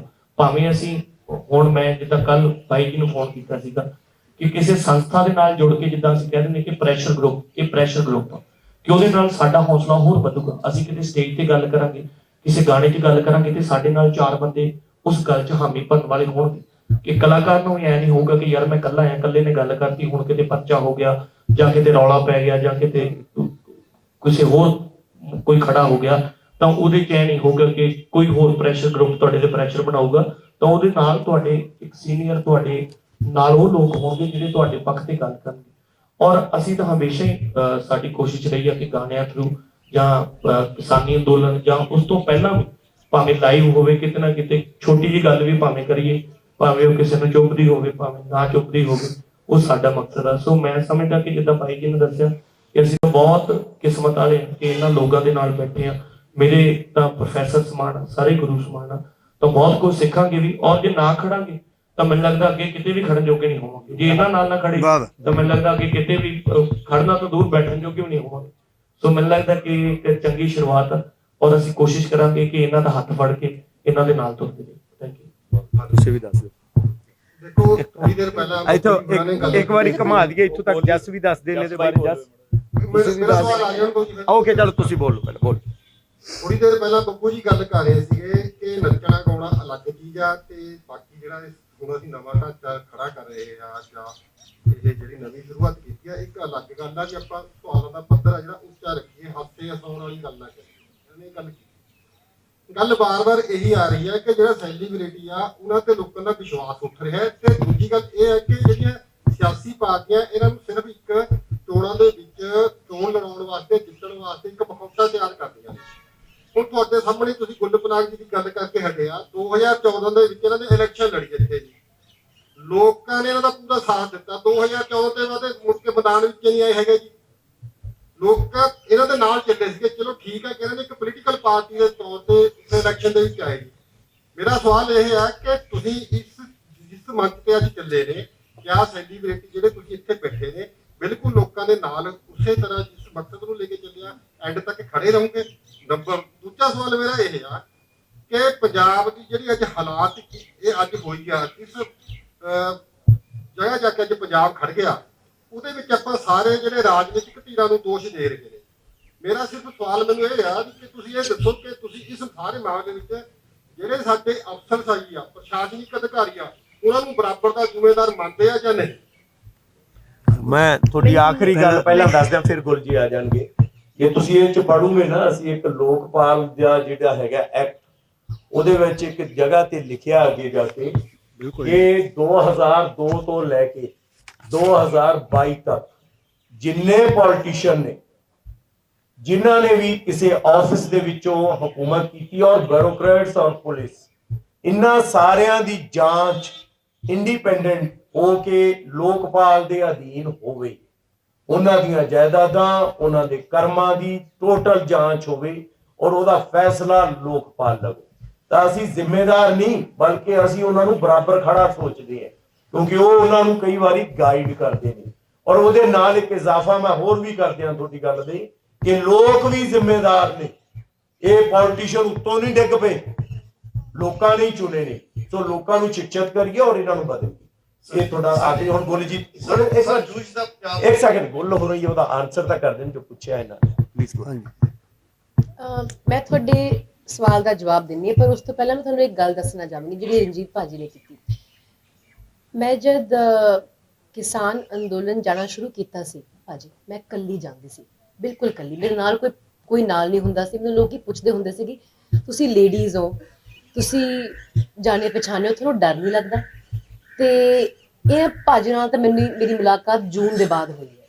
ਦਸੰਬਰ ਤੋਂ ਲੈ ਕੇ ਜਿਹੜਾ ਕਰੋਨਾ ਕਾਲ ਜਿਹੜਾ 2 ਮਹੀਨੇ ਛੱਡ ਕੇ ਨਾ ਮੈਂ ਅੰਦੋਲਨ 'ਚ ਇਕੱਲੀ ਜਾ ਰਹੀ ਸੀ, ਕਿਉਂਕਿ ਮੈਨੂੰ ਲੱਗਦਾ ਸੀ ਕਿ ਇਹ ਨਾ ਪੰਜਾਬ ਦਾ ਬੁਨਿਆਦੀ ਮਸਲਾ ਹੈ। ਤੇ ਮੈਂ ਇੱਕ ਕਿਸਾਨੀ ਪਰਿਵਾਰ ਤੋਂ ਹਾਂ, ਇੱਕ ਫੌਜੀ ਪਰਿਵਾਰ ਤੋਂ ਹਾਂ, ਤੇ ਮੈਨੂੰ ਲੱਗਿਆ ਕਿ ਸਾਡੇ ਨਾਲ ਧੱਕਾ ਹੋ ਰਿਹਾ ਹੈ ਕਿ ਬਈ ਜਿਹੜੇ ਲੋਕ ਆਪਣਾ ਵਿਰੋਧ ਕਰਨ ਆਏ ਹੈ ਸਰਕਾਰ ਦਾ, ਉਹਨਾਂ ਨੂੰ ਵਿਦਰੋਹੀ ਕਰਾਰ ਦਿੱਤਾ ਜਾ ਰਿਹਾ ਹੈ। ਇਹ ਮੇਰੇ ਵਾਸਤੇ ਇੱਕ ਇਮੋਸ਼ਨਲ ਡਿਸੀਜਨ ਸੀਗਾ ਕਿ ਮੈਂ ਅੰਦੋਲਨ 'ਚ ਆ ਕੇ ਖੜਾ ਤੇ ਆਪਣੀ ਹਾਮੀ ਭਰਾਂ। ਇਹ ਤਾਂ ਮੇਰੀ ਖੁਸ਼ਕਿਸਮਤੀ ਹੈ ਕਿ ਕੁਝ ਸਮੇਂ ਬਾਅਦ ਮੈਨੂੰ ਮਾਨ ਸਾਹਿਬ ਉਰੀ ਮਿਲੇ ਤੇ ਅਸੀਂ ਇੱਥੇ ਜੁੜੇ, ਤੇ ਅਸੀਂ ਜੁੜੇ ਅੰਦੋਲਨ ਦੇ ਬੈਕਡ੍ਰੌਪ 'ਚ। ਤੇ ਬਹੁਤ ਲੋਕ ਇਹ ਸਵਾਲ ਵੀ ਪੁੱਛ ਰਹੇ ਕਿ ਅੱਡ-ਅੱਡ ਆਈਡੀਓਲੋਜੀ ਰੱਖਣ ਵਾਲੇ ਅੱਡ-ਅੱਡ ਧਿਰਾਂ 'ਚ ਜਿਹੜੇ ਲੋਕ ਸ਼ਾਮਿਲ ਆ, ਉਹ ਅੱਜ ਇੱਕ ਮੰਚ ਤੇ ਇਕੱਠੇ ਬੈਠੇ ਆ। ਮੈਂ ਦਵਿੰਦਰ ਸਾਹਿਬ ਬਾਰੇ ਗੱਲ ਕੀਤੀ ਸੀ ਹੁਣੇ। ਜਿਹੜਾ ਸਾਡਾ ਪੰਜਾਬ ਅੰਦੋਲਨ ਹੈ ਨਾ, ਮੋਰਚਾ ਜਿਹੜਾ ਅਸੀਂ ਜਿੱਤ ਕੇ ਆਏ ਹਾਂ, ਉਹ ਇੱਕ ਮਿਸਾਲ ਹੈ ਕਿ ਅੱਡ-ਅੱਡ ਧਿਰਾਂ ਤੋਂ ਤੁਸੀਂ ਹੋਣ ਦੇ ਬਾਵਜੂਦ ਇਕੱਠੇ ਕੰਮ ਕਰ ਸਕਦੇ ਹੋ। ਇਹ ਤੁਸੀਂ ਜਾਣਦੇ ਹੋ। ਬੱਤੀਆਂ ਦੀ ਜਿਹੜੀ ਬੈਕਗਰਾਉਂਡ ਹੈ ਅਸੀਂ ਉਹ ਸਾਰਿਆਂ ਨਾਲ ਵਾਕਿਫ ਹੈ। ਤੇ ਇਹ ਤਾਂ ਉਹ ਪਰ ਉਹ ਸਾਰੇ ਇੱਕ ਇਕੱਠੇ ਇੱਕ ਮਕਸਦ ਲਈ ਲੜ ਰਹੇ ਸੀਗੇ। ਤੇ ਮੈਨੂੰ ਲੱਗਦਾ ਹੈ ਕਾਫੀ ਹੱਦ ਤੱਕ ਇਸ ਗੱਲ 'ਚ ਸਹਿਮਤੀ ਰੱਖਣੀ ਪਊਗੀ ਕਿ ਉਹ ਜਿੱਤ ਕੇ ਆਏ ਨੇ। ਉਹ ਰਹੀ ਗੱਲ ਕਿ ਅੱਡ-ਅੱਡ ਧਿਰਾਂ ਤੋਂ ਲੋਕ ਕਿਵੇਂ ਇਕੱਠੇ ਹੋ ਕੇ ਇਕੱਠੇ ਕੰਮ ਕਰ ਸਕਦੇ ਆ। ਕਲਾਕਾਰਾਂ ਦੀ ਜਿਹੜੀ ਕਿੰਨੀ ਸੀਰੀਅਸਨੈਸ ਹੁੰਦੀ ਹੈ, ਕਿੰਨੀ ਕਮਿਟਮੈਂਟ ਹੁੰਦੀ ਹੈ, ਉਹਦੇ ਤੇ ਮੈਂ ਗੱਲ ਕਰ ਲਾਂ 1 ਮਿੰਟ। ਅਕਸਰ ਜਿਹੜੀਆਂ ਸਿਆਸੀ ਪਾਰਟੀਆਂ ਹੁੰਦੀਆਂ ਉਹ ਕਲਾਕਾਰਾਂ ਨੂੰ as a show piece use ਕਰਨਾ ਚਾਹੁੰਦੀਆਂ ਨੇ ਅਕਸਰ। ਤੇ ਜਦ ਤੱਕ ਉਹ ਕਲਾਕਾਰ ਆਪਣੀ ਪੋਜੀਸ਼ਨ ਅਸਰਟ ਨਾ ਕਰਨ ਕਿਸੇ ਵੀ ਸਿਆਸੀ ਸੈਟਅਪ 'ਚ, ਤਦ ਤੱਕ ਉਹ ਖੁਸ਼ ਨੇ। ਭਾਜੀ ਤੁਹਾਡੇ ਗੱਲ ਦਾ ਜਵਾਬ, ਜਦ ਤੱਕ ਕਲਾਕਾਰ ਕਲਾਕਾਰੀ ਦੇ ਤੌਰ ਤੇ ਸਿਆਸੀ ਪਾਰਟੀ ਨਾਲ ਜੁੜਦੇ ਨੇ ਤੇ ਜਦ ਤੱਕ ਉਹ ਚੁੱਪਚਾਪ ਹੋ ਕੇ ਰੋਡ ਸ਼ੋਅ ਕਰਨ ਨੂੰ ਤਿਆਰ ਨੇ, ਮੋਟਰਸਾਈਕਲ ਚਲਾਉਣ ਨੂੰ ਤਿਆਰ ਨੇ, ਪਰ ਜਦੋਂ ਮੁੱਦਿਆਂ ਦੀ ਗੱਲ ਕਰਦੇ ਹੈ ਕਿ ਜਦੋਂ ਇਸ਼ੂਜ਼ ਦੀ ਗੱਲ ਕਰਦੇ ਹੈ ਫਿਰ ਇਕੁਏਸ਼ਨ ਬਦਲ ਜਾਂਦੀ ਹੈ। ਤੁਸੀਂ 2014 ਦਾ ਸਵਾਲ ਕੀਤਾ। ਮੈਂ 20 ਸਾਲ ਤੋਂ ਪਬਲਿਕ ਲਾਈਫ 'ਚ ਮੇਰਾ ਕਾਫੀ ਕਲੀਨ ਟਰੈਕ ਰਿਕਾਰਡ ਹੈ। ਕੰਟਰੋਵਰਸ਼ੀਅਲ ਸਟੇਟਮੈਂਟਸ ਮੈਂ ਨਾ ਤਾਂ ਕੀਤੀਆਂ ਨੇ ਨਾ ਮੈਂ ਅੱਜ ਕਰਾਂਗੀ, ਪਰ ਮੈਂ ਸਿਰਫ ਇੰਨੀ ਗੱਲ ਕਹਾਂਗੀ ਕਿ ਅਲਟੀਮੇਟਲੀ ਜਿਹੜਾ ਤੁਹਾਡਾ ਟੈਸਟ ਆਫ ਕੈਰੈਕਟਰ ਹੁੰਦਾ ਹੈ ਨਾ, ਉਹ ਤੁਸੀਂ ਆਪਣੇ ਆਪ ਨੂੰ ਪਾਸ ਕਰਨਾ, ਕਿਸੇ ਹੋਰ ਲਈ ਨਹੀਂ ਕਰੀਦਾ ਹੁੰਦਾ। ਤੇ ਕਲਾਕਾਰਾਂ ਲਈ ਜਿਵੇਂ ਮਾਨ ਸਾਹਿਬ ਵੀ ਕਹਿਣਗੇ ਤੇ ਇਹਨਾਂ ਨੇ ਵੀ ਕਿਹਾ, ਸਾਡੇ ਵਾਸਤੇ ਬੁਨਿਆਦੀ ਤੌਰ ਤੇ ਉਹ ਲੋਕਾਂ ਨਾਲ ਜੁੜਨਾ ਜਿਹੜੇ ਵਿਸ਼ਿਆਂ ਦੇ ਮਾਹਿਰ ਨੇ, ਜਿਵੇਂ ਅੱਜ ਇਸ ਮੰਚ ਤੇ ਬੈਠੇ ਨੇ, ਇੱਕ ਬਹੁਤ ਵੱਡੀ ਪ੍ਰਾਪਤੀ ਹੈ। ਮੈਂ ਤੁਹਾਨੂੰ ਇੰਨਾ ਦੱਸ ਸਕਦੀ ਹਾਂ ਕਿ ਮੈਂ ਕਦੇ ਵੀ ਕਿਸੇ ਵੀ ਸਿਆਸੀ ਸੈਟਅਪ 'ਚ ਇੰਨੇ ਸਬਜੈਕਟ ਮੈਟਰ ਐਕਸਪਰਟਸ, ਇਹਨੂੰ ਆਪਾਂ ਵਿਸ਼ਿਆਂ ਦੇ ਮਾਹਿਰ ਕਹਿੰਦੇ, ਇਕੱਠੇ ਰਲਾ ਕੇ ਇੱਕ ਚਰਚਾ ਦਾ ਜਾਂ ਇੱਕ ਪਲੇਟਫਾਰਮ ਕ੍ਰੀਏਟ ਕਰਨ, ਇਹ ਮੈਂ ਕਦੇ ਦੇਖਿਆ ਨਹੀਂ ਹੈਗਾ। ਤੇ ਇਹ ਫਰਕ ਹੈ ਸਿਰਫ ਕਿ ਕਿਉਂ ਤੁਸੀਂ ਦੇਖਦੇ ਹੋ ਕਿ ਕਈ ਵਾਰ ਆਰਟਿਸਟਸ ਸ਼ਾਮਿਲ ਜ਼ਰੂਰ ਹੁੰਦੇ ਨਵੀਂ ਮੂਵਮੈਂਟਸ 'ਚ, ਪਰ ਕਿਉਂਕਿ ਜਿਹੜੀ ਮੂਵਮੈਂਟਸ ਉਹਨਾਂ ਨੂੰ ਸ਼ਾਮਿਲ ਕਰਦੀਆਂ ਨੇ, ਉਹ ਉਹਨਾਂ ਨੂੰ ਸਿਰਫ ਇੱਕ ਆਰਟਿਸਟ ਦੇ ਤੌਰ ਤੇ, ਕਰਾਊਡ ਪੁਲਰ ਦੇ ਤੌਰ ਤੇ, ਮੇਲੇ ਜਿਵੇਂ ਲੋਕ ਆਉਂਦੇ ਹੈ ਉਸ ਤੌਰ ਤੇ ਰਿਗਾਰਡ ਕਰਦੇ ਆ। ਪਰ ਜਦ ਉਹ ਲੋਕ ਆਪਣੀ ਮੁੱਦਿਆਂ ਤੇ ਪਾਲਿਸੀਜ਼ ਤੇ ਏਜੰਡਾ ਤੇ ਚਰਚਾ ਕਰਦੇ ਤੇ ਉਹਨਾਂ ਨੂੰ ਕਿਹਾ ਜਾਂਦਾ ਹੈ ਕਿ ਬਈ ਤੁਹਾਨੂੰ ਕੁਝ ਪਤਾ ਨਹੀਂ ਹੈਗਾ, ਤੁਹਾਨੂੰ ਰਾਜਨੀਤੀ ਬਾਰੇ ਕੁਝ ਨਹੀਂ ਪਤਾ, ਤੇ ਫਿਰ ਡਿਫਰੈਂਸਸ ਕ੍ਰੀਏਟ ਹੋ ਜਾਂਦੇ। ਮੈਂ ਕਿਸੇ ਪਾਰਟਿਕੂਲਰ ਸਿਆਸੀ ਦਲ ਦੀ ਗੱਲ ਨਹੀਂ ਕਰ ਰਹੀ, ਇਹ ਜਨਰਲ ਟੈਂਡੈਂਸੀ ਹੈ। ਉਹ ਚਾਹੁੰਦੇ ਹੈ ਕਿ ਕਲਾਕਾਰ ਨਾਲ ਜੁੜਨ ਆ ਕੇ, ਉਹ ਚਾਹੁੰਦੇ ਹੈ ਕਿ ਉਹਨਾਂ ਦੀ ਸਪੋਰਟ ਹੋਵੇ, ਜਿਹੜੀ ਉਹਨਾਂ ਦੀ ਪਬਲਿਕ ਪਰਸੈਪਸ਼ਨ ਹੈ ਉਹਨਾਂ ਨੂੰ ਯੂਜ਼ ਕੀਤਾ ਜਾਵੇ। ਪਰ ਜਦ ਉਹੀ ਲੋਕ ਆਪਣੀ ਪੋਜੀਸ਼ਨ ਲੈਂਦੇ ਆ ਮੁੱਦਿਆਂ ਤੇ, ਇਸ਼ੂਜ਼ ਤੇ, ਉਹ ਪਸੰਦ ਨਹੀਂ ਕੀਤਾ ਜਾਂਦਾ। ਤੇ ਕਿਉਂਕਿ ਇਹ ਮੁੱਦਿਆਂ ਤੇ ਇਸ਼ੂਜ਼ ਤੇ ਏਜੰਡਾਜ਼ ਦਾ ਇੱਕ ਮੰਚ ਹੈ, ਮੈਨੂੰ ਲੱਗਦਾ ਹੈ ਕਿ ਜਿਹੜੇ ਵੀ ਕਲਾਕਾਰ ਅੱਜ ਨਾਲ ਜੁੜੇ ਹੈ ਉਹ ਜ਼ਰੂਰ ਜੁੜੇ ਰਹਿਣਗੇ। ਰੂਪ ਸ਼ਾਇਦ ਆਉਣ ਵਾਲੇ ਸਮੇਂ 'ਚ ਬਦਲ ਸਕਦੇ ਨੇ, ਪਰ ਕਿਉਂਕਿ ਇਹ ਏਜੰਡਿਆਂ ਤੋਂ ਸ਼ੁਰੂਆਤ ਹੋਈ ਹੈ, ਮੈਨੂੰ ਲੱਗਦਾ ਹੈ ਕਿ ਜਿਹੜੇ ਵੀ ਲੋਕ ਅੱਜ ਇਸ ਮੰਚ ਤੇ ਬੈਠੇ, ਤੇ ਮੈਂ ਸਾਰਿਆਂ ਦੀ ਬਿਹਾਫ ਤੇ ਗੱਲ ਕਰ ਰਹੀ ਹਾਂ, ਆਫ ਕੋਰਸ ਜਸ ਭਾਜੀ ਉਰੇ ਆਪ ਵੀ ਕਹਾਂਗੇ, ਪਰ ਕਿਉਂਕਿ ਏਜੰਡਿਆਂ ਤੋਂ ਗੱਲ ਸ਼ੁਰੂਆਤ ਅਸੀਂ ਅੱਜ ਕੀਤੀ ਹੈ, ਮੈਨੂੰ ਲੱਗਦਾ ਹੈ ਕਿ ਇਹ ਕਮਿਟਮੈਂਟ ਲੰਬੀ ਰਹੂਗੀ, ਬਿਕੋਜ਼ ਇੱਕ ਕਲਟ ਦੇ ਤੌਰ ਤੇ ਸ਼ੁਰੂਆਤ ਨਹੀਂ ਕੀਤੀ ਜਾ ਰਹੀ। ਬਿਲਕੁਲ ਇਹ ਮੇਰਾ ਬਸ ਇੱਕ ਥੋੜਾ ਜਿਹੀ ਮੈਂ ਲੰਬੀ ਗੱਲ ਕਰਤੀ, ਪਰ 3-4 ਸਵਾਲ ਲੋਕਾਂ ਨੇ ਮੈਨੂੰ ਕੀਤੇ ਸੀ, ਖਾਸ ਤੌਰ ਤੇ ਭਾਜੀ ਨੇ ਜਿਹੜੇ ਬੈਠੇ ਨੇ ਸਾਹਮਣੇ, ਤੇ ਮੈਨੂੰ ਲੱਗਿਆ ਕਹਿਣਾ ਜ਼ਰੂਰੀ ਹੈ ਜੀ ਮੇਰੀ ਪੁਆਇੰਟ ਆਫ ਵਿਊ ਹੈ। ਥੈਂਕ ਯੂ ਭਾਜੀ, ਤੁਹਾਡੇ ਸਵਾਲ ਲਈ ਬਹੁਤ ਬਹੁਤ ਧੰਨਵਾਦ, ਆਭਾਰੀ ਹਾਂ ਤੁਹਾਡੀ ਮੈਂ। ਔਨ ਕਰ ਲਈ ਜਾਊਗਾ, ਔਨ ਕਰ ਲਈ। ਸਭ ਤੋਂ ਪਹਿਲਾਂ ਤਾਂ ਜਿੰਨੇ ਵੀ ਸਤਿਕਾਰਯੋਗ ਜਿਹੜੇ ਮੰਚ ਤੇ ਬੈਠੇ ਨੇ, ਸਾਹਮਣੇ ਮੀਡੀਆ ਵਾਲੇ ਭਰਾ, ਸਭ ਨੂੰ ਪਿਆਰ ਭਰੀ ਸਤਿ ਸ਼੍ਰੀ ਅਕਾਲ। ਉਹ ਯਾਰ ਕਰ ਦਿਆ ਕਰੋ ਆਪ ਬੇਟਾ। ਹੈਲੋ, ਹਾਂਜੀ ਠੀਕ। ਬਹੁਤ ਸਿਆਣੇ ਨੇ ਸਾਰੇ, ਬਹੁਤ ਵੱਡੇ ਨੇ ਰੁਤਬੇ ਦੇ ਵਿੱਚ ਵੀ, ਉਮਰ ਦੇ ਵਿੱਚ ਵੀ ਸਾਡੇ ਤੋਂ। ਇਹਨਾਂ ਨੇ ਹਰ ਇੱਕ ਚੀਜ਼ ਦਾ ਸੋਲੂਸ਼ਨ ਹੈ ਜਿਹੜਾ ਬਹੁਤ ਸੋਚ ਸਮਝ ਕੇ ਤਿਆਰ ਕੀਤਾ ਹੋਇਆ ਹੈ। ਤੇ ਜਿੱਥੇ ਤੱਕ ਰਹਿ ਗਈ ਗੱਲ ਕਲਾਕਾਰਾਂ ਦੀ ਕਿ ਕਲਾਕਾਰ ਨਾਲ ਖੜਨਗੇ ਜਾਂ ਨਹੀਂ ਖੜਨਗੇ, ਤਾਂ ਪਹਿਲੀ ਤਾਂ ਗੱਲ, ਚਲੋ ਮੈਂ ਕਿਸੇ ਨੂੰ ਛੋਟਾ ਨਹੀਂ ਦਿਖਾ ਰਿਹਾ, ਤੁਸੀਂ ਮੰਚ ਤੇ ਦੇਖੋ ਕਲਾਕਾਰ 4-5 ਹੀ ਹੈ, ਇੰਡਸਟਰੀ ਬਹੁਤ ਵੱਡੀ ਹੈ। ਅਸੀਂ ਕੋਸ਼ਿਸ਼ ਕਰਾਂਗੇ ਕਿ ਆਉਣ ਵਾਲੇ ਦਿਨਾਂ 'ਚ ਹੋਰ ਵੀ ਭਰਾ ਸਾਡੇ ਨਾਲ ਜੁੜਨਗੇ, ਕਿਉਂਕਿ ਇਸ ਅੰਦੋਲਨ ਨੇ ਹਰ ਇੱਕ ਬੰਦੇ ਦੀ ਜ਼ਿੰਦਗੀ ਤੇ ਬਹੁਤ ਅਹਿਮ ਅਸਰ ਕੀਤਾ ਹੈ, ਚਾਹੇ ਉਹ ਤੁਹਾਡੇ ਵਿੱਚ ਹੋਵੇ ਚਾਹੇ ਉਹ ਸਾਡੇ 'ਚ ਹੋਵੇ। ਹੁਣ ਜਦੋਂ ਇਹ ਮੋਰਚਾ ਫਤਿਹ ਹੋ ਗਿਆ ਤਾਂ ਲੋਕ ਆਸ ਕਰਦੇ ਆ ਕਿ ਇਹ ਜਿਹੜੇ ਚਿਹਰੇ ਇਸ ਅੰਦੋਲਨ ਦੇ ਵਿੱਚ ਚੱਲੇ ਆ, ਇਹ ਸਾਡੇ ਨਾਲ ਜੁੜੇ ਰਹਿਣ ਤੇ ਸਾਡੇ ਮੁੱਦਿਆਂ ਦੀ ਗੱਲ ਹੈ ਜਿਹੜੀ ਉਹ ਕਰਦੇ ਰਹਿਣ। ਕੱਲੀ ਗੱਲ ਮੁੱਦਿਆਂ ਤੇ ਨਹੀਂ ਮੁੱਕਦੀ, ਉਹਨਾਂ ਦਾ ਸੋਲੂਸ਼ਨ ਵੀ ਕਰਦੇ ਰਹਿਣ। ਸੋ ਇਹ ਜਿਹੜਾ ਗਰੁੱਪ ਬਣਿਆ, ਇਹ ਇੱਕ ਜਥੇਬੰਦੀ ਬਣੀ ਹੈ। ਦੇਖੋ ਬਾਈ ਜੀ ਨੇ ਪਹਿਲਾਂ ਕਿਹਾ ਕਿ ਸਰਕਾਰਾਂ ਦੇ ਚੁਣੇ ਹੋਏ ਨੁਮਾਇੰਦੇ ਨੇ ਜਿਹੜੇ ਉਹ ਫੇਲ ਹੋ ਗਏ, ਜਿੱਤ ਕਿਹਦੀ ਹੋਈ ਹੈ? ਜਥੇਬੰਦੀਆਂ ਦੀ। ਖੇਤੀਬਾੜੀ ਨਾਲ ਸੰਬੰਧਿਤ ਜਥੇਬੰਦੀਆਂ, 32 ਜਥੇਬੰਦੀਆਂ। ਅੱਜ ਜਿਹੜੀ ਇਹ ਜਥੇਬੰਦੀ ਬਣੀ ਹੈ, ਇਹਦੇ ਵਿੱਚ ਬਹੁਤ ਮਹਾਨ ਲੋਕ ਨੇ। ਸਰਕਾਰਾਂ ਨੂੰ ਵੀ ਜਦੋਂ ਵਿਫਤਾ ਪੈ ਜਾਂਦੀ ਹੈ ਨਾ, ਜਦੋਂ ਸਰਕਾਰਾਂ ਨੇ ਐਲਾਨ ਕਰਨਾ ਹੁੰਦਾ, ਜਾਂ ਤਾਂ ਉਹ ਝੂਠੇ ਵਾਅਦੇ ਕਰ ਸਕਦੇ ਆ ਜਾਂ ਹੋਰਡਿੰਗ ਲਾ ਕੇ ਤੁਹਾਨੂੰ ਭਰਮਾ ਸਕਦੇ ਆ, ਜਦੋਂ ਉਹਨਾਂ ਦਾ ਵੀ ਕੋਈ ਕੰਮ ਅੜ ਜਾਂਦਾ ਤਾਂ ਬਹੁਤ ਸਾਡੇ ਜਿਹੜੇ ਇਹ ਵਿਦਵਾਨ ਲੋਕ ਨੇ ਉਹ ਵੀ ਇਹਨਾਂ ਨੂੰ ਆ ਕੇ ਪੁੱਛਦੇ ਆ ਕਿ ਹੁਣ ਜੀ ਕੀ ਕਰੀਏ। ਜਦੋਂ ਇਹ ਸਾਰੇ ਲੋਕ ਇਕੱਠੇ ਹੋ ਰਹੇ ਆ ਤਾਂ ਸਾਡੀ ਬਿਲਕੁਲ ਕਮਿਟਮੈਂਟ ਹੈ, ਇਕੱਲੀ ਸਾਡੀ ਕਮਿਟਮੈਂਟ ਨਹੀਂ, ਆਉਣ ਵਾਲੇ ਦਿਨਾਂ 'ਚ ਤੁਸੀਂ ਦੇਖੋਗੇ ਪੰਜਾਬ ਦਾ ਇੱਕ ਜਿਹੜਾ ਬਦਲਾਅ ਭਾਰਤ ਯੂਥ ਹੈ, ਜਿਹੜਾ ਬਹੁਤ ਵੱਡੇ ਪੱਧਰ ਤੇ ਬਦਲਾਅ ਦੀ ਗੱਲ ਕਰ ਰਿਹਾ ਹੈ, ਉਹ ਸਾਰਾ ਸਾਡੇ ਨਾਲ ਜੁੜੂਗਾ। ਤੇ ਆਉਣ ਵਾਲੇ ਦਿਨਾਂ ਦੇ ਵਿੱਚ ਹੋਰ ਕਲਾਕਾਰ ਵੀ ਹਰ ਇੱਕ ਖੇਤਰ ਤੋਂ ਲੋਕ ਜੁੜਨਗੇ, ਕਿਉਂਕਿ ਇਹ ਕੋਈ ਇੱਕ ਖੇਤਰ ਨਹੀਂ। ਤੁਸੀਂ ਦੇਖ ਸਕਦੇ ਹੋ ਜੱਸਾ ਬਾਈ ਬੈਠਾ, ਇਹਦਾ ਖੇਡਾਂ ਦਾ ਖੇਤਰ ਹੈ, ਹੋਰ ਬਹੁਤ ਸਾਰੇ ਵਿਦਵਾਨ ਬੈਠੇ ਆ। ਸੋ ਇੱਕ ਚੰਗੀ ਸੋਚ ਲੈ ਕੇ ਚੰਗੀ ਇੱਕ ਜਥੇਬੰਦੀ ਮੈਨੂੰ ਲੱਗਦਾ ਹੈ ਬਣੀ ਹੈ, ਤੇ ਪ੍ਰਮਾਤਮਾ ਮਿਹਰ ਕਰੂਗਾ। ਆਉਣ ਵਾਲੇ ਦਿਨਾਂ ਦੇ ਵਿੱਚ ਜਿਹੜਾ ਸਾਡਾ ਕੰਮ ਹੈ, ਅਸੀਂ ਯੂਥ ਨੂੰ ਰਿਪਰੈਜ਼ੈਂਟ ਕਰਦੇ ਹਾਂ। ਕੱਲੇ ਬੰਦੇ ਤੱਕ ਰੌਲਾ ਪਹੁੰਚਾ ਕੇ ਇਹ ਗੱਲਾਂ, ਇਹ ਮੁੱਦੇ ਲੈ ਕੇ ਵੀ ਜਾਵਾਂਗੇ, ਹਰ ਇੱਕ ਮੰਚ ਤੋਂ ਗੱਲ ਵੀ ਕਰਾਂਗੇ। ਬਾਵੇ ਨੇ ਇੱਕ ਗੱਲ ਬਹੁਤ ਵਧੀਆ ਕਹੀ ਹੈ ਕਿ ਕਈ ਵਾਰੀ ਚਿੱਤ ਕਰਦਾ ਹੁੰਦਾ ਕਿ ਯਾਰ ਇਦਾਂ ਦਾ ਗਾਣਾ ਗਾਈਏ। ਹੁਣ ਤੁਸੀਂ ਦੇਖੋ ਕਿ ਸਰਕਾਰਾਂ ਕਿਵੇਂ ਬੰਦੇ ਨੂੰ ਟੌਰਚਰ ਕਰਦੀਆਂ ਨੇ, ਕਿਵੇਂ ਉਹਦੇ ਤੇ ਪ੍ਰੈਸ਼ਰ ਪਾਉਂਦੀਆਂ ਨੇ। ਹੁਣ ਅਸੀਂ ਬੇਝਿਜਕ ਹੋ ਕੇ ਬੋਲ ਸਕਾਂਗੇ ਕਿ ਸਾਨੂੰ ਪਤਾ ਸਾਡੇ ਪਿੱਛੇ ਖੜਨ ਵਾਲੇ ਲੋਕ ਖੜੇ ਆ। ਸੋ ਬਹੁਤ ਜ਼ਿਆਦਾ ਗਾਇਕੀ 'ਚ ਵੀ ਤੁਸੀਂ ਅੰਦੋਲਨ 'ਚ ਵੀ ਦੇਖਿਆ ਕਿ ਸੱਭਿਆਚਾਰ 'ਚ ਵੀ ਬਹੁਤ ਵੱਡਾ ਵੈਕਿਊਮ ਹੋਇਆ। ਟਰੈਕਟਰ ਟਰਾਲੀ ਦੀ ਗੱਲ ਕੀਤੀ ਸੀ ਬਾਈ ਜੀ ਨੇ, ਉਹਨਾਂ ਟਰੈਕਟਰ ਟਰਾਲੀਆਂ ਤੇ ਉਹੀ ਗੀਤ ਵੱਜੇ ਆ ਜਿਹੜੇ ਸਾਡੇ ਮੁੱਦੇ ਸੀ, ਏਜੰਡੇ ਸੀ। ਕੋਈ ਆਉਣ ਲੱਗੇ ਵੀ ਜਦੋਂ ਮੋਰਚਾ ਫਤਿਹ ਕਰਕੇ ਆਏ ਆ, ਉਦੋਂ ਵੀ ਕਿਸਾਨੀ ਵਾਲੇ ਗੀਤ ਚੱਲੇ ਆ, ਤੇ ਇੱਕ ਸਾਲ ਸਾਰੇ ਕਲਾਕਾਰਾਂ ਨੇ ਵੀ ਕਿਸਾਨੀ ਵਾਲੇ ਗੀਤ ਕੀਤੇ ਆ। ਸੋ ਚੰਗੇ ਸਮਾਜ ਦੀ ਕਲਪਨਾ ਕਰਦੇ ਆ, ਚੰਗੇ ਪੰਜਾਬ ਦੀ ਕਲਪਨਾ ਕਰਦੇ ਆ, ਤੇ ਬਦਲਾਅ ਦੀ ਕਲਪਨਾ ਕਰਦੇ ਆ। ਡਟ ਕੇ ਨਾਲ ਖੜਾਂਗੇ। ਬਹੁਤ ਸਾਡਾ ਕੰਮ ਹੈ ਸਿਰਫ ਲੋਕਾਂ ਤੱਕ ਆਵਾਜ਼ ਪਹੁੰਚਾਉਣਾ। ਇਹ ਬਹੁਤ ਮਹਾਨ ਲੋਕ ਜਿਹੜੇ ਬੈਠੇ ਆ, ਇਹਨਾਂ ਨੇ ਸਾਨੂੰ ਪਾਲਿਸੀਆਂ ਬਣਾ ਕੇ ਦੇਣੀਆਂ ਨੇ, ਤੇ ਡਟ ਕੇ ਮੋਢੇ ਨਾਲ ਮੋਢਾ ਲਾ ਕੇ ਅਸੀਂ ਇਹਨਾਂ ਦੇ ਨਾਲ ਖੜੇ ਆ। ਧੰਨਵਾਦ ਜੀ। ਬੱਬੂ ਇਸੇ ਬਾਰੇ ਜਰਾ ਕਿਉਂਕਿ ਬੱਬੂ ਕਹਿੰਦੇ ਨੇ ਇਹਦੇ ਬਾਰੇ ਸਵਾਲ ਲੈ ਲੈ ਜੀ। ਤੁਸੀਂ ਸ਼ੁਰੂਆਤ ਕੀਤੀ ਸੀ ਨਾ, ਮੇਰਾ ਪਹਿਲੀ ਹੀ ਸੀ ਜਿਹੜੀ ਉਲਝਣ ਹੈ ਸਭ ਤੋਂ ਵੱਡੀ। ਪਹਿਲੀ 2 ਲਾਈਨਾਂ 'ਚ ਤੁਹਾਡੀ ਆਪਸੇ ਕੰਟਰਡਿਕਸ਼ਨ ਹੈ। ਅਸੀਂ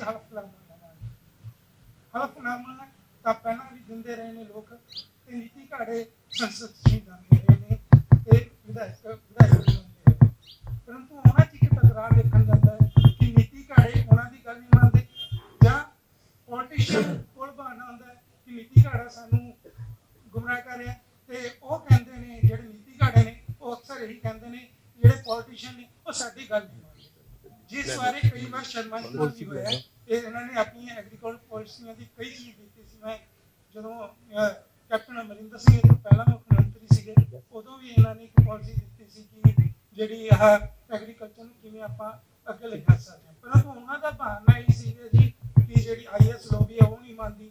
ਆਖਰ ਇਹਦਾ ਹੱਲ ਕੀ ਨਿਕਲੂਗਾ? ਲੋਕ ਆਖਰ ਧੋਖਾ ਹੀ ਖਾਂਦੇ ਰਹਿਣਗੇ। ਵੈਸੇ ਇਹਦਾ ਜਵਾਬ ਸਿੱਧੂ ਸਾਹਿਬ ਦੇਣਗੇ। ਮੈਂ ਇਹਦੇ ਚ ਇੱਕ ਪਹਿਲਾਂ ਐਡ ਕਰ ਦਿਆਂ ਕਿ ਹਲਫਨਾਮਾ ਸੀਗਾ, ਬਟ ਉਹਦੇ ਚ ਇਹ ਨਹੀਂ ਸੀਗਾ ਕਿ ਮੈਂ ਅਸਤੀਫਾ ਦੇਵਾਂਗਾ, ਇਹ ਅਸੀਂ ਐਡ ਕੀਤਾ, ਔਰ ਅਸਤੀਫੇ ਦਾ ਕੀ ਪ੍ਰੋਸੀਜਰ ਹੈ, ਮੈਕੈਨਿਜ਼ਮ ਉਹ ਵੀ ਅਸੀਂ ਦੱਸਿਆ। ਸੋ ਇਵੋਲਵ ਹੁੰਦੀਆਂ ਗੱਲਾਂ ਬਣਦੀਆਂ ਜਾਂਦੀਆਂ ਨੇ, ਬਟ ਨੀਤੀ ਘਾੜੇ ਕੀ ਕਰਦੇ ਨੇ, ਐਗਜ਼ੀਕਿਊਸ਼ਨ ਕਿਹੜੀ ਗੱਲ ਦਾ ਹੁੰਦਾ, ਮੈਨੂੰ ਤਾਂ ਬਲਵਿੰਦਰ ਸਿੱਧੂ ਜੀ ਇਹਦੇ ਬਾਰੇ ਬੈਟਰ ਦੱਸਣਗੇ ਕਿਉਂਕਿ ਪੂਰੇ ਐਡਮਿਨਿਸਟ੍ਰੇਸ਼ਨ ਦਾ ਹਿੱਸਾ ਵੀ ਰਹੇ ਨੇ। ਦੇਖੋ ਗੱਲ ਇਹ ਹੈ ਵੀ ਪੰਜਾਬ ਜਿਹੜਾ ਪਿੱਛੇ ਅਸੀਂ ਸੰਤਾਪ ਹੋ ਗਿਆ ਨਾ 80s ਦੇ ਵਿੱਚ ਤੇ 90s ਦੇ ਵਿੱਚ, ਮੈਨੂੰ ਕਈ ਵਾਰੀ ਐਂ ਲੱਗਦਾ ਹੁੰਦਾ, ਮੇਰੀ ਨਿੱਜੀ ਰਾਏ ਹੈ ਵੀ ਅਸੀਂ ਉਹਦੇ 'ਚ ਜਿਹੜੇ ਚੰਗੇ ਰਾਜਨੇਤਾ ਸੀ ਨਾ ਉਹ ਅਸੀਂ ਸਾਡੇ ਜਿਆਦਾ ਘਰੇ ਬਹਿ ਗਏ ਤੇ ਜਾਂ ਉਹ ਅਸੀਂ ਖਤਮ ਕਰ ਲਏ। ਬੇਸਿਕਲੀ ਹੁਣ ਕੀ ਹੈ ਕਿ ਪਾਲਿਸੀ ਕੋਈ ਵੀ ਪਾਲਿਸੀ ਜੇ ਅਸੀਂ ਇਹਨਾਂ ਨੂੰ ਲਿਖ ਕੇ ਦੇ ਸਕਦੇ ਹਾਂ, ਅਸੀਂ ਸਰਕਾਰ ਨੂੰ ਲਿਖ ਕੇ ਦੇ ਸਕਦੇ ਹਾਂ। ਔਰ ਮੈਨੂੰ ਮਤਲਬ ਮੈਂ ਇਹ ਗੱਲ ਬੜੇ ਮਾਣ ਨਾਲ ਕਹਿ ਸਕਦਾ ਵੀ ਭਾਵੇਂ ਕੋਈ ਪੋਲੀਟੀਕਲ ਪਾਰਟੀ ਜਿਹੜੀਆਂ ਥੋੜ੍ਹੀਆਂ 3-4 ਇਸ ਵੇਲੇ ਚੱਲ ਰਹੀਆਂ, ਸਾਰੇ ਜਦੋਂ ਆਪਦਾ ਬਣਾਉਣ ਆਉਂਦੇ ਨੇ ਮੈਨੀਫੈਸਟੋ ਮੇਰੇ ਕੋਲ ਆਉਂਦੇ ਨੇ, ਮੈਨੂੰ ਮੇਰੀ ਸਲਾਹ ਵੀ ਲੈਂਦੇ ਨੇ, ਕੋਈ ਮੈਨੂੰ ਦਿੱਕਤ ਨਹੀਂ, ਔਰ ਅਸੀਂ ਆਪਦੀ ਸਲਾਹ ਵੀ ਦਿੰਦੇ ਹਾਂ। ਪਰ ਉਹਨਾਂ ਨੂੰ ਪਾਲਿਸੀ ਨੂੰ ਲਾਗੂ ਕਰਨਾ, ਉਹਨਾਂ ਪਾਲਿਸੀ ਦੀ ਇੰਪਲੀਮੈਂਟੇਸ਼ਨ ਲਈ ਕਿੰਨੀ ਤੁਹਾਡੀ ਇੱਛਾ ਸ਼ਕਤੀ ਹੈ, ਰਾਜਨੀਤਿਕ ਇੱਛਾ ਸ਼ਕਤੀ basically. Of course yes bureaucracy ਦਾ ਵੀ ਰੋਲ ਹੁੰਦਾ ਹੈ, ਪਰ ਇਹ ਬਿਊਰੋਕ੍ਰੇਸੀ ਫਿਰ ਵੀ ਮੈਨੂੰ ਲੱਗਦਾ ਮੈਨੂੰ ਵੀ ਜੇ CMA ਐਕਟ ਕਰਕੇ ਇੱਧਰ ਨੂੰ ਝਾਕੇ ਨਾ ਤਾਂ ਇਹ ਬਿਊਰੋਕਰੇਟ ਦਾ ਹੌਸਲਾ ਨਹੀਂ ਹੈ ਵੀ ਉਹ ਉਸ ਗੱਲ ਨੂੰ ਧਿਆਨ ਨਾ ਦੇਵੇ। ਬਿਊਰੋਕ੍ਰੇਸੀ ਦੀ ਜਿਹੜੀ ਹੈਗੀ ਹੈ ਐਕਚੁਅਲੀ ਬੇਸਿਕਲੀ ਯੈਸ ਉਹਦੀ ਕਮਜ਼ੋਰੀ ਵੀ ਹੈ, ਪਰ ਉਹਦੇ ਨਾਲੋਂ ਸਭ ਤੋਂ ਵੱਧ ਜਿਹੜੀ ਹੈ ਰਾਜਨੀਤਿਕ ਜਿਹੜੇ ਸਾਡੇ ਨੇਤਾ ਨੇ ਉਹਨਾਂ ਦੀ ਕਮਜ਼ੋਰੀ ਹੈ, ਉਹਨਾਂ ਦੀ ਕਮਿਟਮੈਂਟ ਦੇ ਵਿੱਚ ਕਮੀ ਹੈ, ਤੇ ਨਾਲ ਐਕਚੁਅਲੀ ਜਿਹੜੀ ਇਹ ਮੰਚ ਪੂਰੀ ਕਰਨ ਜਾ ਰਹੇ ਹਨ, ਜਿਹੜੀ ਅੰਦੋਲਨ ਨੇ ਸਾਨੂੰ ਦਿੱਤਾ ਹੈ ਅਵੇਅਰਨੈਸ ਲੋਕਾਂ ਦੇ ਵਿੱਚ। ਹੁਣ ਹੋ ਕੀ ਰਿਹਾ, ਮੈਂ ਕਿੰਨੀ ਇੱਥੇ ਸਟੇਜ ਤੇ ਬਹਿ ਕੇ ਗਿਣ ਸਕਦਾ PM ਕਿਸਾਨ ਕੀ ਸਕੀਮ ਹੈ, 6000 ਰੁਪਏ ਸਾਲ ਦਾ, 6000 ਰੁਪਏ ਸਾਲ ਦਾ ਕਿੱਡੀ ਕੁ ਲੰਬੀ ਚੌੜੀ ਗੱਲ ਹੈ। ਸਰਕਾਰੀ ਪੈਸੇ ਨਾਲ ਵੋਟਾਂ ਖਰੀਦਣੀਆਂ ਵੀ 2019 ਦੀਆਂ ਇਲੈਕਸ਼ਨਾਂ ਤੋਂ ਪਹਿਲਾਂ 3 ਕਿਸ਼ਤਾਂ ਪਾ ਦਿਓ। ਕੀ ਅਸੀਂ ਇਸ ਤਰ੍ਹਾਂ ਦਾ ਨਿਜ਼ਾਮ ਚਾਹੁੰਦੇ ਹਾਂ, ਜਾਂ ਇਹਦੇ ਚ ਕਿਹੜਾ ਬਿਊਰੋਕਰੇਟ ਹੈ ਜਿਹਨੇ ਇਹਨਾਂ ਨੂੰ ਸਲਾਹ ਦਿੱਤੀ ਹੋਣੀ ਹੈ? ਇਹ ਰਾਜਨੀਤਿਕ ਲੋਕ ਵੀ ਆਪਣਾ ਹਿਸਾਬ ਕਿਤਾਬ ਦੇਖਦੇ ਨੇ, ਆਫ ਕੋਰਸ ਬਿਊਰੋਕਰੇਟ ਵੀ ਦੇਖਦੇ ਨੇ, ਪਰ ਅਲਟੀਮੇਟਲੀ ਜਿਹੜੀ ਹੈਗੀ ਹੈ ਬੇਸਿਕਲੀ ਮੈਂ ਕਹਿੰਦਾ ਵੀ ਜਿੱਦਾਂ ਲੋਕ ਮੰਗਣ ਲੱਗੇ ਨਾ, ਜਿੱਦਾਂ ਲੋਕਾਂ ਨੇ ਪੁੱਛਣਾ ਸ਼ੁਰੂ ਕਰਤਾ, ਦੇਖੋ ਬਿਨਾਂ ਕਿਸੇ ਗੱਲ ਤੋਂ ਇਹ ਸਾਰੇ ਕਾਨੂੰਨ ਵਾਪਸ ਹੋਏ ਨੇ। ਮੈਂ ਤੁਹਾਨੂੰ ਮੈਂ ਜਿੰਨੀਆਂ ਭਾਰਤ ਸਰਕਾਰ ਨਾਲ ਕਿਸਾਨ ਜਥੇਬੰਦੀਆਂ ਦੀਆਂ ਮੀਟਿੰਗਾਂ ਹੋਈਆਂ ਨੇ, ਮੈਂ ਹਰ ਮੀਟਿੰਗ ਦੇ ਵਿੱਚ ਹਾਜ਼ਰ ਸੀ, ਹਰ ਮੀਟਿੰਗ ਦੇ ਵਿੱਚ, ਤੇ ਈਵਨ ਬੈਕ ਰੂਮ ਦੇ ਵਿੱਚ ਹੀ ਸਾਨੂੰ ਕਿਹਾ ਜਾਂਦਾ ਸੀ ਵੀ ਯਾਰ ਇਹ ਵਾਪਸ ਨਹੀਂ ਹੋਣੇ, ਤੁਸੀਂ ਇਹਨਾਂ ਚ ਅਮੈਂਡ ਕਰਾ ਲਓ, ਤੁਸੀਂ ਐਂ ਕਰਾ ਲਓ, ਤੁਸੀਂ ਐਂ ਕਰਾ ਲਓ। ਔਰ ਅਸੀਂ ਬੜੇ ਸੁਝਾਅ ਦਿੱਤੇ, ਇਹ ਨਹੀਂ ਗੱਲ ਕਿ ਅਸੀਂ ਨਹੀਂ ਦਿੱਤੇ, ਇਹਨਾਂ ਨੂੰ ਅਮੈਂਡ ਕਰਨ ਲਈ ਵੀ ਸੁਝਾਅ ਦਿੱਤੇ, ਜਥੇਬੰਦੀਆਂ ਨਹੀਂ ਮੰਨੀਆਂ, ਅਸੀਂ ਇਹਨਾਂ ਨੂੰ ਉਹਨੂੰ ਹੈਲਡ ਇਨਵੇਸ ਲਈ ਵੀ ਸੁਝਾਅ ਦਿੱਤੇ, ਬੜਾ ਕੁਛ ਕੀਤਾ, ਪਰ ਅਲਟੀਮੇਟਲੀ ਜਿਹੜੀ ਆਵਾਜ਼ੇ ਖਲਕ ਹੈ, ਜਿਹੜੀ ਲੋਕਾਂ ਨੇ ਮੰਗ ਕੀਤੀ ਨਾ, ਸਰਕਾਰ ਨੂੰ ਉਹਦੇ ਬਾਰੇ ਅਲਟੀਮੇਟਲੀ ਮੰਨਣਾ ਪਿਆ। ਸੋ ਜਦੋਂ ਇਹ ਮੰਚ ਦਾ ਜਿਹੜਾ ਮਕਸਦ ਹੈ ਇਹ ਹੈ ਵੀ ਸਮਾਜ ਦੇ ਵਿੱਚ ਚੇਤਨਾ ਪੈਦਾ ਕਰਨੀ ਹੈ, ਏਜੰਡਾ ਉਹਨਾਂ ਨੂੰ ਦਿੱਤਾ ਹੈ, ਤੁਹਾਨੂੰ ਕਿਹਾ ਸਾਰਿਆਂ ਨੂੰ ਵੀ ਤੁਸੀਂ ਵੀ ਸੁਝਾਅ ਦਿਓ, ਉਹਨਾਂ ਨੂੰ ਵੀ ਕਹਿੰਦੇ ਸੁਝਾਅ ਦਿਓ, ਇਹਨੂੰ ਏਜੰਡੇ ਨੂੰ ਬੈਠ ਕੇ ਅਮੈਂਡ ਕਰਾਂਗੇ। ਅਸੀਂ ਕੋਈ ਬਾਈਬਲ ਨਹੀਂ ਲਿਖਤੀ ਹੈ ਵੀ ਜਿਹਦੇ ਚ ਸੁਧਾਰ ਨਹੀਂ ਹੋ ਸਕਦਾ। ਹਰ ਪਾਲਿਸੀਜ਼ ਰੈਗੂਲਰਲੀ ਇਵੋਲਵ ਹੁੰਦੀਆਂ ਨੇ। ਪਾਲਿਸੀ ਗ੍ਰੀਨ ਜਿਹੜੀ ਹਰੀ ਕ੍ਰਾਂਤੀ ਸੀ, ਕੋਈ ਮਾੜੀ ਪਾਲਿਸੀ ਨਹੀਂ ਸੀ, ਉਸ ਵੇਲੇ ਦੀ ਲੋੜ ਸੀ, ਪਰ ਅਸੀਂ ਉਸ ਨਾਲ ਮੁੜ ਕੇ ਬਹੁਤ ਜ਼ਿਆਦਾ ਦੇਰ ਚਿੰਬੜੇ ਰਹੇ। ਹੁਣ ਸਮਾਂ ਇਹੋ ਜਿਹਾ ਆ ਗਿਆ ਕਿ ਸਾਨੂੰ ਹਰੀ ਕ੍ਰਾਂਤੀ ਤੋਂ ਛੱਡਣਾ ਪੈਣਾ ਹੈ, ਪਰ ਛੱਡਿਆ ਇੱਕ ਦਿਨ ਚ ਨਹੀਂ ਛੱਡਿਆ ਜਾ ਸਕਦਾ, ਸਾਨੂੰ ਹੌਲੀ ਹੌਲੀ ਸਟੈਪ ਵਾਈਜ਼ ਉਹ ਤੋਂ ਵਾਪਸ ਆਉਣਾ ਪੈਣਾ ਤੇ ਨਾਲ ਨਾਲ ਉਹਦਾ ਬਦਲ ਦੇਣਾ ਪੈਣਾ, ਕਿਉਂਕਿ ਬੇਸਿਕਲੀ ਕਿਸਾਨ ਜਿਹੜਾ ਹੈ ਉਹਦੀ ਲਾਈਵਲੀਹੁੱਡ ਹੈ, ਉਹਦੀ ਉਪਜੀਵਿਕਾ ਹੈ, ਉਹਦੀ ਰੋਜੀ ਰੋਟੀ ਹੈ, ਉਹਦਾ ਵੀ ਜੀ ਕਰਦਾ ਵੀ ਉਹਦੇ ਬੱਚੇ ਵੀ ਮੇਰੇ ਵਾਂਗੂ ਜਰਸੀ ਜੀ ਪਾ ਕੇ ਬੈਠਣੇ ਤੇ ਮੋਟੋ ਕਾਰਲੋ ਦੀ ਤੇ ਸਾਰਾ ਕੁਝ ਕਰਨ। ਉਹ ਵੀ ਮਤਲਬ ਹਰ ਇਨਸਾਨ ਜਿਹੜਾ ਹੈ ਉਹਦੀਆਂ ਇਸ਼ਾਵਾਂ ਨੇ। ਕੁਛ ਜਿਹੜਾ ਸਾਡਾ ਮੀਡੀਆ ਹੈ ਉਹਨੇ ਜਿਹੜੇ ਕੰਜ਼ਿਊਮਰਿਜ਼ਮ ਦੀ ਇੰਨਾ ਜ਼ਿਆਦਾ ਪ੍ਰਸਾਰ ਕਰ ਦਿੱਤਾ ਹੈ ਕਿ ਉਹਨਾਂ ਜਿਹਦੇ 'ਚ ਨਹੀਂ ਵੀ ਸੀ ਇੱਛਾ, ਜਦੋਂ ਅਸੀਂ ਬੱਚੇ ਸੀ ਸਾਡੇ 'ਚ ਕੋਈ ਇੱਛਾ ਨਹੀਂ ਸੀ। ਮੈਨੂੰ ਯਾਦ ਹੈ ਵੀ ਚਿੱਟਾ ਨੀਲਾ ਕੁੜਤਾ ਚਿੱਟਾ ਪਜਾਮਾ ਪਾ ਕੇ ਸਕੂਲ ਜਾਂਦੇ ਰਹੇ 10 ਸਾਲ, ਕੋਈ ਪ੍ਰੋਬਲਮ ਨਹੀਂ ਸੀਗੀ। ਹੁਣ ਸਾਨੂੰ ਵੀ ਲੱਗਦਾ, ਹੁਣ ਮੈਂ ਜਦੋਂ ਉਹਨਾਂ ਨੂੰ ਆਪਦੇ ਬੱਚਿਆਂ ਨਾਲ, ਜਾਂ ਹੁਣ ਮੇਰੀ ਗ੍ਰੈਂਡ ਡਾਟਰ ਜਾਂਦੀ ਹੈ, ਮੈਂ ਜਦੋਂ ਉਹਦੇ ਨਾਲ ਕੋਈ ਕੰਪੇਅਰ ਕਰਦਾ, ਬੜਾ ਫਰਕ ਹੈ। ਤੋ ਇਸ ਲਈ ਸਾਨੂੰ ਹਰ ਦੇਸ਼ ਦੇ ਹਰ ਵਾਸੀ ਦੇ ਵਿੱਚ, ਸੂਬੇ ਦੇ ਹਰ ਵਾਸੀ ਦੇ ਵਿੱਚ ਇੱਕ ਇਹ ਚੇਤਨਾ ਪੈਦਾ ਕਰਨੀ ਪਣੀ ਵੀ ਸਾਨੂੰ ਸਮੂਹਿਕ ਤੌਰ ਤੇ ਸਾਡੀਆਂ ਵਿਜਨ ਲੋੜਾਂ ਤਾਂ ਹੈਗੀਆਂ ਵੀ ਸਾਨੂੰ ਸਮੂਹਿਕ ਤੌਰ ਤੇ ਕੀ ਚਾਹੀਦਾ। ਅਸੀਂ ਇਹਨਾਂ ਤੋਂ ਜਿਹੜੇ ਸਾਡੇ ਜਿਨ੍ਹਾਂ ਨੂੰ ਅਸੀਂ ਆਪਣੇ ਰਾਜ ਕਰਨ ਲਈ ਆਪਣੇ ਸਿਰਾਂ ਤੇ ਬਿਠਾ ਰਹੇ ਹਾਂ, ਉਹਨਾਂ ਤੋਂ ਅਸੀਂ ਕੀ ਮੰਗਣਾ ਹੈ। ਤੋ ਮੈਨੂੰ ਲੱਗਦਾ ਵੀ ਹੌਲੀ ਹੌਲੀ ਅਸੀਂ ਉਹਦੇ 'ਚ, ਇਸ ਲਈ ਅਸੀਂ ਵੀ ਇਹਨਾਂ ਨਾਲ ਜੁੜੇ ਹਾਂ। ਵਿਚਾਰ ਸਾਡੇ ਵੀ ਇਹੀ ਸੀ ਵੀ ਇਹ ਕਲਾਕਾਰ ਨੇ, ਇਹਨਾਂ ਨੇ ਤਾਂ 2 ਮਿੰਟ ਆਪਣੀ ਢੋਲਕੀ ਵਜਾਉਣੀ ਹੈ, TRP ਵਧਾਉਣੀ ਹੈ ਤੇ ਚਲੇ ਜਾਣਾ। ਪਰ ਸਾਨੂੰ ਲੱਗਿਆ ਵੀ ਨਹੀਂ, ਕੁਝ ਹੈ ਇਹਨਾਂ 'ਚ, ਕੋਈ ਕਮਿਟਮੈਂਟ ਹੈ, ਤਾਂ ਅਸੀਂ ਵੀ ਆਪਦਾ ਛੱਡ ਕੇ, ਆਪਣਾ ਹਰ ਚੀਜ਼ ਸਮਾਂ ਮੰਗਦੀ ਹੈ, ਹਰ ਚੀਜ਼ ਤੁਹਾਡੀ ਕਮਿਟਮੈਂਟ ਮੰਗਦੀ ਹੈ, ਹਰ ਚੀਜ਼ ਤੁਹਾਡੀ ਕੰਟਰੀਬਿਊਸ਼ਨ ਮੰਗਦੀ ਹੈ। ਤੁਹਾਡੇ ਸਮੇਂ ਦਾ ਜਿਹੜਾ ਤੁਹਾਡਾ ਹੈ, ਤੁਹਾਨੂੰ ਆਪਣੀ ਫੈਮਿਲੀ ਵੀ ਇਗਨੋਰ ਕਰਨੀ ਪੈਂਦੀ ਹੈ, ਤੁਹਾਨੂੰ ਕੁਝ ਹੋਰ ਵੀ ਕਰਨਾ ਪੈਂਦਾ ਹੈ। ਐਵੇਂ ਨਹੀਂ ਤੁਸੀਂ ਕੰਟਰੀਬਿਊਟ ਕਰ ਸਕਦੇ, ਭਾਵੇਂ ਸਰਕਾਰੀ ਨੌਕਰੀ ਕਰਦੇ ਆ, ਭਾਵੇਂ ਇਹਨਾਂ ਨਾਲ ਜੁੜੇ ਆ। ਸੋ ਇਸ ਲਈ ਸਾਡਾ ਜਿਹੜਾ ਇਸ ਵੇਲੇ ਮੁੱਦਾ ਇਹੀ ਹੈ ਵੀ ਅਸੀਂ ਵੱਧ ਤੋਂ ਵੱਧ ਹਰ ਆਦਮੀ ਦੇ ਵਿੱਚ ਚੇਤਨਾ ਪੈਦਾ ਕਰ ਸਕੀਏ ਵੀ ਮੰਗਣਾ ਕੀ ਹੈ, ਤੇ ਉਹ ਜਿਹੜੇ ਸਵਾਲ ਉਹਨਾਂ ਨੂੰ ਕਰਨ ਤੇ ਉਹਨਾਂ ਨੂੰ ਝੰਜੋੜਨ, ਉਹ ਮੁੜ ਕੇ ਇੰਨੀਆਂ ਜਿਹੀਆਂ ਨੀਤੀਆਂ ਬਣਾਉਣ, ਉਹਨਾਂ ਨੀਤੀਆਂ ਨੂੰ ਇੰਪਲੀਮੈਂਟ ਕਰਨਾ ਸਾਡੇ ਵਰਗਿਆਂ ਦਾ ਕੰਮ ਹੋ ਜਾਣਗੀਆਂ। ਮੈਨੂੰ ਇਹ ਲੱਗਦਾ ਵੀ ਮੈਂ ਅੱਜ ਵੀ ਪੂਰੀ ਤਰ੍ਹਾਂ ਕਮਿਟਮੈਂਟ, ਮੈਨੂੰ ਇਸ ਤਰ੍ਹਾਂ ਦਾ ਮਾਣ ਅਹਿਸਾਸ ਹੈ ਵੀ ਅਸੀਂ ਪੰਜਾਬ ਦੀ ਖੇਤੀ ਨੂੰ 4 ਸਾਲ 'ਚ ਬਿਲਕੁਲ ਟਰਨ ਅਰਾਊਂਡ ਕਰ ਸਕਦੇ ਹਾਂ। ਕੋਈ ਦਿੱਕਤ ਨਹੀਂ ਹੈ, ਪ੍ਰੋਵਾਈਡਡ ਇੱਛਾ ਸ਼ਕਤੀ ਹੋਵੇ ਜਿਹੜੇ ਸਾਡੇ ਤੇ ਰਾਜ ਕਰਦੇ ਨੇ ਉਹਨਾਂ ਦੀ। ਸਰ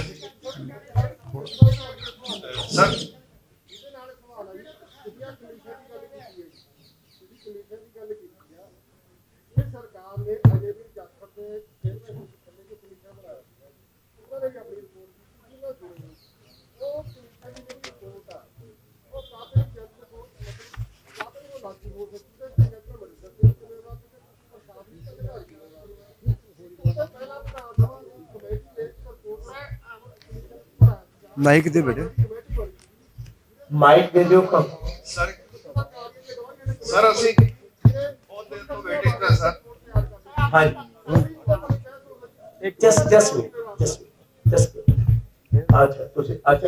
ਦੋ ਸੰਖੇਪ ਰੱਖਿਓ ਜੀ। ਦੇਖੋ ਮੈਂ ਉਹ ਜਿਹੜੀ ਸਟੇਟ ਫਾਰਮਰ ਪਾਲਿਸੀ ਸੀ, ਅਸੀਂ ਉਹਦੀ ਇੱਕ ਲਾਈਨ ਲਿਖੀ, ਅਸੀਂ ਉਹਦੀ ਲਾਈਨ ਉਹਨੂੰ ਸਾਰੀ ਨੂੰ ਅਖਬਾਰਾਂ 'ਚ ਛਾਇਆ ਕੀਤਾ, ਲੋਕਾਂ ਦੇ ਸਲਾਹ ਲਏ, ਸਾਰੀਆਂ ਜਥੇਬੰਦੀਆਂ ਨਾਲ, ਭਾਵੇਂ ਉਹ ਕਿਸਾਨ ਜਥੇਬੰਦੀਆਂ ਸੀ, ਭਾਵੇਂ ਮਜ਼ਦੂਰ ਜਥੇਬੰਦੀਆਂ ਸੀ, ਸਾਰੀਆਂ ਦੀ ਸਲਾਹ ਲਈ।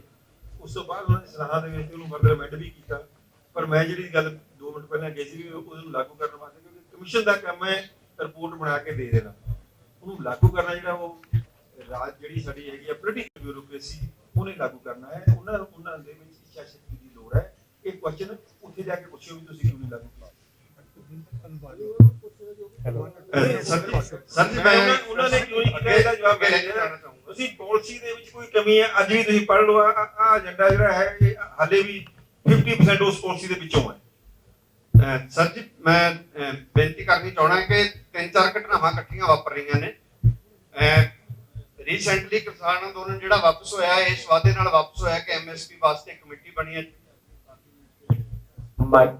ਦੂਜਾ ਨਾਲ ਹੀ ਘਟਨਾ ਇਹ ਵਾਪਰੀ 11 ਤਰੀਕ ਨੂੰ ਪ੍ਰਾਈਮ ਮਿਨਿਸਟਰ ਆਫ ਇੰਡੀਆ ਨੇ ਇੱਕ ਐਲਾਨ ਕੀਤਾ ਕਿ 16 ਤਰੀਕ ਨੂੰ ਕੱਲ 11 ਵਜੇ ਉਹ ਇੱਕ ਪ੍ਰਕਿਰਤਕ ਖੇਤੀ ਦੇ ਉੱਤੇ ਇੱਕ ਕਾਨਫਰੰਸ ਕਰਨ ਜਾ ਰਹੇ ਨੇ ਜਿਹੜੀ ਨੈਸ਼ਨਲ ਵਾਈਡ। ਤੀਜੀ ਘਟਨਾ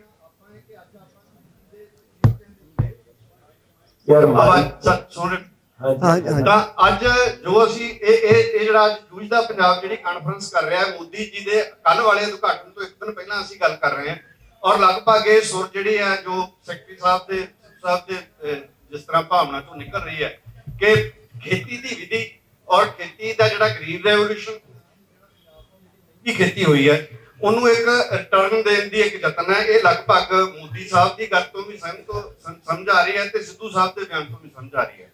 MSP ਪਿਛਲੇ 40 ਸਾਲਾਂ ਦੇ ਵਿੱਚ ਸਮਝਾਉਂਦੇ ਰਹੇ ਕਿ ਜਿੱਥੇ ਤਨਖਾਹਾਂ ਵਧੀਆਂ ਨੇ 40 ਸਾਲਾਂ ਦੇ ਵਿੱਚ, MSP ਮਸਾਂ 10, 12 ਜਾਂ 15, 19 ਗੁਣਾ ਵੱਧ ਸਕਦੀ। ਇਸ ਨਾਜ਼ੁਕ ਪੜਾਅ ਦੇ ਉੱਤੇ ਖੜੇ ਆ। ਚਾਹੁੰਦਾ ਕਿ ਅਸੀਂ ਜਿਹੜੇ 5-6 ਫਾਰਮਰ ਆਏ ਯਾਰ ਮਾਈਕ ਕੋਈ ਸਹੀ ਵਾਲਾ ਦਿਓ। रिप्लेस कर दियो ना माइक आ दे दी जरा इधर आके दे आ दे ये भी नहीं चलता ਸਰ ਅਸੀਂ ਸਾਰੇ 8-10 ਸਾਲ ਤੋਂ ਜਿਹੜੀ ਰਸਾਇਣਾ ਦੀ ਮਤਲਬ ਵਰਤੋਂ ਬੰਦ ਕਰਕੇ ਜਿਹੜੀ ਸਾਡੀ ਰਵਾਇਤੀ ਖੇਤੀ ਸੀ ਉਸ ਤਕਨੀਕ ਨਾਲ ਅਸੀਂ ਖੇਤੀ ਕਰ ਰਹੇ ਹਾਂ ਔਰ ਬੜੀ ਇਨੋਵੇਟਿਵ ਕੰਮ ਕੀਤਾ ਹੈ ਹਾਰਟੀਕਲਚਰ ਦਾ ਕੰਮ ਕੀਤਾ ਹੈ ਕਮਿਊਨਿਟੀ ਕਿਚਨ ਦਾ ਕੰਮ ਕੀਤਾ ਹੈ ਚੰਡੀਗੜ੍ਹ ਦੀ ਮੰਡੀ ਲਾਈ ਹੈ ਔਰ ਅਸੀਂ ਇਹ ਸਾਰੇ ਆਲੇ ਦੁਆਲੇ ਦੇ ਉਹ ਕਿਸਾਨ ਆ ਜਿਹੜੇ ਖੇਤੀ ਪੈਦਾਵਾਰ ਸਿਹਤ ਬੜੇ ਅਵੇਅਰ ਹਨ ਤੇ ਵਾਸਤਾ ਹੈ। ਦੋ ਗੱਲਾਂ ਬੜੀ ਤੇਜ਼ੀ ਨਾਲ ਵਾਪਰੀਆਂ। ਇੱਕ ਤਾਂ ਸਿੰਘ ਸਾਹਿਬ ਜੀ ਹਾਜ਼ਰ ਨੇ ਕਿ ਜਦੋਂ ਅਸੀਂ ਮਾਇਆਵਾਦੀ ਖੇਤੀ ਨੂੰ ਅਪਣਾਇਆ, ਮੈਂ ਇੱਕ ਟਰਮ ਆਪਦੇ ਵੱਲੋਂ ਵਰਤਣੀ ਚਾਹੂੰਗਾ, ਤੇ ਅਸੀਂ ਉਹਦੇ ਵਿੱਚ ਪਾਣੀ ਪਿਤਾ ਨੂੰ ਪਿਤਾ ਨਹੀਂ ਸਮਝਿਆ, ਅਸੀਂ ਧਰਤੀ ਮਾਂ ਨੂੰ ਧਰਤੀ ਮਾਂ ਨਹੀਂ ਸਮਝਿਆ, ਤੇ ਅਸੀਂ ਈਵਨ ਪਵਨ ਗੁਰੂ ਨੂੰ ਅਸੀਂ ਗੁਰੂ ਨਹੀਂ ਸਮਝਿਆ। ਅਸੀਂ ਉਹ ਸਾਰੇ ਬਰਬਾਦ ਕਰ ਲਏ ਇਸ ਭਾਰਤ ਦੀ ਭੁੱਖ ਦੂਰ ਕਰਨ ਵਾਸਤੇ। मारा वो सवाल छोटा सवाल रखो ਭਾਜੀ छोटा सवाल रखो ਸਰ ਜਦੋਂ ਦੋ ਘਟਨਾਵਾਂ ਇਕੱਠੀਆਂ ਵਾਪਰ ਰਹੀਆਂ ਕਿ ਕੱਲ ਨੂੰ ਪ੍ਰਾਈਮ ਮਿਨਿਸਟਰ ਆਫ दविंदर जी का जवाब दे दो ਭਾਜੀ ਸਰ ਜ਼ੀਰੋ ਬਜਟ ਇੱਕ ਮਿੰਟ ਮੇਰੀ ਬੇਨਤੀ ਹੈ ਯਾਰ, ਇਹ ਪ੍ਰੈਸ ਕਾਨਫਰੰਸ ਆ, ਆਪਾਂ ਵਿਚਾਰਾਂ ਬਾਅਦ ਚੋਂ ਕਰ ਸਕਦੇ। ਇਹ ਸਵਾਲ ਅੱਜ ਪੱਤਰਕਾਰ सवाल पूछो सर छोटा प्लीज दसो ਮੇਰੀ ਬੇਨਤੀ ਪਹਿਲਾਂ ਬੇਨਤੀ ਸੁਣੋ ਸਰ, ਤੁਸੀਂ ਇਸ ਪ੍ਰੈਸ ਕਾਨਫਰੰਸ ਤੋਂ ਬਾਅਦ ਇਸ ਕਮੇਟੀ ਨਾਲ ਬੈਠ ਕੇ ਆਪਣੀ ਵਿਚਾਰ ਕਰ ਲਿਓ। ਅੱਜ ਪੱਤਰਕਾਰਾਂ ਨੂੰ ਸਵਾਲ ਪੁੱਛ ਲੈਣ ਦਿਓ, ਆਪਾਂ ਆਰਾਮ ਨਾਲ ਮਿਲਾਂਗੇ, ਬਾਅਦ ਚੋਂ ਮਿਲਾਂਗੇ। ਸਰ ਮੇਰੇ ਲਾਸਟ ਇੱਕ सवाल पूछ लो सर, सवाल पूछ लो छोटा करके कुछ सवाल पूछ ले जो तुझे ਕੀ ਅਸੀਂ ਜਿਹੜੀ ਜ਼ੀਰੋ ਬਜਟ ਫਾਰਮਿੰਗ ਦਾ ਸੈਕਟਰੀ ਕੁਮਰ ਜੀ ਨੇ ਕੱਲ ਇੱਕ ਲੈਟਰ ਕੱਢ ਦਿੱਤਾ, ਕੱਲ ਨੂੰ ਪ੍ਰਾਈਮ ਮਿਨਿਸਟਰ ਸੰਬੋਧਨ ਕਰ ਰਿਹਾ, ਪੰਜਾਬ ਕਾਨਫਰੰਸ ਕਰ ਰਿਹਾ ਸਰ, ਏਜੰਡਾ ਪੰਜਾਬ ਦਾ ਸਾਡਾ ਜ਼ੀਰੋ ਬਜਟ ਫਾਰਮਿੰਗ ਦੇ ਨਾਂ ਤੇ ਐਮਐਸਪੀ ਨੂੰ ਡਿਲੂਟ ਕਰਨ ਦਾ ਕਿਧਰੇ ਨਾ ਕਿਧਰੇ ਜਾਣੇ ਸ਼ਿਕਾਰਤਾ ਨਹੀਂ ਹੋ ਜਾਣਗੇ। दविंदर जी दसो ठीक है भाजी नाम थोड़ा छोटा रखो दविंदर जी मैं ਇਹਦੇ ਵਿੱਚ ਇੱਕ ਹੋਰ ਚੀਜ਼ ਐਡ ਕਰਨਾ ਚਾਹ ਰਿਹਾ, ਬਹੁਤ ਚੀਜ਼ਾਂ बस लंबा ना करो जी प्लीज क्योंकि सारे बाकी है ना 2010 ਔਰ 11 ਦੇ ਵਿੱਚ ਪੰਜਾਬ ਸਰਕਾਰ ਨੇ ਕੋਰਟ ਨੂੰ 1 ਲੱਖ ਰੁਪਇਆ ਜੁਰਮਾਨਾ ਦਿੱਤਾ ਸੀ ਗ੍ਰਾਮ ਨਿਆਂਦੇ ਐਕਟ ਨਾ ਲਾਗੂ ਕਰਨ ਤੇ। ਕੀ ਆਪਾਂ ਸ਼ਾਰਟ ਟਰਮ ਗੋਲ ਦੇ ਵਿੱਚ ਆ ਇਲੈਕਸ਼ਨਾਂ ਤੋਂ ਪਹਿਲਾਂ ਇਹ ਕੰਮ ਕਰਵਾ ਸਕਦੇ ਹਾਂ ਪੰਜਾਬ ਸਰਕਾਰ ਦਾ? दविंदर जी देखो ਇਹ ਜਿਹੜੇ ਸਵਾਲ ਪੁੱਛੇ ਗਏ ਹੈਗੇ ਆ, ਪਹਿਲੇ ਆਪਣੇ ਭਾਈ ਸਾਹਿਬ ਨੇ ਪੁੱਛਿਆ ਸੀਗਾ ਪਾਲਿਸੀਜ਼ ਬਾਰੇ ਔਰ ਨੀਤੀ ਪੰਜਾਬੀ ਮੈਨੂੰ ਥੋੜੀ ਘੱਟ ਆਉਂਦੀ ਹੈ, ਕੀ ਸੀਗਾ ਜੀ? ਨੀਤੀ ਗਾੜੇ ਚਲੋ, ਤਾਂ ਉਹ ਉਹਨਾਂ ਦੀ ਗੱਲ ਕੀਤੀ ਸੀ। ਮੇਰਾ ਇੱਕ ਸੋਚਣਾ ਹੈਗਾ ਕਿ ਵੀ ਨੀਤੀਆਂ ਜਿਹੜੀ ਬਣਦੀਆਂ ਹੈਗੀਆਂ ਜਾਂ ਤੁਸੀਂ ਪੋਲੀਟੀਕਲ ਡਿਸੀਜਨ ਦੀ ਗੱਲ ਕਰਦੇ ਹੋ, ਉਹਦੇ ਸਭ ਤੋਂ ਇੰਪੋਰਟੈਂਟ ਹੁੰਦਾ ਕਿ ਵੀ ਜਿਹੜਾ ਆਮ ਜਨਤਾ ਜਾਂ ਆਮ ਜਿਹੜੇ ਲੋਕਤੰਤਰ ਜਿਹੜਾ ਹੈਗਾ ਉਹ ਕਿਸ ਤਰ੍ਹਾਂ ਉਸ ਗੱਲ ਨੂੰ ਬਿਲਡ ਅਪ ਕਰਦਾ। ਮੈਂ ਤੁਹਾਨੂੰ ਦੋ ਉਦਾਹਰਨ ਦੇਣਾ ਚਾਹੁੰਦਾ। किसी ने ਹੁਣ ਗੱਲ ਕੀਤੀ ਸੀ ਜਾਂ ਆਪਣੇ ਸਿੱਧੂ ਸਾਹਿਬ ਨੇ ਗੱਲ ਕੀਤੀ ਸੀ ਕਿ ਪੀਐਮ ਕਿਸਾਨ ਨਿਧੀ ਤੇ 6000 ਰੁਪਏ ਮਿਲਦੇ। ਮੈਨੂੰ ਯਾਦ ਹੈ ਜਦ ਮੈਂ ਪਹਿਲੀ ਵਾਰੀ ਕਿਹਾ ਕਿ ਵੀ ਕਿਸਾਨਾਂ ਨੂੰ ਡਾਇਰੈਕਟ ਇਨਕਮ ਸਪੋਰਟ ਮਿਲਣੀ ਚਾਹੀਦੀ ਹੈ, ਤੇ ਮੇਰੇ ਉੱਪਰ ਬੜਾ ਇੱਕ ਅਟੈਕ ਹੋਇਆ ਕਿ ਇਹ ਬੰਦਾ ਕੀ ਕਹਿ ਰਿਹਾ ਹੈਗਾ, ਕਿਉਂਕਿ ਅੱਜ ਕੱਲ ਦੇ ਇੱਕ ਮਾਰਕੀਟ ਰਿਫਾਰਮਸ ਵਿੱਚ ਕੋਈ ਕਹਿ ਰਿਹਾ ਹੈ ਕਿ ਵੀ ਸਰਕਾਰ ਤੋਂ ਪੈਸਾ ਜਾ ਕੇ ਕਿਸਾਨਾਂ ਕੋਲ ਜਾਏ, ਇਹ ਬਿਲਕੁਲ ਨਹੀਂ ਪੋਸੀਬਲ ਹੈਗਾ। ਕਈ ਕਾਨਫਰੰਸ ਵਿੱਚ ਇਹਨਾਂ ਨੂੰ ਇਹ ਸਾਫ਼ ਇਕਨੋਮਿਸਟ ਨੇ ਕਿਹਾ ਕਿ ਜੋ ਤੁਸੀਂ ਕਹਿ ਰਹੇ ਹੋ ਕਦੀ ਨਹੀਂ ਹੋ ਸਕਦਾ। पर मैं लगा रहा बिल्डअप होता रहा और मैं देखा यूनियंस भी आए, अपने सिविल सोसाइटी ग्रुप्स भी आए। अल्टीमेटली सरकार ने 2018 ਵਿੱਚ उस चीज़ ਨੂੰ कबूल किया, पीएम किसान निधि शुरू हुई।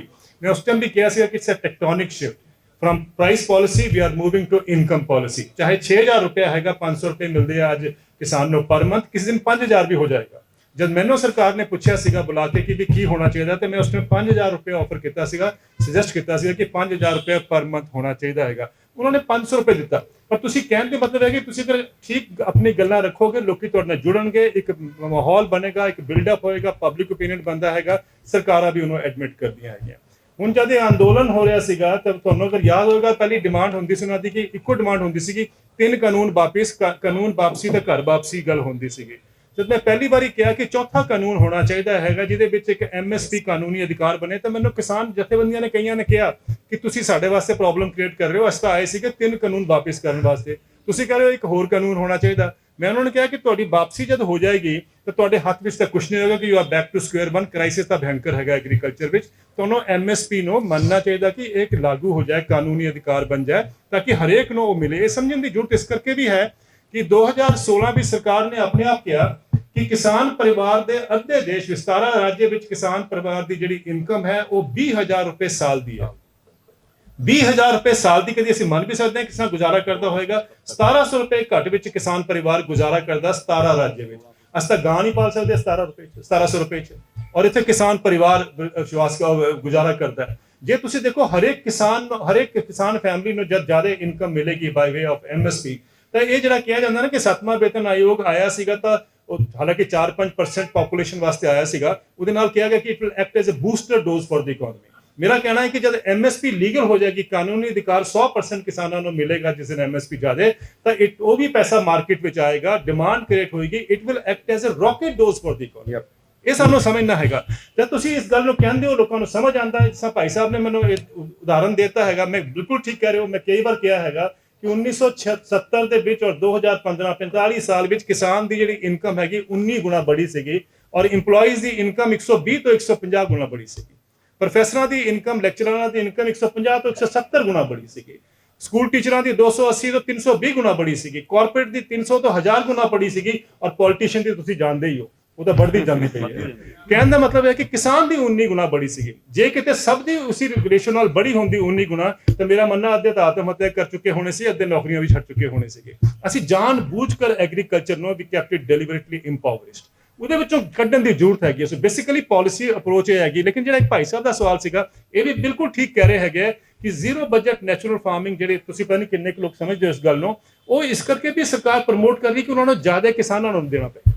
ਕਿਉਂਕਿ ਇੱਕ ਆਰਗੂਮੈਂਟ ਇਹ ਹੈਗੀ ਕਿ ਵੀ ਨੈਚੁਰਲ ਫਾਰਮਿੰਗ ਨਾਲ ਕਿਸਾਨਾਂ ਦੀ ਉਹ ਲਾਗਤ ਘਟ ਜਾਏਗੀ, ਤਾਂ ਉਹਨਾਂ ਨੂੰ ਇਨਕਮ ਜ਼ਿਆਦਾ ਦੇਣ ਦੀ ਜ਼ਰੂਰਤ ਨਹੀਂ ਹੈ। ਸਰਕਾਰਾਂ ਕਿਸਾਨਾਂ ਨੂੰ ਨਹੀਂ ਦੇਣਾ ਚਾਹੁੰਦੀਆਂ, ਇਸ ਕਰਕੇ ਉਹ ਜ਼ਿਆਦਾ ਉਹਨੂੰ ਇਹ ਪੁਸ਼ ਕਰ ਰਹੀਆਂ। ਇਹ ਵੀ ਇੱਕ ਆਰਗੂਮੈਂਟ ਹੈ, ਮੈਂ ਮੰਨਦਾ ਇਸ ਨਾਲ। ਪਰ ਲੇਕਿਨ ਇੱਕ ਆਰਗੂਮੈਂਟ ਹੋਰ ਵੀ ਹੈ, ਕਿਉਂਕਿ ਇਹ ਜਿਹੜੇ ਨੈਚੁਰਲ ਫਾਰਮਿੰਗ ਕਰਦੇ ਹੈ ਜਾਂ ਆਰਗੈਨਿਕ ਫਾਰਮਿੰਗ ਕਰਦੇ, ਇਹ पर्यावरण ਦਾ ਬਚਾਅ ਕਰਦੇ ਹੈਗੇ, ਔਰ ਇਹਨਾਂ ਦੀ ਕੰਟਰੀਬਿਊਸ਼ਨ ਬਚਾਉਣ ਵਾਸਤੇ ਇਸ ਸਾਰੇ এনवायरमेंट ਨੂੰ ਬਹੁਤ ਬੜੀ ਹੈ। ਮੇਰਾ ਮੰਨਣਾ ਹੈ ਕਿ ਇਹਨਾਂ ਨੂੰ ਜ਼ਿਆਦਾ ਇਨਕਮ ਮਿਲਣੀ ਚਾਹੀਦੀ ਹੈ ਪਰ ਕੁਇੰਟਲ ਬਨਿਸਬਤ ਕੇ ਦੂਜੇ ਕਿਸਾਨਾਂ ਦੇ। So we need to come back with ecosystem services, ਜਿਹਦੇ ਵਿੱਚ ਅਸੀਂ ਇਹ ਜੋੜ ਸਕੀਏ, ਔਰ ਇਸ ਗੱਲ ਤੇ ਵੀ ਚਰਚਾ ਹੋਣੀ ਚਾਹੀਦੀ ਹੈ, ਕਿਉਂਕਿ ਪੰਜਾਬ ਵਿੱਚ ਇਸ਼ੂ ਬੜਾ ਇੰਪੋਰਟੈਂਟ ਹੋਏਗਾ ਕਿ ਜਦ ਆਪਾਂ ਝੋਨੇ ਪੰਜਾਬ ਨੂੰ ਇਹ ਸਭ ਝੋਨੇ ਔਰ ਕਣਕ ਨੂੰ ਦਿੰਦੇ ਰਹਾਂਗੇ, ਤਾਂ ਆਰਗੈਨਿਕ ਫਾਰਮਿੰਗ ਦਾ ਪਨਪਨ ਦਾ ਕੋਈ ਰਸਤਾ ਨਹੀਂ ਹੋਏਗਾ। ਉਹਨਾਂ ਇੱਕ ਇਕਨੋਮਿਕ ਜਿਹੜਾ ਐਡਵਾਂਟੇਜ ਆ ਉਹ ਤੁਹਾਨੂੰ ਦੇਣਾ ਪਏਗਾ। ਸੋ ਆਈ ਥਿੰਕ ਇਹ ਦੋ ਚੀਜ਼ਾਂ ਅਗਰ ਹੋ ਜਾਂਦੀਆਂ, I think we can see ਕਿ ਅੱਗੇ ਕਿੱਥੇ ਪੰਜਾਬ ਨੂੰ ਲੈ ਕੇ ਜਾਣਾ ਹੈ। ਅੱਛਾ, ਇੱਕ ਜੱਸਾ ਆਪਦੇ ਵੱਲੋਂ ਸਪੋਰਟਸ ਬਾਰੇ ਕੀ ਸੋਚ ਰਹੇ ਹੋ, ਤੇ ਤੁਸੀਂ ਇੱਕ ਲਾਸਟ ਕੁਐਸਚਨ ਆਪਾਂ ਕਰੋ, ਇਸ ਤੋਂ ਬਾਅਦ ਲੈ ਲਈ ਜੱਸਾ ਜੀ ਦੇ ਬੋਲਣ ਤੋਂ ਬਾਅਦ ਤੁਸੀਂ ਇੱਕ ਲਾਸਟ ਕੁਐਸਚਨ ਲੈ ਲਓ। ਇੱਕ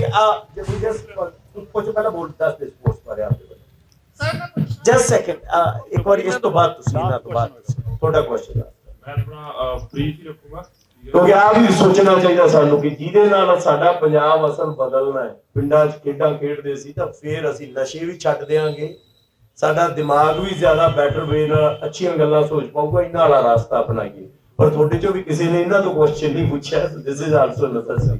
ਜੈਸੇ ਪਲੀਜ਼ ਆਪ ਮੈਂ ਉਹ ਜੀ ਗੱਲ ਕਰਨਾ ਚਾਹੁੰਦਾ ਸੀ, ਮੈਨੂੰ ਸਭ ਤੋਂ ਵੱਡੀ ਇਹੀ ਹੈਰਾਨੀ ਵੀ ਕਿਸੇ ਵੀ ਪੱਤਰਕਾਰ ਨੇ ਸਪੋਰਟਸ ਬਾਰੇ ਕੋਈ ਕੁਐਸਚਨ ਨਹੀਂ ਪੁੱਛਿਆ, ਜਦੋਂ ਕਿ ਇੱਥੋਂ ਹੀ ਸਭ ਕੁਝ ਸ਼ੁਰੂ ਹੁੰਦਾ ਹੈ। ਆਪਣਾ ਕਿਵੇਂ ਪਾਲਣ ਪੋਸ਼ਣ ਹੋਇਆ, ਆਪਾਂ ਛੋਟੇ ਹੁੰਦੇ ਕੀ ਆਦਤਾਂ ਪਾਉਣੇ ਆਪਣੇ ਬੱਚਿਆਂ ਨੂੰ, ਇੱਥੋਂ ਹੀ ਸਾਰਾ ਕੁਝ ਸ਼ੁਰੂ ਹੁੰਦਾ ਹੈ। ਠੀਕ ਹੈ ਜੀ। ਸੋ ਸਪੋਰਟਸ ਬਾਰੇ 4-5 ਮੋਟੇ-ਮੋਟੇ ਪੁਆਇੰਟ ਨੇ, ਉਹ ਮੈਂ ਛੋਟੀ ਗੱਲ ਕਰਕੇ ਆਪਣਾ ਖਤਮ ਕਰੂੰਗਾ।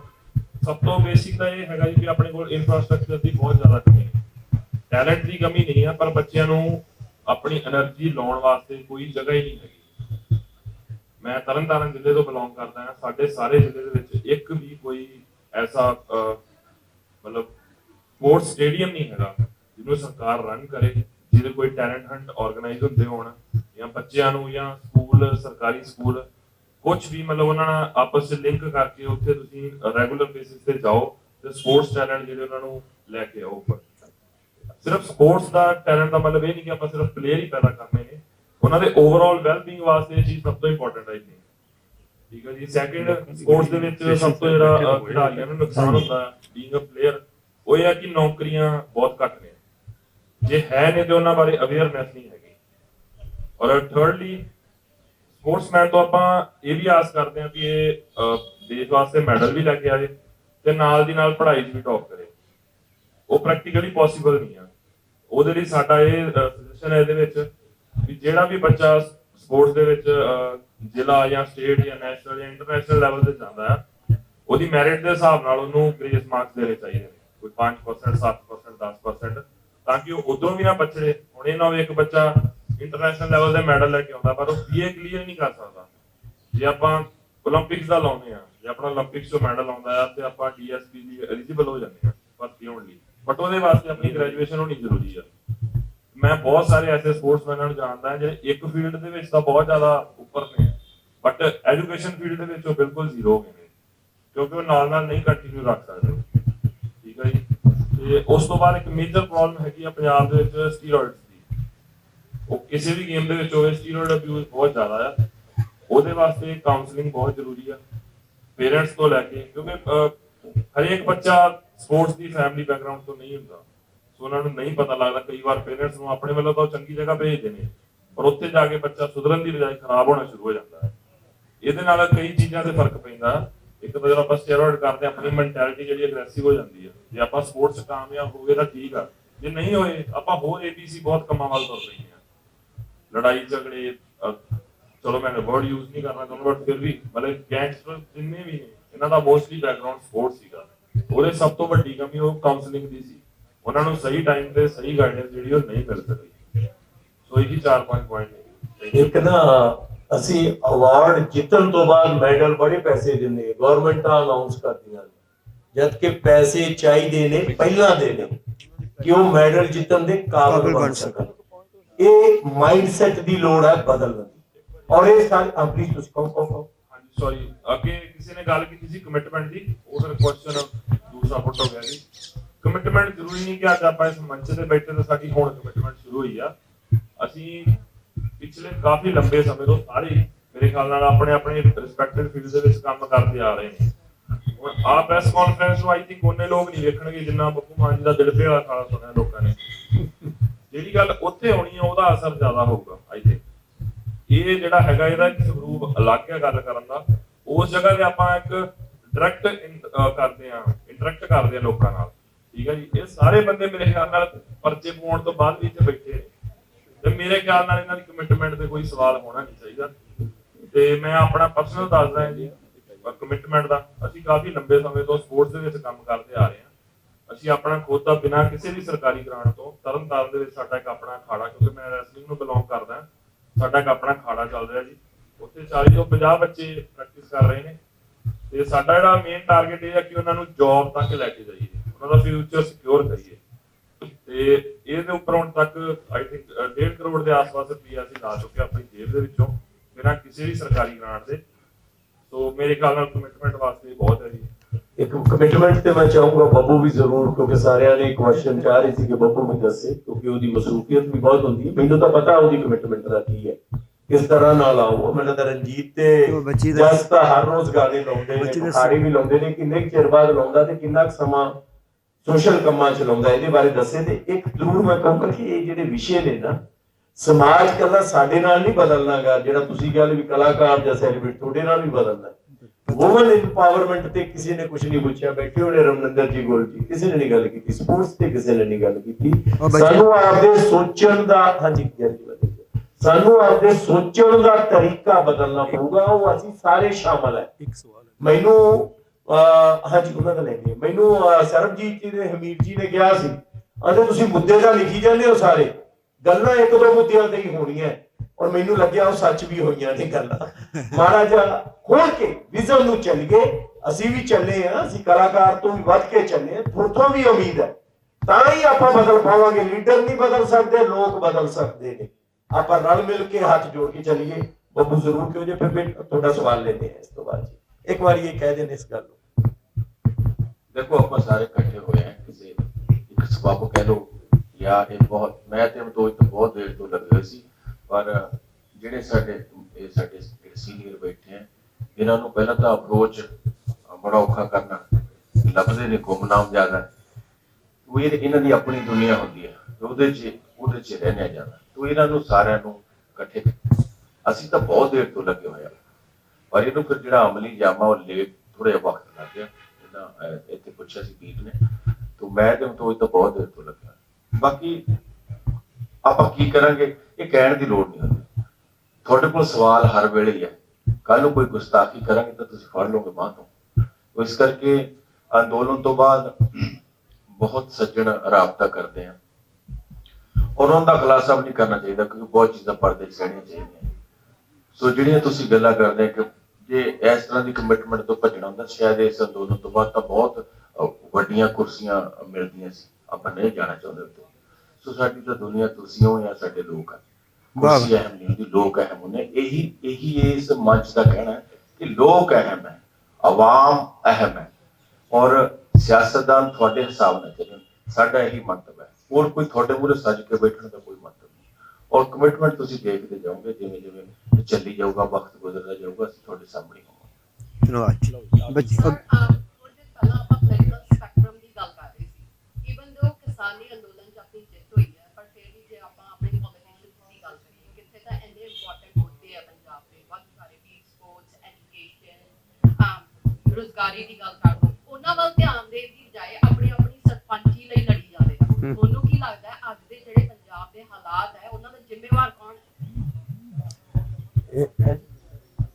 हाँ रमनिंदर जी तुसी भी इस तो बाद इसका भी पर एक आज जो ਅਸੀਂ ਆਏ ਆ ਨਾ ਇਸੇ ਲਈ ਲੈ ਕੇ ਆਏ ਆ ਕਿ ਨੰਬਰਦਾਰੀ ਜਾਂ ਸਰਪੰਚੀ ਲਈ ਨਾ ਲੜੋ, ਮੁੱਦਿਆਂ ਦੀ ਗੱਲ ਕਰੋ। ਫਿਰ ਸਰਪੰਚ ਜਿਹੜਾ ਮਰਜ਼ੀ ਬਣ ਜੇ ਫਿਰ ਨਹੀਂ ਮਸਲਾ ਦਾ, ਫਿਰ ਭਲਾ ਭਾਜੀ ਹੋਰਾਂ ਨੂੰ ਬਣਾ ਦਿਓ, ਭਲਾ ਤੁਹਾਨੂੰ ਬਣਾ ਦਿਓ, ਕਿਸੇ ਨੂੰ ਵੀ ਬਣਾ ਦਿਓ। ਸਰਪੰਚ ਬਣੋ, ਨੰਬਰਦਾਰ ਬਣੋ, ਪਰ ਮੁੱਦਿਆਂ ਦੇ ਨਾਲ ਬਣੋ। ਪ੍ਰੋਬਲਮ ਇਹ ਹੈ ਕਿ ਮੁੱਦਿਆਂ ਤੋਂ ਬਿਨਾਂ ਬਣਨਾ ਚਾਹੁੰਦੇ। ਇਸੇ ਲਈ ਅਸੀਂ ਏਜੰਡੇ ਦੀ ਗੱਲ ਕਰਨਾ ਚਾਹੁੰਦੇ ਕਿ ਜੋ ਇੱਕ ਗਰਦ ਉੱਠੀ ਹੋਈ ਹੈ ਨਾ, ਜੋ ਅਰਬਤ ਨਰਬਤ ਧੰਦੂਕਾਰਾ ਮੱਚਿਆ ਹੋਇਆ ਹੈ, ਇਸ ਉੱਠੀ ਹੋਈ ਗਰਦ ਦੇ ਵਿੱਚ ਅਸੀਂ ਆਪ ਦਾ ਟੱਟੂ ਨਾ ਭਜਾਈਏ। ਜੋ ਬੱਬੂ ਨੇ ਕਿਹਾ ਕਿ ਮੁੱਖ ਮੰਤਰੀ ਬਣ ਜਾਓ, ਮੰਤਰੀ ਬਣ ਜਾਓ, ਅਸੀਂ ਏਜੰਡਾ ਲੈ ਕੇ ਆਈਏ। ਸਾਡੇ ਸਾਰਿਆਂ ਕੋਲੇ ਬਹੁਤ ਲੋਕ ਆਉਂਦੇ ਨੇ ਐਵਰੀਡੇ, ਕਿਉਂਕਿ ਉਹਨਾਂ ਦਾ ਆਪ ਦਾ ਪਬਲਿਕ ਦੇ ਵਿੱਚ ਵਿਚਰਨਾ ਮੁਸ਼ਕਲ ਹੋ ਗਿਆ। ਸਾਡੇ ਆਸਰੇ ਅੱਗੇ ਜਾਣਾ ਚਾਹੁੰਦੇ ਨੇ ਤਾਂ ਅਸੀਂ ਕਿਹਾ ਭਾਈ ਅਸੀਂ ਤੁਹਾਡੀ ਉਹ ਲਾਠੀ, ਜੋ ਭਾਜੀ ਹੋਰਾਂ ਨੇ ਕਿਹਾ ਸੀ ਕਿ ਆਉਂਦੇ ਨੇ ਲੈ ਕੇ ਆ ਜਾਂਦੇ ਨੇ। ਗੁੱਲ ਨੇ ਜਵਾਬ ਦਿੱਤਾ ਸੀ ਕਿ ਜਦੋਂ ਅਸੀਂ ਮੁੱਦੇ ਦੀ ਗੱਲ ਕਰਦੇ ਫਿਰ ਉਹਨਾਂ ਨੂੰ ਲੱਗਦਾ ਇਹ ਕਿਉਂ ਕਰ ਰਹੇ ਹੋ, ਕਿਉਂਕਿ ਅਸੀਂ ਤਾਂ ਮੁੱਦੇ ਦੀ ਗੱਲ ਕਰਨੀ ਹੀ ਨਹੀਂ। ਅਸੀਂ ਕਰਾਂਗੇ ਔਰ ਹਰ ਮੁੱਦੇ ਦੀ ਗੱਲ ਕਰਾਂਗੇ। ਜਿਹੜੀ ਤੁਸੀਂ ਨਹੀਂ ਵੀ ਪੁੱਛੀ ਅਸੀਂ ਉਹ ਵੀ ਲਿਖੀ ਹੈ ਤੇ ਅੱਗੇ ਵੀ ਲਿਖਾਂਗੇ ਕਿ ਇਹਦੇ ਤੇ ਆ ਬਾਤ ਇਧਰ ਉਧਰ ਕੀ ਨਾ ਕਰ, ਇਹ ਬਤਾ ਇਹ ਕਾਫਲਾ ਲੁਟਾ ਕਿਉਂ। ਕਾਫਲਾ ਇਹ ਹਿੰਦੁਸਤਾਨ ਹੈ, ਪੰਜਾਬ ਹੈ ਸਾਡਾ, ਜਿਹੜਾ ਸਭ ਤੋਂ ਮੋਹਰੀ ਹੁੰਦਾ ਸੀ। ਜਿੱਥੇ ਜੱਸੇ ਵਰਗੇ ਮੁੰਡੇ ਨਜ਼ਰ ਆਉਂਦੇ ਹੁੰਦੇ ਸੀ ਉੱਥੇ ਅੱਜ ਨਸ਼ੇ ਦੀ ਗੱਲ ਹੋ ਰਹੀ ਹੈ ਔਰ ਅਸੀਂ ਸਰਪੰਚੀਆਂ ਲਈ ਲੜ ਰਹੇ ਹਾਂ। ਕਿਹੋ ਜਿਹੀਆਂ ਪਾਰਟੀਆਂ ਜਿਹੜੀਆਂ ਕਹਿ ਰਹੀਆਂ ਨੇ ਕਿ ਤੁਹਾਨੂੰ ਬਾਹਰ ਜਾਣ ਦੇ ਲਈ ਲੋਨ ਦੇਵਾਂਗੇ, ਤੁਹਾਨੂੰ ਬਾਹਰ ਜਾਣ ਲਈ ਆਈਲੈਟ ਕੋਰਸ ਕਰਾਵਾਂਗੇ, ਮੈਂ ਤੁਸੀਂ ਪੰਜਾਬ ਚੋਂ ਪਲਾਨ ਕਰਾਉਣਾ ਚਾਹੁੰਦੇ ਹੋ ਮੁੰਡਿਆਂ ਦਾ।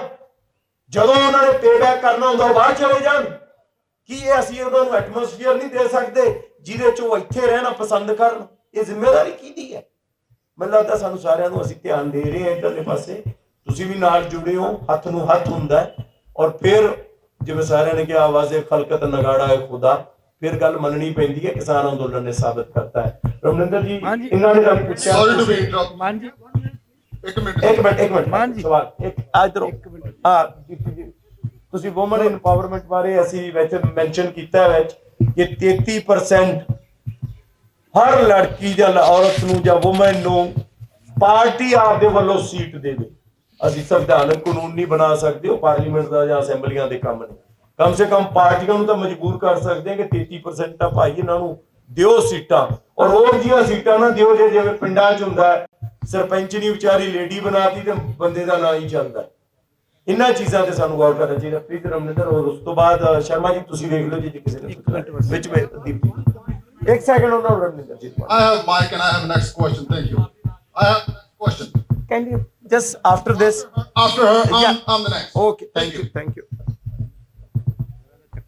Mic यार इधर ला. Women empowerment की गल का है कि एजेंडा है, पढ़ोगे सेल्फ एक्सप्लेनेटरी है। मैं इसकी बात करना चाहती हूँ। मैं भी एक बैठी रही हूँ बड़े साल और ਅਸੀਂ ਕਿੰਨੇ ਮੁੱਦੇ ਚੱਕੇ ਔਰ ਕਿੰਨੇ ਮੁੱਦੇ ਲੋਕਾਂ ਚ ਲੈਣ ਦੀ ਕੋਸ਼ਿਸ਼ ਕੀਤੀ ਹੈ। ਇਹ ਜਿਹੜੀ ਉਹ ਇਹ ਕਹਿੰਦੇ ਆ ਮਾਨ ਸਾਹਿਬ, ਉਹ ਕਹਿੰਦੇ ਕਿ ਜਿਹੜੇ ਗੈਸਟ ਹੈਗੇ ਨਾ ਉਹਨਾਂ ਦੇ ਸਵਾਲ ਬਾਅਦ ਚ ਲੈ ਲਈਏ। ਉਹ ਇਹ ਨਹੀਂ ਹੈਗਾ ਬਸ ਇੱਕ ਲੈ ਕੇ ਫਿਰ ਛੱਡ ਦਿਓ। ਦਿਸ ਇਜ਼ ਲਾਸਟ ਸਵਾਲ ਕਹਿ ਦਿੰਦੇ ਜੋ ਤੁਸੀਂ ਸਵਾਲ ਪੁੱਛ ਰਹੇ ਹੋ ਜ਼ਰੂਰੀ ਹੈ। ਲਾਸਟ ਕਿਉਂਕਿ ਜੋ ਲੋਕ ਸਾਹਮਣੇ ਆਉਂਦੇ ਨੇ ਉਹਨਾਂ ਤੁਸੀਂ ਕਹਿ ਦਿਓ ਕ੍ਰੈਡੈਂਸ਼ੀਅਲ ਚੈੱਕ ਕਰਨੇ ਵੀ ਜ਼ਰੂਰੀ ਹੈਗੇ ਨੇ। ਪਰ ਐਟ ਦ ਸੇਮ ਟਾਈਮ ਮੈਂ ਇਹ ਗੱਲ ਕਹਿਣਾ ਚਾਹਾਂਗੀ ਜਿਹੜਾ ਮੰਚ ਹੈਗਾ ਹੈ ਉਹ ਉਹੀ ਮੁੱਦੇ ਚੁੱਕ ਰਿਹਾ ਹੈ ਜੋ ਤੁਸੀਂ as society we should be asking our politicians or rulers ਔਰ ਉਹ ਮੁੱਦਿਆਂ ਨੂੰ ਜੇ ਤੁਸੀਂ ਇਹਨਾਂ ਦੇ ਨਾਲ ਪੜੋ, ਇਹਨਾਂ ਦੇ ਨਾਲ ਵਾਕਿਫ ਹੋਵੋ ਔਰ ਤੁਸੀਂ ਇਹਨਾਂ ਦੇ ਨਾਲ ਜੇ ਇਤਫਾਕ ਰੱਖਦੇ ਹੋ ਤੇ we would like all of you to join us ਔਰ ਸਾਨੂੰ ਸੁਜੈਸ਼ਨਸ ਦਿਓ ਜੇ ਇਹਨਾਂ 'ਚ ਕੋਈ ਕਮੀ ਪੇਸ਼ੀ ਉਹ ਵੀ ਦੱਸੋ ਸਾਨੂੰ। ਆਓਗੇ ਨਾਲ ਇਕੱਠੇ ਹੋਵਾਂਗੇ। ਕੋਈ ਲਾਲਸਾ ਨਹੀਂ ਹੈ ਕਿ ਕਿਸੇ ਨੂੰ ਵੀ ਕਿਸੇ ਪਾਵਰ ਸੈਂਟਰ ਬਣਨ ਦੀ ਜਾਂ ਖੁਦ ਪਾਵਰਫੁਲ ਬਣਨ ਦੀ। ਆ ਕੇ ਸਾਡੇ ਨਾਲ ਜੁੜੋ ਔਰ ਸਾਨੂੰ ਹੋਰ सोसाइटी में शक्तिशाली बनाओ ताकि असी एज सिटीजन्स अपने राइट्स वास्ते लड़ सकिए और राइट्स लै सकिए। ਉਹਦੇ ਵਿੱਚ ਹਿਊਮਨ ਰਾਈਟਸ ਵੀ ਆ ਜਾਂਦੇ ਹੈਗੇ ਨੇ ਔਰ ਜਿਹੜੇ ਏਜੰਡੇ ਵਿੱਚ ਗੱਲ ਕੀਤੀ ਹੈ 30% ਐਸ ਜਰਨਲਿਸਟ ਅਸੀਂ ਜਾਣਦੇ ਹੈਗੇ, ਸਾਨੂੰ ਸਾਰਿਆਂ ਨੂੰ ਪਤਾ ਹੈ ਔਰਤਾਂ ਨੂੰ ਪਿੱਛੇ ਰੱਖ ਕੇ ਬੰਦੇ ਅੱਗੇ ਆ ਕੇ ਸਰਪੰਚੀਆਂ ਵੀ ਦਿਖਾਉਂਦੇ ਰਹੇ ਨੇ ਔਰ ਬਾਕੀ ਜਗ੍ਹਾ ਵੀ ਔਰ ਹੱਸੀ ਵੀ ਆਉਂਦੀ ਸੀ ਔਰ ਰੋਣਾ ਵੀ ਆਉਂਦਾ ਸੀ ਵੀ ਅਸੀਂ ਸਿਰਫ ਲਿਪ ਸਰਵਿਸ ਪੇ ਕਰਦੇ ਰਹੇ ਹਾਂ। ਹੁਣ ਤੱਕ ਕਾਨੂੰਨਾਂ ਨੂੰ ਅਕਾਊਂਟੇਬਿਲਿਟੀ ਮੰਗਣ ਦੀ ਲੋੜ ਹੈਗੀ ਇਸ ਵੇਲੇ ਸੋਸਾਇਟੀ ਵਿੱਚ ਲੀਡਰਾਂ ਤੋਂ ਔਰ ਅਕਾਊਂਟੇਬਿਲਿਟੀ ਮੰਗਣ ਵਾਸਤੇ ਤੁਸੀਂ ਸਾਰੇ ਸਾਡੇ ਨਾਲ ਜੁੜੋ। This is what we want. Last ਸਵਾਲ ਪਲੀਜ਼। ਇੱਕ ਔਨਲਾਈਨ ਮਾਈਕ ਉਧਰ। Thank you. ਮੇਰਾ ਕੁਐਸਚਨ ਇਹ ਹੈ ਜੀ, ਪਹਿਲਾਂ ਤਾਂ ਮੈਂ ਇਹ ਮੇਕ ਸ਼ੋਰ ਕਰਨਾ ਚਾਹੁੰਦਾ ਵੀ ਜਿਹੜੇ ਤੁਸੀਂ ਸਾਨੂੰ ਟੀਚ ਕਰ ਰਹੇ ਹੋਗੇ, ਅਸੀਂ ਸਟੂਡੈਂਟ ਆ, ਤੁਸੀਂ ਟੀਚਰ ਹੋ, ਤੁਹਾਡੇ 13 ਬੰਦੇ ਤੁਸੀਂ ਬੈਠੇ ਹੋਗੇ। I just want to make sure you all read this book. ਜਿਹਨੇ ਵੀ ਰੀਡ ਨਹੀਂ ਕੀਤੀ, can you raise your hand? ਤੁਸੀਂ ਆਪਣਾ ਹੱਥ ਖੜਾ ਕਰ ਸਕਦੇ ਹੋ ਜੇ ਕਿਸੇ ਨੇ ਨਹੀਂ ਰੀਡ ਕੀਤੀ। ਪਲੀਜ਼ ਅੱਗੇ ਸਵਾਲ ਪੁੱਛेंगे जो कोई पढ़ के सारे पढ़ के आएंगे। Alright, so let's do it. I will not go out of syllabus for sure. I will stay in this book. I'll try my best. ਇਹਦੇ ਵਿੱਚ ਇੱਕ ਤਾਂ ਪ੍ਰੋਨਾਂਸੀਏਸ਼ਨ ਦੀ ਜਿਹੜੀ ਚੀਜ਼ ਹੈ ਜੀ, ਅਸੀਂ ਕਿਸਾਨ ਅੰਦੋਲਨ ਜਿੱਤਿਆ, ਸਾਨੂੰ ਕਿਸੇ ਨੇ ਜਿਤਵਾਇਆ ਨਹੀਂ ਹੈਗਾ। ਅਸੀਂ ਜਿੱਤਿਆ, ਅਸੀਂ ਆਪ ਜਿੱਤਿਆ, ਅਸੀਂ ਉਹਨੂੰ ਲੜਿਆ, ਲੜਵਾਇਆ ਨਹੀਂ ਹੈਗਾ। ਤੁਹਾਡੀ ਬੁੱਕ ਦੇ ਵਿੱਚ ਇੱਕ ਬੜੀ ਵੱਡੀ ਪ੍ਰੋਬਲਮ ਹੈ, ਇਹਦੇ ਵਿੱਚ ਲਿਖਿਆ ਯਕੀਨੀ ਬਣਾਉਣ, ਕੋਈ ਯਕੀਨੀ ਬਣਾਵੇ, ਕਰਵਾਏ ਜਾਣ, ਕੋਈ ਕਰਵਾਵੇ, ਕੀਤਾ ਜਾਵੇ, ਕੋਈ ਕਰਵਾਵੇ, ਕੀਤੀ ਜਾਣੀ ਚਾਹੀਦੀ ਹੈ। So we are addressing somebody, ਆਪਾਂ ਕਿਸੇ ਨੂੰ ਐਡਰੈਸ ਕਰ ਰਹੇ ਹਾਂ। Who is addressing, who is getting address, that's not sure. Please एक जल्दी कंक्लूड कर दीजिए। नहीं कोई सवाल कंक्लूड। ओके, मतलब ਤੁਹਾਨੂੰ ਲਿਖਣੀ ਤੇ ਗੱਲ ਤਾਂ ਮੈਂ ਦੱਸ ਦਿੰਦਾ। ਕੋਸ਼ਿਸ਼ ਇਹ ਹੈ। ਹੁਣ ਮੇਰਾ ਕੁਐਸਚਨ ਇਹ ਹੈ ਜੀ, I'm from US, I grew up there. ਰਾਜਾਂ ਨੂੰ ਮਜ਼ਬੂਤ ਕਰਨ ਦੇ ਪੱਖ ਤੋਂ ਫੈਡਰਲਿਜ਼ਮ ਨੂੰ ਅਮਰੀਕਾ ਦੀ ਤਰਜ਼ ਉੱਤੇ ਮਜ਼ਬੂਤ ਕਰਨਾ ਚਾਹੀਦਾ ਹੈ। ਇਹ ਮੇਰਾ ਕੁਐਸਚਨ ਹੈਗਾ ਜੀ ਰਣਜੀਤ ਬਾਵਾ ਜੀ ਨੂੰ। What is American federalism?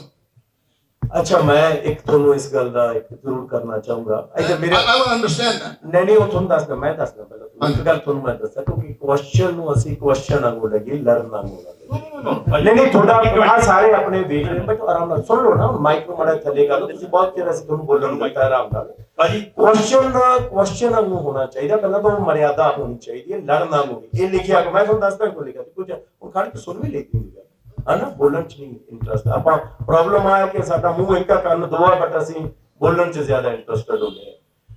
ਕਰਾਇਆ ਜਾਵੇ ਇਸ ਲਈ ਕਿ ਅਸੀਂ ਅਥਾਰਟੀ ਨਹੀਂ ਗਏ, ਅਸੀਂ ਕੁਐਸਚਨ ਕਰ ਰਹੇ ਹਾਂ, ਅਸੀਂ ਡਿਮਾਂਡ ਕਰ ਰਹੇ ਹਾਂ। ਉੱਥੇ ਇਹ ਨਹੀਂ ਕਿਹਾ ਜਾਂਦਾ ਅਸੀਂ ਕਰਾਂਗੇ। ਅਸੀਂ ਕੋਈ ਮੁੱਖ ਮੰਤਰੀ ਨਹੀਂ ਬੈਠਾ ਸਾਡੇ ਚ, ਅਸੀਂ ਮੁੱਖ ਮੰਤਰੀ ਨਹੀਂ ਕਿ ਅਸੀਂ ਕਹੀਏ ਅਸੀਂ ਕਰਾਂਗੇ। ਜਿੱਥੇ ਕਰਾਂਗੇ ਵਾਲੀ ਗੱਲ ਆ, ਉਹ ਚ ਅਸੀਂ ਸਟੇਟ ਸੈਂਟਰ ਇੰਟਰਨੈਸ਼ਨਲ ਉਹਨਾਂ ਨੂੰ ਡਿਵਾਈਡ ਵੀ ਕੀਤਾ ਕਿ ਕਿਹੜੀ ਚੀਜ਼ ਸਟੇਟ ਕਰ ਸਕਦੀ ਹੈ, ਕਿਹੜੀ ਪਾਰਲੀਮੈਂਟ ਕਰ ਸਕਦੀ ਹੈ, ਔਰ ਜਿਹਦੀ ਅਸੀਂ ਗੱਲ ਇੰਟਰਨੈਸ਼ਨਲੀ ਬੋਲੀਏ ਨੂੰ ਬੋਲੀਏ ਕਹੂਗਾ ਨਾ, ਅਸੀਂ ਟਰੰਪ ਤਾਂ ਨਹੀਂ ਬਣ ਸਕਦੇ, ਹਨਾ ਜੀ। ਇਸ ਲਈ ਇਹ ਸ਼ਬਦ ਲਿਖੇ ਗਏ ਨੇ ਕਿ ਆ ਕਰਵਾਉਣਾ ਹੈ ਜਾਂ ਇਹ ਕੀਤਾ ਜਾਵੇ।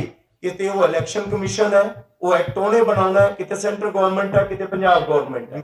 ਅਸੀਂ ਪ੍ਰੈਸ਼ਰ ਪਾਵਾਂਗੇ, ਪਰ ਕਵਾਂਗੇ ਤਾਂ ਉਹਨਾਂ ਨੂੰ ਹੀ ਨਾ। ਹੁਣ ਮੈਂ ਤੁਹਾਨੂੰ ਕਹਾਂ ਆ ਮੈਂ ਲਾ ਦੂੰਗਾ ਤੁਹਾਡੇ ਗੱਲ ਚੋਂ ਸਕਾਫ, ਇਹ ਨਹੀਂ ਮੈਂ ਤੁਹਾਨੂੰ ਕਹੂੰਗਾ ਲਾਇਆ ਜਾਵੇ, ਆਹੀ ਕਹਿ ਸਕਦਾ ਨਾ। ਸੋ ਇਹ ਲਿਖਣ ਦੇ ਪਿੱਛੇ ਇਹ ਹੈ, ਇਹ ਵਜ੍ਹਾ ਹੈ। ਹੁਣ ਰਹੀ ਗੱਲ ਦੂਸਰੀ, ਕਿਉਂਕਿ ਆਪਾਂ ਹੁਣ ਤੁਸੀਂ ਅਮਰੀਕਾ ਵਾਲੀ ਗੱਲ ਪੁੱਛੀ ਹੈ। ਫੈਡਰਲਿਜ਼ਮ ਅਸੀਂ ਅਮਰੀਕਾ ਦਾ ਨਹੀਂ ਕਿਹਾ, ਕੀ ਹੈ, ਅਸੀਂ ਸਿਰਫ ਇੰਨਾ ਕਿਹਾ ਕਿ ਉੱਥੇ 4 ਰਾਈਟਸ ਤੋਂ ਇਲਾਵਾ ਬਾਕੀ ਅਧਿਕਾਰ ਸਟੇਟਾਂ ਕੋਲੇ ਨੇ। ਇਹ ਸਾਡਾ ਇੱਕ ਅਗਲਾ ਦੂਰ ਦਾ ਨਿਸ਼ਾਨਾ ਹੈ ਕਿ ਅਸੀਂ ਇਹੋ ਜਿਹੇ ਵੱਲ ਵਧੀਏ, ਕਿਉਂਕਿ ਸਾਡੀ ਜਿਹੜੀ ਵੰਨ-ਸਵੰਨਤਾ ਹੈ ਸਟੇਟਾਂ 'ਚ, ਲੋਕਾਂ 'ਚ, ਉਹਨਾਂ ਦੇ ਰਹਿਣ ਤਰੀਕੇ 'ਚ, ਉਹਦੇ 'ਚ ਜੇ ਅਸੀਂ ਸਟੇਟ ਨੂੰ ਅਧਿਕਾਰ ਦੇਵਾਂਗੇ ਕਿ ਉਹ ਆਪਦੇ ਲੋਕਾਂ ਬਾਰੇ ਫੈਸਲਾ ਕਰੇ, ਕੇਰਲਾ, ਮਹਾਰਾਸ਼ਟਰ ਔਰ ਪੰਜਾਬ ਇੱਕੋ ਤਰ੍ਹਾਂ ਦੀ ਸੋਚ ਸਕਦੇ। ਸਾਡੇ ਸੁਭਾਅ ਅਲੱਗ ਨੇ, ਸਾਡੇ ਤੌਰ ਤਰੀਕੇ ਅਲੱਗ ਨੇ, ਉੱਥੋਂ ਦੇ ਅਲੱਗ ਨੇ। ਤਾਂ ਇੱਕ ਅਮਰੀਕਾ ਦਾ ਸਿਰਫ ਇੱਕ ਬੋਲ ਕੇ ਕਿ ਲੋਕਾਂ ਨੂੰ ਸਮਝ ਜਲਦੀ ਆ ਜਾਏ, ਅਧਿਕਾਰ ਜ਼ਿਆਦਾ ਸਟੇਟਾਂ ਨੂੰ ਦਿੱਤੇ ਜਾਣੇ, ਰਾਜਾਂ ਦੇ ਵੱਧ ਅਧਿਕਾਰਾਂ ਦੀ ਗੱਲ ਹੈ ਨਾ ਜੀ। ਅਬ ਪਲੀਜ਼ ਡਾਇਲੌਗ ਚ ਨਹੀਂ ਆਪਾਂ ਜਾਂਦੇ, ਆਪਾਂ ਡਾਇਲੌਗ ਚ ਨਾ ਜਾਈਏ। ਤੁਸੀਂ ਗੁਲਪਨਾਗ ਜੀ ਭਾਜੀ ਅੱਛਾ ਇੱਕ ਸੈਕਿੰਡ, ਤੁਸੀਂ ਆਪਾਂ ਇੰਟਰਵਿਊ ਨਹੀਂ ਕਰ ਰਹੇ, ਤੁਸੀਂ ਬਾਅਦ ਚ ਕੱਲਿਆਂ ਨੂੰ ਪੁੱਛ ਲਿਓ, ਮੈਂ ਆਰਾਮ ਨਾਲ ਪੁੱਛ ਲਿਓ ਜੀ। ਮੈਂ ਭਾਜੀ ਹਾਂ ਦੀਪਕ ਜੀ ਰਣਜੀਤ ਭਾਜੀ ਨੂੰ ਸਵਾਲ ਪਹਿਲਾਂ ਵੀ ਇੱਕ ਬੇਨਤੀ ਕੀਤੀ ਸੀ ਕਿ ਸਾਨੂੰ ਵੀ ਸਮਾਜ ਦੇ ਵਿੱਚ ਵਿਚਰਨਾ ਆਉਣਾ ਚਾਹੀਦਾ। ਅੱਜ ਅਸੀਂ ਪੱਤਰਕਾਰ ਮਿਲਣੀ ਸੱਦੀ ਸੀ, ਨਾ ਕਿ ਖੁੱਲਾ ਰੂਬਰੂ ਸੱਦਿਆ ਸੀ। ਸੋ ਇਸ ਲਈ ਜਿਹੜੇ ਸਾਥੀ, ਮੈਨੂੰ ਚੰਗਾ ਲੱਗਿਆ ਸਾਥੀਆਂ ਵੱਲੋਂ ਸਵਾਲ ਆ ਰਹੇ ਨੇ, ਇਧਰੋਂ ਵੀ ਸਵਾਲ ਆ ਰਹੇ ਨੇ। ਸੋ ਜਿਹੜਾ ਵੀ ਇਸ ਧਿਰ ਨਾਲ ਜੁੜਨਾ ਚਾਹੁੰਦਾ, ਅੱਜ ਬਾਬਾ ਜੀ ਨੂੰ ਤੁਸੀਂ ਸਵਾਲ ਕਰ ਰਹੇ, ਬਾਬਾ ਜੀ ਨੂੰ ਅਸੀਂ ਅੱਜੇ ਨਾਲ ਬਿਠਾਇਆ ਲਿਆ ਕੇ। ਨਹੀਂ Baba is capable to answer everything. So ਇਸ ਲਈ ਤੁਸੀਂ ਸਾਡੇ ਨਾਲ ਜੁੜੋਗੇ, ਤੁਹਾਨੂੰ ਚੰਗਾ ਲੱਗੇਗਾ। ਪਰ ਆਪਾਂ ਅੱਜ ਸਵਾਲ ਪੱਤਰਕਾਰਾਂ ਨੂੰ। ਦੂਸਰੀ ਗੱਲ, ਜਿਹੜਾ ਤੁਹਾਡੇ ਸਵਾਲ ਨੇ ਜਾਇਜ਼ ਨੇ, ਪਰ ਜਿੱਥੋਂ ਤੱਕ ਮਸਲਾ ਇਹ ਖੜਾ ਕਿ ਅਸੀਂ ਸਰਕਾਰ ਬਣਾਉਣ ਨਹੀਂ ਜਾ ਰਹੇ, ਪਰ ਜਿਹੜਾ ਤੁਸੀਂ ਸਾਤੋਂ ਸਵਾਲ ਕਰ ਰਹੇ ਹੋ ਤੁਹਾਡਾ ਫਿਕਰਮੰਦੀ ਝਲਕਦੀ ਹੈ। ਪਰ ਮੈਂ ਕਹਿਣਾ ਚਾਹੁੰਦਾ ਕਿ ਅੱਜ ਜਿਹੜਾ ਇਹ ਰਿਲੀਜ਼ ਕੀਤਾ ਗਿਆ ਯੂਜ਼ ਦਾ ਪੰਜਾਬ, ਅਸੀਂ ਤੁਹਾਡੇ ਆਪਣੇ ਪੱਤਰਕਾਰ ਭਾਈਚਾਰੇ ਸਾਹਮਣੇ ਰੱਖ ਦਿੱਤਾ। ਹੁਣ ਸਵਾਲ ਰਾਜਨੀਤਿਕ ਪਾਰਟੀਆਂ ਨੂੰ ਹੋਣੇ ਚਾਹੀਦੇ ਨੇ। ਹੁਣ ਸਵਾਲ ਜਿਹੜੇ ਚੋਣਾਂ ਜਿੱਤਣ ਦੀ ਇੱਛਾ ਰੱਖਦੇ ਨੇ, ਮੰਤਰੀ ਬਣਨ ਦੀ ਇੱਛਾ ਰੱਖਦੇ ਨੇ, ਪਾਲੇ ਬਦਲਣ ਲਈ ਤਿਆਰ ਨੇ, 4-4 ਵਾਰ ਪਾਰਟੀਆਂ ਬਦਲ ਗਏ, ਹੁਣ ਸਵਾਲ ਉਹਨਾਂ ਨੂੰ ਹੋਣੇ ਚਾਹੀਦੇ ਨੇ। ਜਿਹੜਾ ਮਾਂ ਦਾ ਪੁੱਤ ਹੋਊਗਾ ਨਿੱਤਰ ਕੇ ਆਵੇ, ਫਿਰ ਪੁੱਛਾਂਗੇ ਉਹਨੂੰ। ਇਸ ਲਈ ਉਧਰ ਵਾਲੇ ਪਾਸੇ ਨੂੰ ਸਵਾਲ ਕਰਨ ਦੀ ਵੀ ਆਪਾਂ ਕੋਸ਼ਿਸ਼ ਕਰੀਏ। ਜਿਸ ਤਰ੍ਹਾਂ ਇਸ ਅੰਦੋਲਨ ਨੇ ਸਾਨੂੰ ਚੇਤਨ ਕੀਤਾ ਕਿ ਪਿੰਡ 'ਚ ਜਿਹੜਾ ਬੰਦਾ ਸਰਪੰਚ ਨੂੰ ਵੀ ਸਵਾਲ ਕਰਨ ਤੋਂ ਝਿਜਕਦਾ ਸੀ, ਉਹ ਅੱਜ ਸਾਬਕਾ ਮੁੱਖ ਮੰਤਰੀਆਂ ਐਮਐਲਏ ਨੂੰ ਵੀ ਸਵਾਲ ਕਰਨ ਲੱਗਿਆ। ਸੋ ਇਹ ਚੰਗੀ ਗੱਲ ਆ, ਸਵਾਲ ਹੋਣੇ ਚਾਹੀਦੇ ਨੇ। ਪਰ ਜਿਹੜੇ ਸਾਡੇ ਅੱਜ ਮਹਿਮਾਨ ਨੇ, ਉਹ ਸਾਡੇ ਇਹਨਾਂ ਸਾਥੀਆਂ ਨਾਲ ਬਾਅਦ ਚੋਂ ਬੈਠ ਕੇ ਆਪਾਂ ਵਿਚਾਰਾ ਕਰ ਸਕਦੇ ਹਾਂ। ਜੁੜੋ ਸਾਡੇ ਨਾਲ, ਚੰਗਾ ਲੱਗੇਗਾ। ਔਰ ਪੱਤਰਕਾਰਾਂ ਨੂੰ ਬੇਨਤੀ ਹੈ ਕਿ ਮੇਰਾ ਕੱਲ 1 to 1 ਹੋਣਾ, ਸਮਾਂ ਕਾਫੀ ਹੋ ਗਿਆ ਭਾਜੀ ਆਪਾਂ ਨੂੰ। ਜੀ ਭਾਜੀ ਅਮਤੋਜ ਭਾਜੀ, ਹਾਂਜੀ ਬਸ ਆਪਾਂ ਮਿਲਦੇ ਬਾਕੀ ਖਾਣੇ ਦੇ ਵੀ ਕਰ ਸਕਦੇ ਹਾਂ। ਪੁੱਛ ਲਿਓ ਜੀ, ਪਤਾ ਕੀ ਹੈ ਸਰ, ਰੋਟੀ ਵੀ ਲੱਗੀ ਹੋਈ ਆ, ਆਪਾਂ 1 to 1 ਦੀ ਇੱਥੇ ਹੀ ਕਰ ਵੀ ਰਹੇ, 1 to 1 ਚੱਲ। ਜੀ ਭਾਜੀ ਆਖਰੀ ਸਵਾਲ ਕਿੱਥੇ ਹੈ? ਹਾਂਜੀ ਹਾਂਜੀ ਹਾਂ। ਜਿਹੜਾ ਪ੍ਰੈਸ਼ਰ ਗਰੁੱਪ ਦਾ ਫਨੋਮਨਾ ਇਹ ਵੈਸਟ ਸ਼ੁਰੂ ਹੁੰਦਾ, ਤਾਂ ਵੈਸਟ ਦੀ ਡੈਮੋਕ੍ਰੇਸੀ ਨੂੰ ਬੜੀ ਮੈਚੁਰ ਜਾਂ ਉੱਥੇ ਬਲੈਕ ਮੂਵਮੈਂਟ ਹੁੰਦੀ ਹੈ, ਰਿਸਪੌਂਡ ਕਰਦਾ ਸਿਸਟਮ। ਔਰ ਸਾਡੇ ਇੱਥੇ ਬੜੀ ਇਮੈਚੁਰ ਡੈਮੋਕ੍ਰੇਸੀ ਕਿਹਾ ਜਾਂਦਾ ਇੰਡੀਆ ਨੂੰ। ਪ੍ਰੈਸ਼ਰ ਗਰੁੱਪ ਦੇ ਫਨੋਮਨੇ ਉਹਨਾਂ ਮੁਲਕਾਂ 'ਚ ਕੰਮ ਵੀ ਕੀਤੇ ਇੱਕ ਹੱਦ ਤੱਕ, ਉੱਥੋਂ ਇਹ ਫਨੋਮਨੇ ਜਨਮ ਲੈਂਦੇ ਨੇ। ਪੰਜਾਬ ਦੇ ਅੰਦਰ ਬਹੁਤ ਸਾਰੀਆਂ ਲਹਿਰਾਂ ਰਹੀਆਂ ਨੇ ਪਿਛਲੇ 7-8 ਸਾਲ, ਜਿਨ੍ਹਾਂ ਦੇ ਨਾਲ ਸਾਡੀ ਅਸਹਿਮਤੀ ਹੋ ਸਕਦੀ ਹੈ, ਜਿਨ੍ਹਾਂ ਨੇ ਉਹ ਏਜੰਡੇ ਪ੍ਰੈਸ਼ਰ ਗਰੁੱਪ ਤੋਂ ਅੱਗੇ ਇੱਕ ਏਜੰਡੇ ਨੂੰ ਲਿਆ ਕੇ ਆਪਣੀ ਗੱਲ ਤੇ ਗੱਲ ਕੀਤੀ। ਫੈਡਰਲਿਜ਼ਮ ਦੀ ਗੱਲ ਕੀਤੀ, ਜਿਵੇਂ ਅਨੰਦਪੁਰ ਦੇ ਮਤੇ ਦੀ ਗੱਲ ਕਰਦਾ। ਸਾਡੀ ਸਟੇਟ ਨੂੰ ਬੜੀ ਬੇਕਰ ਕਿਹਾ ਜਾਂਦਾ, ਸਾਡੇ ਸਿਸਟਮ ਨੂੰ ਬੜਾ ਬੇਕਰ ਕਿਹਾ ਜਾਂਦਾ, ਜਿਹਦੇ ਪੋਲੀਟੀਕਲ ਸਿਸਟਮ ਨੂੰ ਬੜਾ ਬੇਕਰ ਸਿਸਟਮ ਕਿਹਾ ਜਾਂਦਾ। ਤੁਹਾਨੂੰ ਐ ਕਿਉਂ ਲੱਗਦਾ ਕਿ ਪ੍ਰੈਸ਼ਰ ਗਰੁੱਪ ਦੇ ਨਾਲ ਇੱਥੋਂ ਦੀ ਜਿਹੜੀ ਸਿਆਸਤ ਆ, ਜਾਂ ਇਹ ਜਿਹੜੀਆਂ ਪਾਰਟੀਆਂ ਨੇ, ਜਾਂ ਜਿਹੜਾ ਸਿਸਟਮ ਤੁਸੀਂ ਕਹਿੰਦੇ ਪ੍ਰੈਸ਼ਰ ਗਰੁੱਪ ਦੇ ਨਾਲ, ਮੈਂ ਕਹਿੰਦਾ ਕਿ ਵੈਸਟ ਦੇ ਅੰਦਰ ਇਹ ਹੋਇਆ, ਉੱਥੇ ਕੁਝ ਵੀ ਹੁੰਦਾ ਹੈਗਾ, ਰਿਸਪੌਂਡ ਹੁੰਦੀਆਂ ਨੇ। ਇੱਥੇ ਪੰਜਾਬ ਦੇ ਅੰਦਰ ਹੀ ਇੰਨੀਆਂ ਲਹਿਰਾਂ ਨੇ ਪਿਛਲੇ 50 ਸਾਲਾਂ ਦੇ ਅੰਦਰ, 2-3 ਲਹਿਰਾਂ ਤਾਂ ਹੈਗੀਆਂ ਨੇ, ਜਿਨ੍ਹਾਂ ਨੂੰ ਕਦੇ ਉਸ ਏਜੰਡੇ ਨੂੰ ਰਿਸਪੌਂਡ ਹੀ ਨਹੀਂ ਕੀਤਾ ਗਿਆ। ਪਾਰਲੀਮੈਂਟ 'ਚ ਰਿਸਪੌਂਡ ਕਰਕੇ ਵੀ ਚੀਜ਼ਾਂ ਦੇ ਉੱਤੋਂ ਮਨਾ ਕਰ ਦਿੱਤਾ ਗਿਆ, ਜਿਹਦੇ ਸਾਹਮਣੇ ਅਜੀਬ ਲੌਂਗੋਵਾਲ ਸਮਝੌਤਾ ਵੀ ਆ। ਮੈਂ ਤਾਂ ਹੀ ਕਹਿੰਦਾ ਉਹਦੇ ਪੱਖ ਤਮਾਮ ਹੋ ਸਕਦੇ, ਪਰਸਪੈਕਟਿਵ ਵੱਖਰੇ ਹੋ ਸਕਦੇ। ਤੁਹਾਨੂੰ ਕਿਉਂ ਲੱਗਦਾ ਕਿ ਪ੍ਰੈਸ਼ਰ ਗਰੁੱਪ ਦੇ ਨਾਲ ਰਾਜਨੀਤੀ ਬਦਲ ਸਕਦੀ? ਵੀਰ ਭਾਜੀ, ਅਸਲ 'ਚ ਜਿਹੜਾ ਯੂਰਪ ਦੇ ਵਿੱਚ ਵੀ ਹੋਇਆ ਨਾ, ਉਹ ਵੀ ਪਹਿਲੇ ਦਿਨ ਨਹੀਂ ਹੋਇਆ। ਫਰਾਂਸ ਤੇ ਬਰਤਾਨੀਆ 400 ਸਾਲ ਲੜੇ ਨੇ, ਸਿਰ ਵੱਡੇ ਨੇ ਲੋਕਾਂ ਦੇ, ਅਸੀਂ ਉਹਦੇ ਵੱਡੇ ਨਹੀਂ ਹੈਗੇ। ਉਦੋਂ ਬਾਅਦ ਉਹਨਾਂ ਨੂੰ ਅਹਿਸਾਸ ਹੋਇਆ ਕਿ ਹੁਣ ਬੈਠ ਕੇ ਗੱਲ ਕਰਨ ਦੀ ਲੋੜ ਹੈ। ਇੱਥੋਂ ਵੀ ਕਿਤੋਂ ਸਟਾਰਟ ਕਰਨੀ ਪਏਗੀ, ਡੈਮੋਕ੍ਰੇਸੀ ਮੈਚੁਰ ਵੀ ਕਰਨੀ ਪਏਗੀ। ਇਹ ਨਹੀਂ ਕਿ ਜੇ ਸਾਡੇ ਮੈਚੁਰ ਨਹੀਂ ਤਾਂ ਉਹਨੂੰ ਮੈਚੁਰ ਕਰਨ ਵੱਲ ਕਦਮ ਨਾ ਉਠਾਇਆ ਜਾਏਗਾ। ਸਭ ਤੋਂ ਪਹਿਲੀ ਗੱਲ ਇਹ ਹੈ ਕਿ ਜਦੋਂ ਤੁਸੀਂ ਸਿਵਲ ਸੁਸਾਇਟੀ ਜੁੜਦੇ ਹੋ ਤੇ ਡਿਫਰੈਂਟ ਲੋਕਾਂ ਨਾਲ ਜੁੜਦੇ ਹੋ, ਸ਼ੁਰੂ ਕਰਦੇ ਹੋ ਕੋਈ ਗੱਲ, ਤਾਂ ਉਹ ਸ਼ੁਰੂਆਤ ਹੁੰਦੀ ਹੈ। ਪਹਿਲਾਂ ਜਿਹੜੇ ਮੋਰਚੇ ਲੜੇ ਗਏ ਉਹ ਪੋਲੀਟੀਕਲ ਧਿਰਾਂ ਵੱਲੋਂ ਲੜੇ ਗਏ ਨੇ ਬੇਸਿਕਲੀ। ਜੇ ਅਨੰਦਪੁਰ ਸਾਹਿਬ ਦਾ ਮਤਾ ਉਹ ਇੱਕ ਅਕਾਲੀ ਦਲ ਦੀ ਧਿਰ ਵੱਲੋਂ, ਇਹ ਨਹੀਂ ਕਿ ਉਹਦੀ ਗੱਲ ਨਹੀਂ ਚੱਲੀ, ਉਹਨੇ ਮਜਬੂਰ ਕੀਤਾ ਕਿ ਸਰਕਾਰੀਆ ਕਮਿਸ਼ਨ ਬਣੇ ਫੈਡਰਲਿਜ਼ਮ ਤੇ, ਉਹਨੇ ਮਜਬੂਰ ਕੀਤਾ ਕਿ ਪੁੰਛੀ ਕਮਿਸ਼ਨ ਬਣੇ ਫੈਡਰਲਿਜ਼ਮ ਤੇ। ਉਹਨਾਂ ਦੀਆਂ ਵੱਡੀਆਂ ਰਿਪੋਰਟਾਂ ਪੰਜਾਂ ਨੇ ਸਾਰੀਆਂ ਇੰਟਰਨੈਟ ਤੇ ਅਵੇਲੇਬਲ ਨੇ। ਉਹ ਅਲੱਗ ਗੱਲ ਹੈ ਕਿ ਉਹ ਕੰਟੀਨਿਊ ਨਹੀਂ ਰਿਹਾ ਏਜੰਡਾ, ਕਿਉਂਕਿ ਇੱਕ ਗੱਲ ਹੋ ਗਈ ਉਹਦੇ 'ਚ ਆ ਕੇ ਕਿ ਉਹਨੂੰ ਇੱਕ ਧਰਮ ਨਾਲ ਜੋੜਤਾ, ਆਈਸੋਲੇਟ ਕਰਤਾ, ਇੱਕ ਤਸ਼ੱਦਦ ਕੀਤਾ ਇੱਕ ਉਹਦੇ ਤੇ। ਜੇ ਫੈਡਰਲ ਸਟਰਕਚਰ ਦਾ ਏਜੰਡਾ ਕਾਮਨ ਹੁੰਦਾ ਦੇਸ਼ ਦਾ, ਸਾਰੇ ਰਾਜਾਂ ਨੂੰ ਇਹ ਲੱਗੇ, ਅਹਿਸਾਸ ਹੋਏ, ਉੱਥੇ ਚੇਤਨਤਾ ਆਏ ਕਿ ਸਾਡਾ ਸਾਂਝਾ ਹੈ। ਜਿਵੇਂ ਅੱਜ ਕੱਲ੍ਹ ਮਮਤਾ ਵੀ ਕਹਿ ਰਹੀ ਹੈ, ਨੀਟ ਦਾ ਉਹਨਾਂ ਨੇ ਡੀਐਮਕੇ ਨੇ ਜਾ ਕੇ ਇੱਕ ਬਿੱਲ ਬਣਾਤਾ ਆਪਣੀ ਵਿਧਾਨ ਸਭਾ ਦੇ ਵਿੱਚ ਕਿ ਅਸੀਂ ਸਾਡਾ ਸਟੇਟ ਦਾ ਹੋਣਾ ਚਾਹੀਦਾ ਹੈ। ਇੱਕ ਮਾਹੌਲ ਜਿਹੋ ਜਿਹਾ ਬਣ ਰਿਹਾ ਤੇ ਉਹ ਮਾਹੌਲ ਨੂੰ ਰਿਸਪੌਂਡ ਕਰਨਾ ਬੜਾ ਜ਼ਰੂਰੀ ਚੀਜ਼ ਹੁੰਦੀ ਹੈ ਐਟ ਪ੍ਰੈਜ਼ੈਂਟ ਉਸ ਪੱਧਰ ਦੇ ਉੱਤੇ। ਇਸ ਕਰਕੇ ਇਹ ਜ਼ਰੂਰੀ ਇੱਕ ਸ਼ੁਰੂਆਤ ਹੈ। ਮਤਲਬ ਸਾਡੇ ਸਿਵਲ ਸੁਸਾਇਟੀ ਮਿਸਿੰਗ ਹੈ, ਮੈਨੂੰ ਲੱਗਦਾ ਸਾਡੇ ਹੋਈ ਉਹ ਨਹੀਂ ਕਦੇ ਉਸ ਲੈਵਲ ਦੀ। ਸਾਡੀ ਸਿਵਲ ਸੁਸਾਇਟੀ ਦਾ ਵੱਡਾ ਗਰੁੱਪ ਅਜੇ ਉਸ ਢਾਂਚੇ ਚੋਂ ਆਪਣਾ ਹਿੱਤ ਲੋਚਦਾ ਸੀ। ਇਸੇ ਕਰਕੇ ਜਿਨ੍ਹਾਂ ਨੇ ਮਾੜਾ ਮੋਟਾ ਕੀਤਾ, ਕਿਤੇ ਥੋੜੀ ਜਿਹੀ ਪੋਸਟ ਲੈ ਲਈ, ਕਿਤੇ ਮਾੜਾ ਮੋਟਾ ਕੁਝ ਕਰ ਲਿਆ, ਤੇ ਸਿਵਲ ਸੁਸਾਇਟੀ ਅਸਲ 'ਚ ਬਣਾਉਣੀ ਹੈ, ਉਹ ਅਜੇ ਸ਼ੁਰੂਆਤ ਕਰਨੀ ਹੈ। ਜਦੋਂ ਸਾਰੇ ਲੋਕ ਜੁੜਦੇ ਨੇ, ਜਿਹੜੇ ਗਾਇਕਾਂ ਦੀ ਗੱਲ ਜਾਂ ਉਹ ਵੀ ਸਵਾਲ ਆਇਆ ਸੀ, ਮੈਂ ਤਾਂ ਵੈਸਟ ਦੇ ਵੱਡੇ ਤੋਂ ਵੱਡੇ ਚਾਹੇ ਪੌਪ ਗਾਇਕ ਹੈ, ਚਾਹੇ ਉਹ ਹਰ ਅੰਦੋਲਨ 'ਚ ਇਨਵੋਲਵ ਹੁੰਦਾ ਆ ਕੇ। ਜਦੋਂ ਰਿਹਾਨਾ ਟਵੀਟ ਕਰਦੀ ਹੈ ਇਸ ਕਿਸਾਨ ਅੰਦੋਲਨ ਤੇ ਅਮਰੀਕਾ ਦੀ, ਉਹਦਾ ਇੱਥੇ ਨਾਲ ਤਾਂ ਕੋਈ ਸੰਬੰਧ ਨਹੀਂ ਹੈ। ਇਸ ਕਰਕੇ ਸਾਰੇ ਕਿਤੇ ਜਦੋਂ ਜੁੜਦੇ ਨੇ ਲੋਕ, ਤਾਂ ਉਹ ਬੰਦਾ ਵੀ ਬਦਲਦਾ ਤੇ ਬੰਦੇ ਦੀ ਸੋਚ ਵੀ ਬਦਲਦੀ ਹੈ ਤੇ ਸਾਰੇ ਸੂਬਿਆਂ ਦੇ ਲੋਕ ਆਉਂਦੇ ਨੇ। ਇਸ ਕਰਕੇ ਸਟਰਕਚਰਲ ਚੀਜ਼ ਦੀ ਲੋੜ ਹੈ, ਇਹਦੀ ਸ਼ੁਰੂਆਤ ਦੀ ਲੋੜ ਹੈ। ਉਹਨੂੰ ਛੱਡ ਕੇ ਅਕਾਲੀ ਦਲ ਛੱਡ ਗਿਆ ਜਦੋਂ 96 ਦੇ ਵਿੱਚ ਬੀਜੇਪੀ ਨੂੰ ਅਨਕੰਡੀਸ਼ਨਲ ਸਪੋਰਟ ਦੇਤੀ, ਉਦੋਂ ਬਾਅਦ ਫੈਡਰਲਿਜ਼ਮ ਦਾ ਸਾਡਾ ਮੁੱਦਾ ਮਰ ਗਿਆ, ਉਹਦੇ ਤੇ ਚਰਚਾ ਵੀ ਬੰਦ ਹੋ ਗਈ। ਨਵੇਂ ਸਿਰੇ ਇਹਦੇ ਤੇ ਚਰਚਾ ਦੀ ਲੋੜ ਹੈ। ਮੈਨੂੰ ਲੱਗਦਾ ਫੈਡਰਲਿਜ਼ਮ 'ਚ ਤੁਸੀਂ ਜੇ ਇਹ ਸਮਝੋਗੇ ਅਸੀਂ ਪਹਿਲੀਆਂ 'ਚ ਹੀ ਅਮਰੀਕਨ ਨਹੀਂ, ਅਸੀਂ ਕਿਹਾ ਜੋ 1950 ਤੋਂ ਬਾਅਦ ਜੋ ਹੱਕ ਖੋਏ ਗਏ ਨੇ ਸੂਬਿਆਂ ਤੋਂ, ਜੋ ਸਾਡੇ ਸੰਵਿਧਾਨ ਨੇ ਦਿੱਤੇ ਸੀ, ਸਾਡੀ ਕਨਸਟੀਟਿਊਸ਼ਨ ਸਾਡੇ ਲਈ ਅਵੇਲੇਬਲ ਸੀ, ਜੋ ਹੌਲੀ ਹੌਲੀ ਕਰਕੇ ਖੋਏ ਗਏ ਨੇ, ਚਾਹੇ ਉਹ ਐਜੂਕੇਸ਼ਨ ਹੋਵੇ ਜਾਂ ਬਾਕੀ ਚੀਜ਼ਾਂ ਹੋਣ, ਉਹ ਵਾਪਸ ਕੀਤੇ ਜਾਣ ਪਹਿਲੇ ਹੱਲੇ। ਔਰ ਉਹ ਵਾਪਸ ਕਰਾਉਣ ਲਈ ਇੱਕ ਲਾਮਬੰਦੀ ਕੀਤੀ ਜਾਵੇ ਜਿਸ 'ਚ ਪੰਜਾਬ ਮੋਹਰੀ ਬਣੇ। ਫਿਰ ਅਗਲਾ ਨਿਸ਼ਾਨਾ ਉਹ ਹੋਵੇ ਕਿ ਜਿੱਥੇ ਜ਼ਿਆਦਾ ਹੋਰ ਜ਼ਿਆਦਾ ਅਧਿਕਾਰ ਹੋਣ। ਔਰ ਇੱਕ ਆ ਸਿੰਗਰ ਦੀ ਗੱਲ ਜਾਂ ਆਰਟਿਸਟਾਂ ਦੀ ਵਾਰੀ-ਵਾਰੀ ਕਰ ਰਹੇ ਸੀ, ਅਮਰੀਕਾ ਸੁਪਰ ਪਾਵਰ ਹੈ ਔਰ ਉਹਦੇ ਜਿਹੜੇ ਵਨ ਆਫ ਦੀ, ਮਤਲਬ ਤਾਂ ਭਾਈ ਸਾਹਿਬ ਹਰੀ ਅਮਰੀਕਾ ਤੋਂ ਜ਼ਿਆਦਾ ਵਾਕਿਫ ਹੋਣਗੇ ਕਿ ਜਿਹੜੇ ਸਭ ਤੋਂ ਸਕਸੈਸਫੁਲ ਰਾਸ਼ਟਰਪਤੀ ਸੀ, ਉਹਨਾਂ 'ਚ ਰੋਨਾਲਡ ਰੀਗਨ ਵੀ ਸੀਗੇ ਔਰ ਉਹ ਐਕਟਰ ਸੀਗੇ। ਇਹ ਅਸੀਂ ਸਮਾਜ ਨੂੰ ਮਸਲਾ ਕੀ ਹੋ ਜਾਂਦਾ ਜਦੋਂ ਅਸੀਂ ਕੁਐਸਚਨ ਕਰਦੇ ਆ ਨਾ ਐਡਮਿਨਿਸਟ੍ਰੇਸ਼ਨ ਤੇ, ਤਾਂ ਉਹ ਫਿਰ ਕਹਿ ਦਿੰਦਾ ਤੂੰ ਸਿੱਖ ਹੈ, ਤੂੰ ਹਿੰਦੂ ਹੈ, ਤੂੰ ਮੁਸਲਮਾਨ ਹੈ, ਫਿਰ ਜ਼ਾਤਾਂ ਤੇ ਆ ਜਾਂਦਾ, ਫਿਰ ਵਰਗਾਂ ਤੇ ਵੰਡਣ ਲੱਗ ਜਾਂਦਾ। ਤੂੰ ਕਲਾਕਾਰ, ਤੂੰ ਸਿਆਸਤ ਤੋਂ ਕੀ ਲੈਣਾ? ਕਿਉਂ ਸਿਆਸਤ ਨੂੰ ਇੱਕ ਬੇਸ਼ਰਮ ਆਦਮੀ ਲੁੱਟ ਸਕਦਾ, ਸਿੰਗਰ ਆ ਕੇ ਜਾਂ ਕਲਾਕਾਰ ਆ ਕੇ ਕੋਈ ਚੰਗੇ ਪਾਸੇ ਨਹੀਂ ਤੋਰ ਸਕਦਾ। So please thank you very much. ਆਪਾਂ ਵਧੀਆ ਇਕੱਠੇ ਹੋਏ, ਨਾਲ ਜੁੜਿਓ।